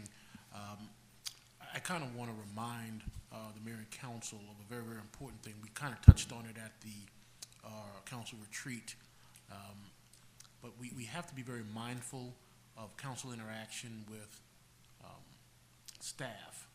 And by tradition in College Park, we have always had elected officials who ask questions of staff, because having the information tools to make good decisions is a part of your mandate as elected officials, and you can't do your job effectively without good information. And so communicating with staff to gain information so you can have an understanding of the issues and to vote intelligently and meaningfully is something that's very important. However, there's a line of demarcation between gathering information from staff and directing staff, and the latter is forbidden. We've always said under our charter, the mayor and council have one employee, that's the city manager. Every other employee in the city works for the city manager. They do not work for the mayor and council, so it would not be appropriate for the mayor and council to direct staff. And so I would just remind, I'm telling you things you already know. I don't presume that you don't know what's in the charter, but it is my job to, from time to time, to remind you of certain things when issues arise. So I say that for your general consideration. Thank you. Thank you, sir. City Manager's report. Yes, good evening, Mayor and Council. I think that talking for public safety, the police chief and the fire chief, we are proud to say that we have a new front door. Amen. At the public safety, and from my understanding, it works. I haven't been over there. It works well. So I want to reiterate that I think that the solar panels that we put up there as the backup for the public safety complex and operations there, they also are fully operational from my understanding. I also wanted to say I shared pictures with a picture of the plaque that's out front or coming into the back door for the dedication plaque for Jack P. Longino, and I put a photocopy on your desk for everybody to see, because you walk by, you walk in and out, and you don't look to the right or left all the time, so I wanted to make sure of that. Then I wanted to make sure that I put College Park Day at the Capitol, and I put that flyer on there, and we'll also talk to the administrative and get it put on your calendar. But we talked about it in workshop. Just wanted to cover those two points. A couple other things that that I've talked about, the water, and I have also staff has been talking to East Point. East Point had a tank that's on Pearl Street. Pearl Street tank didn't rotate. What I mean by not rotating, it never went down or went, you know, it didn't rotate. It didn't go down, it didn't go back it up during this time. So they were talking to us about tying in to the Pearl Street tank as a third option for College Park. In the meantime, I went to I went to the airport and I talked to the airport folks down there. I don't mind telling you, Frank Rucker. Frank Rucker, I've known him on and off for several years, ever since I've been here. So Frank and I talked about that the car rental facility, you know, they were down. Well, as you all know, the car rental is a big, you know, they give us a ton of money every year from the car rental. We want to be able to protect that. We also want to be able to protect our hotels. For hotel motel, we want to protect a new arena, and we want to protect the GICC. So we're trying to coordinate something with a public-private partnership and being able to put a tank at the edge of our property, or on our property, or with the airport. So it's going to be a little drawn-out deal, but they seem to be amenable to it because they're on this side of the interstate, and this would help both parties out to continue to move forward with renting cars. The third issue that you may or may not be aware of is that Hertz is going to these electric cars. And so I talked to you a little bit, and we're talking about electric stations and how we're going to be able to help promote our electric out there, because it's a double fed, one from Lakemont, the other one's from Edison. So it is double fed, and so I just wanted to put that out that Hugh and I is going to work with the airport on additional charging stations. And that's it. Thank you. How many you're talking about, charging stations, how many they will be needing? It was just I know. We'll keep after it. 25. All right.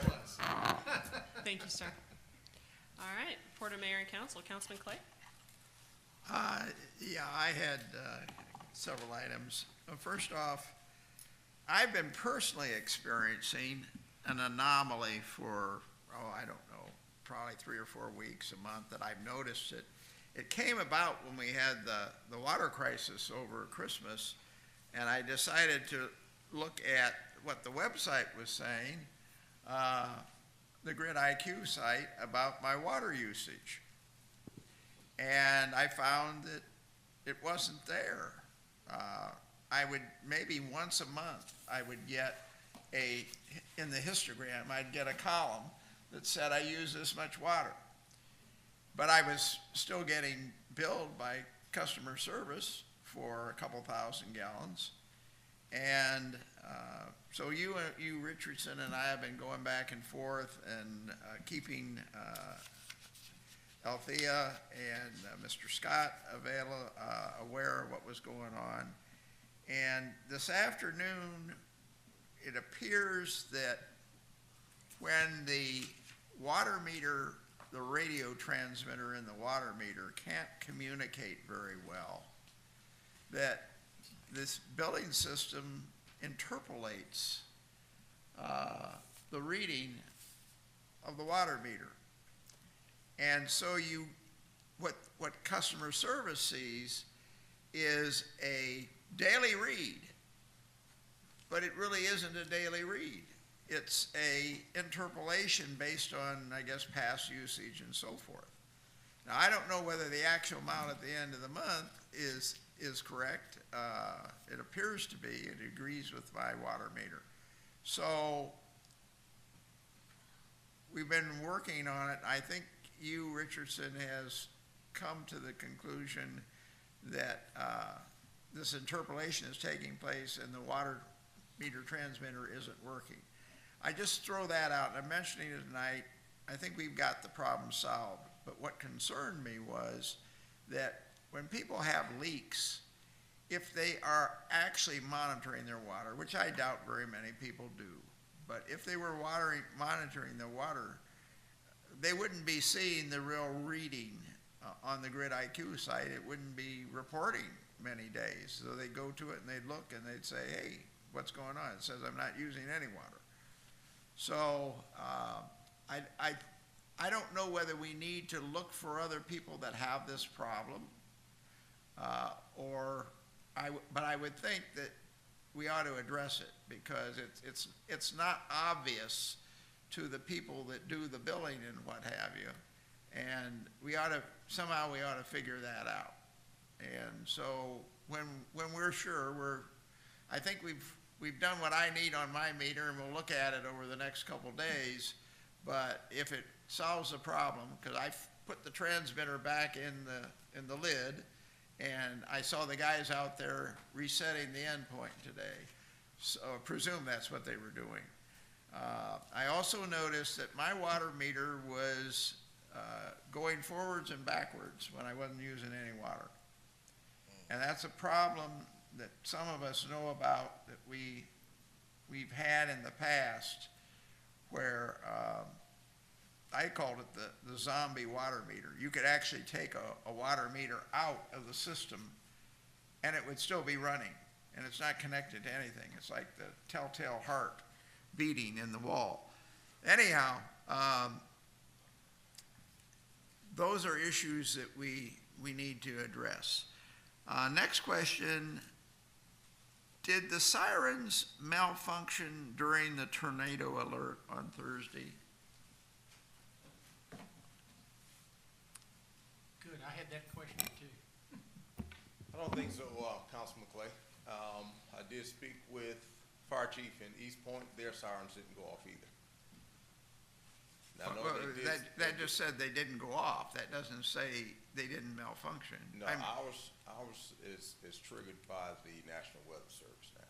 Well, then that's not a malfunction with our sirens, but it's a malfunction with the system then, isn't it? Well, I can say that as a matter of fact, they were saying a tornado formed over East Point, but it never did touch down. Okay, well, I was down in the basement because everything I had, code red alerted me, my home alert system alerted me. I was getting all sorts of alerts. So I went into the basement, and I didn't know whether they went off or not because I couldn't hear down there. They did not go off. Ours did not. Okay, so they didn't go off, and you're apparently saying that it was intentional that they didn't go off, that we didn't need to warn people about a tornado. I would have to check with the National Weather Service to determine that, yeah. Okay, have you checked? Not yet, no. Okay, I would think it might be a good idea because I would have thought they would have given us the word. Everybody else was giving us the word. No, I'm not getting an alert from the airport also. I didn't get one. Councilman Clay, let me just mention that Woodward's did not go off as well. They have sirens that go off for the kids that are out on the playgrounds, and they go off anytime, and they did not go off as well. Okay, well, that gives me some concern.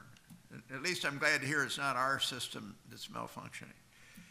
And the last item I just wanted to mention, it seems like lately we've been getting more items late for our electronic packet.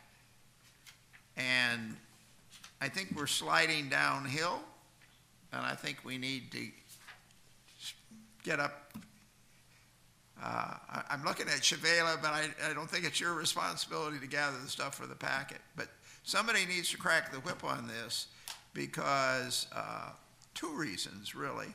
One, I don't like to get a lot of piecemeal things that aren't in the packet, and especially things that are really, really late that I don't have time to adequately review. And secondly, we have a policy now, a very good policy, of sharing with the public what we're talking about in the meetings so that they can read the packet just like we do, and they can see what's going on, and they can maybe come and make public comment about things in advance. They can't comment when the item's up, but they can say, hey, when this item comes up, I have this concern. So for both of those reasons, I think we need to improve our transmission of items before council meeting. And if we can't get it in time, then don't put it on the agenda. That's all I had. Thank you, sir. Councilman Carn? A couple of things. First of all, I want to send out our condolences to the family of C. Wesley Meadows. attorney at law. Some of you all may remember Wesley. He was a prominent local attorney, business owner. He had a building on Godby Road. He served on the BIDA board back with Walt Bellamy a couple of terms, two terms on BIDA with Walt and April Wyatt, and so on and so forth. Good community guy. According to his wife, Doretta, he had a bout that he fought for about 3 months, and condolences again out to the family, and they got the cutest little grandson. I remember when he was born. I guess he's not little anymore. But I understand the funeral is Thursday, January 19th at the GICC, 1 p.m. to 3 p.m. I think he served our city well. And I guess now this is an individual, I think maybe that notice be good to have that on the website if nobody objects to that. So if that's possible, if no one objects to it, I'd like to see that on our city website. A couple other things I had. Shavela, thank you for that contract, the Delta contract. It popped up on my desk today. I'm glad we found it. I appreciate that. Jackson, we had talked about some signage in the lobby for the customer complaint line, the C-Click Fix. C-Click Fix. I wanted some prominent signage in the lobby where that can be seen in terms of, for residents, if you have an issue or concern, call this number, or go to C-Click Fix, and that way they can know who to contact when they have these issues. And I understand you dial 0, right?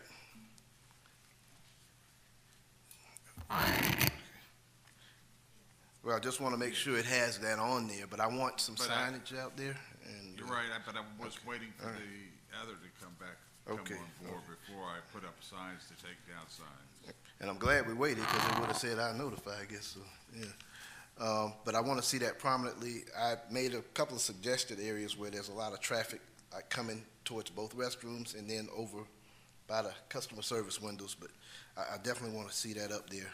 I think everybody that walks in, residents, would appreciate that. A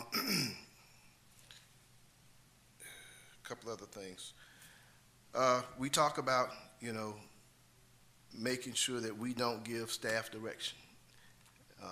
Now, we have a lot of questions, we have a lot of inquiries. I know I certainly do, but we don't give the direction. The council information packet is something that I think we need, and I'm hoping that this new city manager, I'm going to insist on a council information packet, because I've never been so not informed about what's going on in this city. And I'm asking a lot of questions in lieu of that. In terms of taking direction from anybody up here, including in terms of taking direction from the mayor. That includes that office, that's not supposed to happen.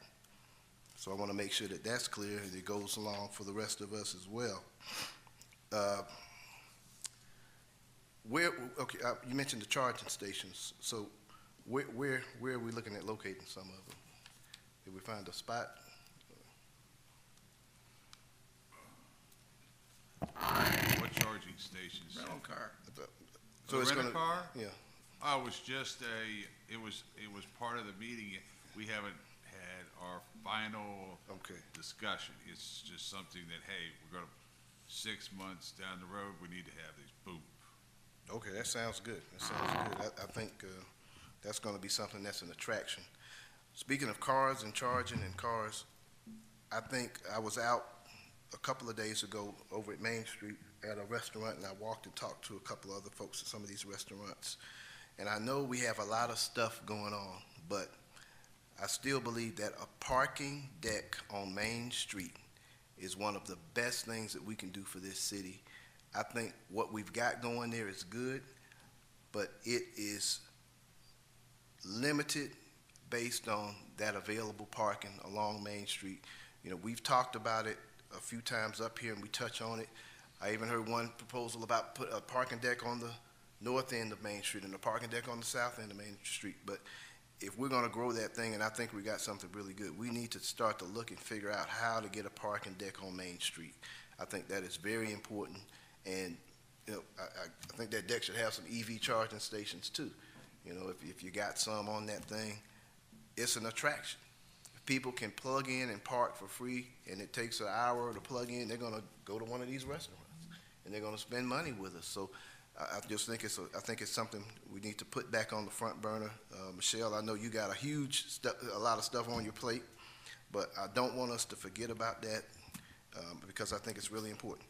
Last thing I had, Chief Rogers, if you could just find out from Don Chappelle, the code red numbers. I got the number of calls that we make when we do a code red, how many people are registered. The question, I guess, for her or for whoever handles that, I'm assuming it's her. It's not. I think this would actually be a directive towards the city manager. City 'Cause manager. You're directing the right, chief right there. If we can find out, well, I talk to department heads all the time, and so does everyone else out there about things they want to But get you just want to taken know if care the of. numbers that we have are Are with the citizens are they in our, being purged or not? yeah, Right. purged with the Yeah. current And I citizens. brought that up before, because again, it's great if we had about 7,500 people that were notified. And that's a good, strong number. That's a little over half of the city, which is a good number. But it's not such a good number if half of those numbers are people that left town. So I just want to know who we're dialing, and if we're purging that list as they leave, no longer with the city.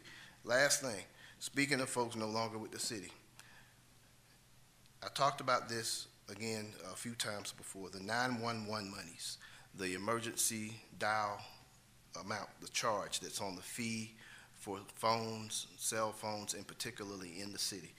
A couple of years ago, that went up from 75 cents to $1.50 a month. It went up to $1.50 a month for every wireless phone, cell phone, for everybody that calls 911, whether you call 911 or not. The Department of Revenue, according to their website, they only receive 1% of that charge. The rest of that money goes to the city and county. So that's a lot of money we could potentially be missing out on. And all it takes is for us to start some type of an incentive or encourage folks, when you move into the city, to call your cell phone provider and change that address for that 911, for that phone, to your current address. I think it's a simple process, and I want us to look into it. We talk about finding money. This is a lot of money. At $150 per month, let's say that the number of code reds we called, which was about 7,500. If you do the math, that's $1.50 a month. That's $18 a year times 7,500 people. That's $135,000 right there. If we get the whole city in on it, we're talking a little over $250,000. That's worth taking a look at. And here's the bonus to it. When people change that address on their cell phone, generally, if they move out of the city, which a lot of people will do because we're 75% rental, they're probably going to not change that number again. So that means we still receive that. And I think it's a good thing, and I think it's a pot of money that we're missing out on that I really think we need to look into if we could encourage that and do that. So that's all I got. Thank you, sir. Councilman Allen? Okay, first of all, I'd like to thank Lisa Spivey for willing and graciously join the planning department.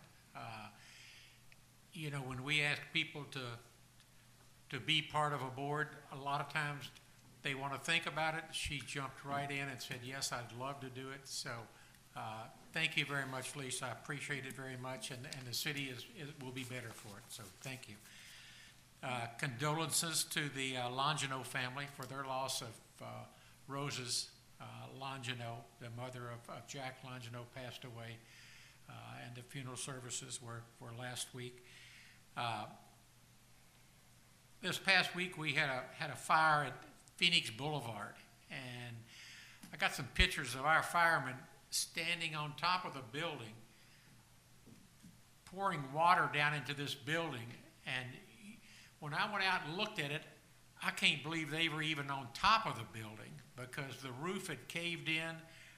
They're taking their life in their own hands every single day they get out there. So thank you very much for your people. Sergeant, he's doing better, I understand you said? Yes, sir. Sergeant Krantz, he's been moved out of the ICU, and he's in a regular room now. Well, I wish him well and thank him for his service.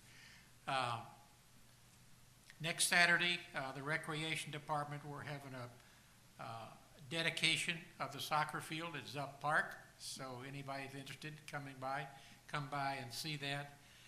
And Chief, I think you're having a town hall meeting on the 31st. So please, everybody, it's going to be at the police station. Okay. So please stop by. Any questions, they'll be more than happy to answer for you. And again, as Councilman Carnes said, Wesley Meadows was a good friend. Condolences to his family as well. So that's all I've got. Thank you, sir. Councilman Gay. Okay, so I also would like to give my condolences to Wesley's family. What I remember most is that we would talk a lot about council, and he told me that he was a policeman turned attorney. He worked his way through law school as a cop in Atlanta. He also told me he was the city's solicitor, I believe. And one thing Wesley wanted was to be a solicitor again, and I guess he never got that. And kind of missed. We would go to the Dairy Queen and talk about council. That's what we talked about, the council. So he will be missed. Jackson, you know, I heard someone on council say, toot your horn, so let me toot my horn. We talked about that Pearl tank during the crisis. Yes, you did. And let me tell you that I don't take credit for that. I was actually called by a former employee who cared enough about our community to make a call and said, listen, let me make some recommendations for you all. And these are people that love us, have worked here. So kudos, and he told me not to mention his name, but kudos to those guys who still care about our community. There is a rail that we need on Roosevelt. So when you at Herschel, at the Exxon gas station, we need a DOT rail from Exxon to 2601. Because what we have now is we have a new complex. You got a lot of people that walk to the store and to the bus stop. And I called DOT, and she told me that she don't know why there would be an issue with putting a rail on, and I'm not just telling what she said, but I don't really have the resources to follow up. So I would really appreciate if we could continue to follow up with GDOT. It's the same rail that they put at Sabrina Park. It's that exact same rail. We put those white posts. That's the first thing I did 8 years ago, but it's only like 9 left. Yeah. So we really need a rail there for those citizens. Also, I think we should start educating our community about the Fulton County B High School. We should start letting our residents know of that opportunity. I don't know exactly when they're going to be open, but that's an awesome opportunity, and we need to make sure that Ward 4 residents at least are aware that take advantage of that opportunity. Rockland Home plan on having a ribbon cut. Now, like for the communication department, we have talked with economic development, but they want the city to participate. They're very proud of that development. I think it's going to be good for us. I think they're going to work out the price points and all of that, but that's in February. They'll be giving us more times on that. I want to thank the citizens of Ward 4. I'm just extremely honored to be able to serve a constituency like Ward 4. We have so many people from young, old, apartment dwellers, and I got much love and respect for all of them. We have an awesome ward. We're an awesome community, and I just really want to thank the good people of Ward 4. I also want to thank my wife who listens to this tape every day. The next day she listened to this tape and she come back and she critiqued me on the good and the bad and the ugly. So thank you, Pam, for watching these tapes and making suggestions on how better to articulate and move forward as a community. Finally,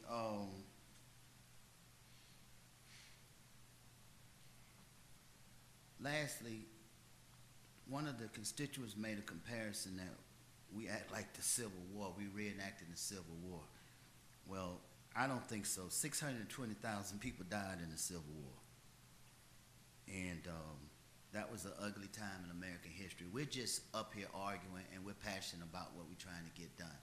I don't think nobody's dying up here, and no homes are being burnt. No one's getting hung from trees. It's just democracy, so it is what it is. But I know that that person was just being making, you know, but I don't think it's that serious that it is that bad up here. It's just not. People just want what they want. And finally, I'm glad that the Confederates did lose the war, by the way.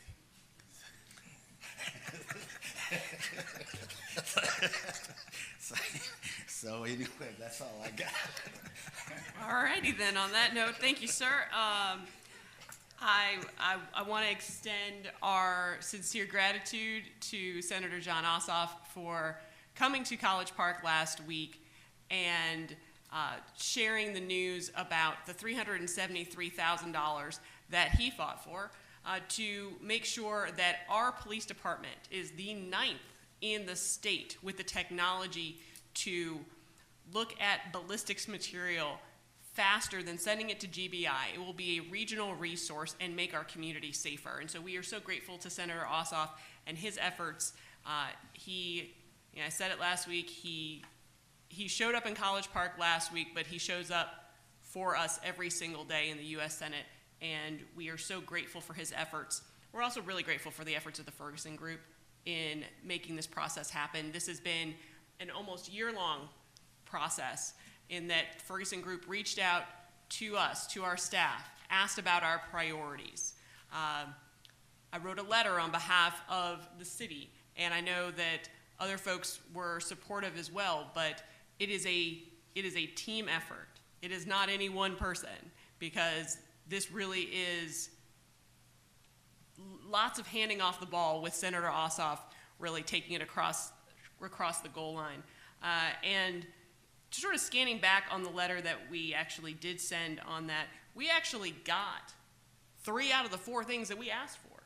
And we didn't get fully funded on the stormwater station, but that's a big deal.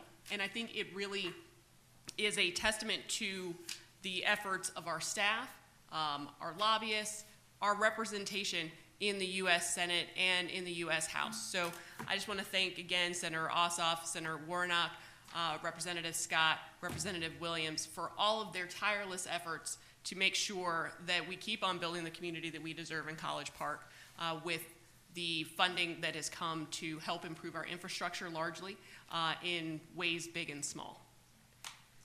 I wanted to note that John Christian, the artist who designed our mural at the bottom of Main Street at the intersection of Main and Lee, passed over the holidays.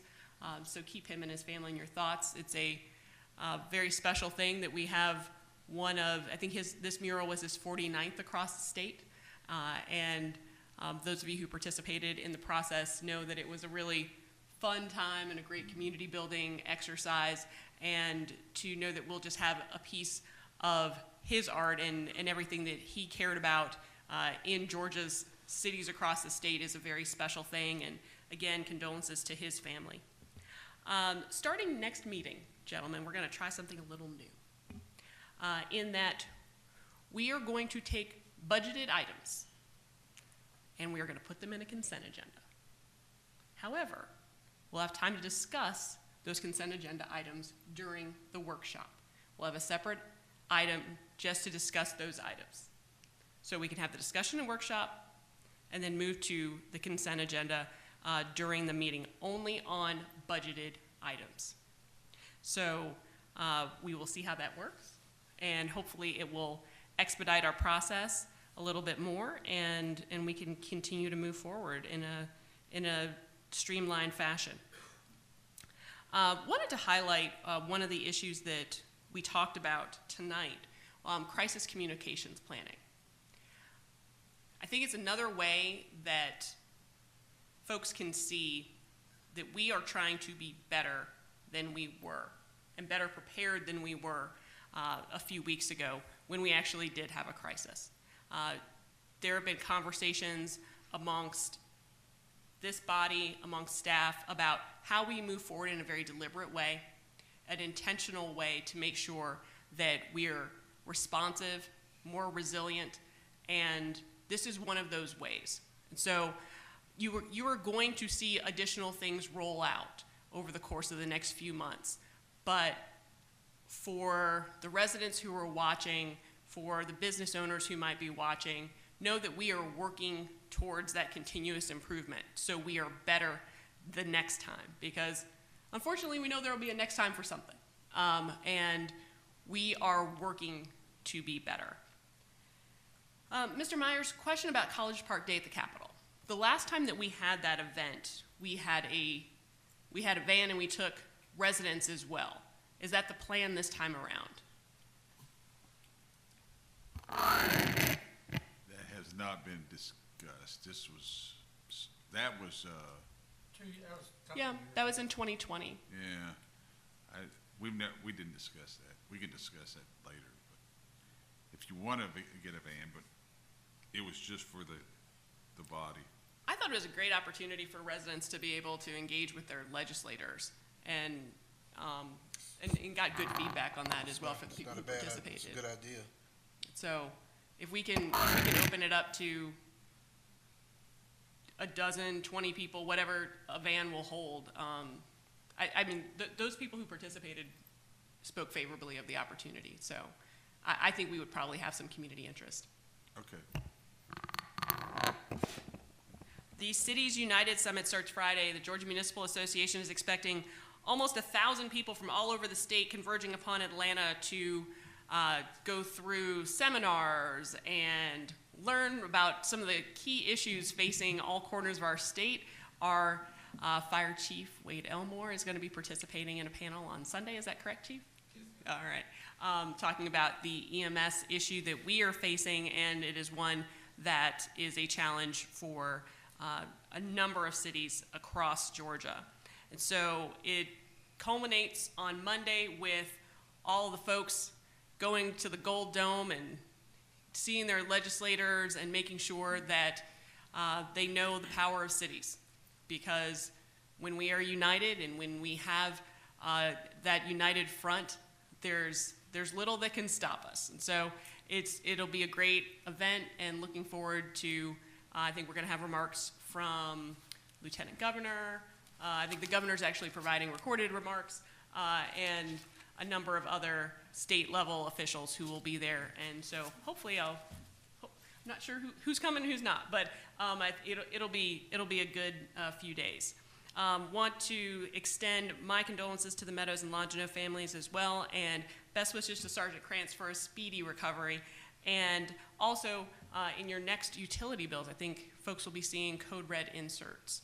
So just spreading the word about Code Red and its importance and the way that we are communicating emergency information to folks. So that is about all that I've got. I know that we have 2 executive session items. Is there a motion to reclassify a position within the IT department? I move to do that. Thank you, sir. Second. Thank you, Councilman Allen. So that's Clay and Allen. All those in favor? Aye. Aye. Thank you, gentlemen. That is unanimous. And the second motion, is there a motion to authorize the interim city manager for salary adjustments inside College Park Power? So moved. Thank you, Councilman Clay. Is there a second? Second. Thank you, Councilman Carn. All those in favor? Aye. Thank you, gentlemen. That is unanimous as well. And is there a motion to approve the executive session minutes? So moved. Thank you, Councilman Clay. Is there a second? Second. Thank you, Councilman Carn. All those in favor? Aye. Thank you, gentlemen. That is unanimous, and we are adjourned at 10:57 p.m. Have a great night, everybody.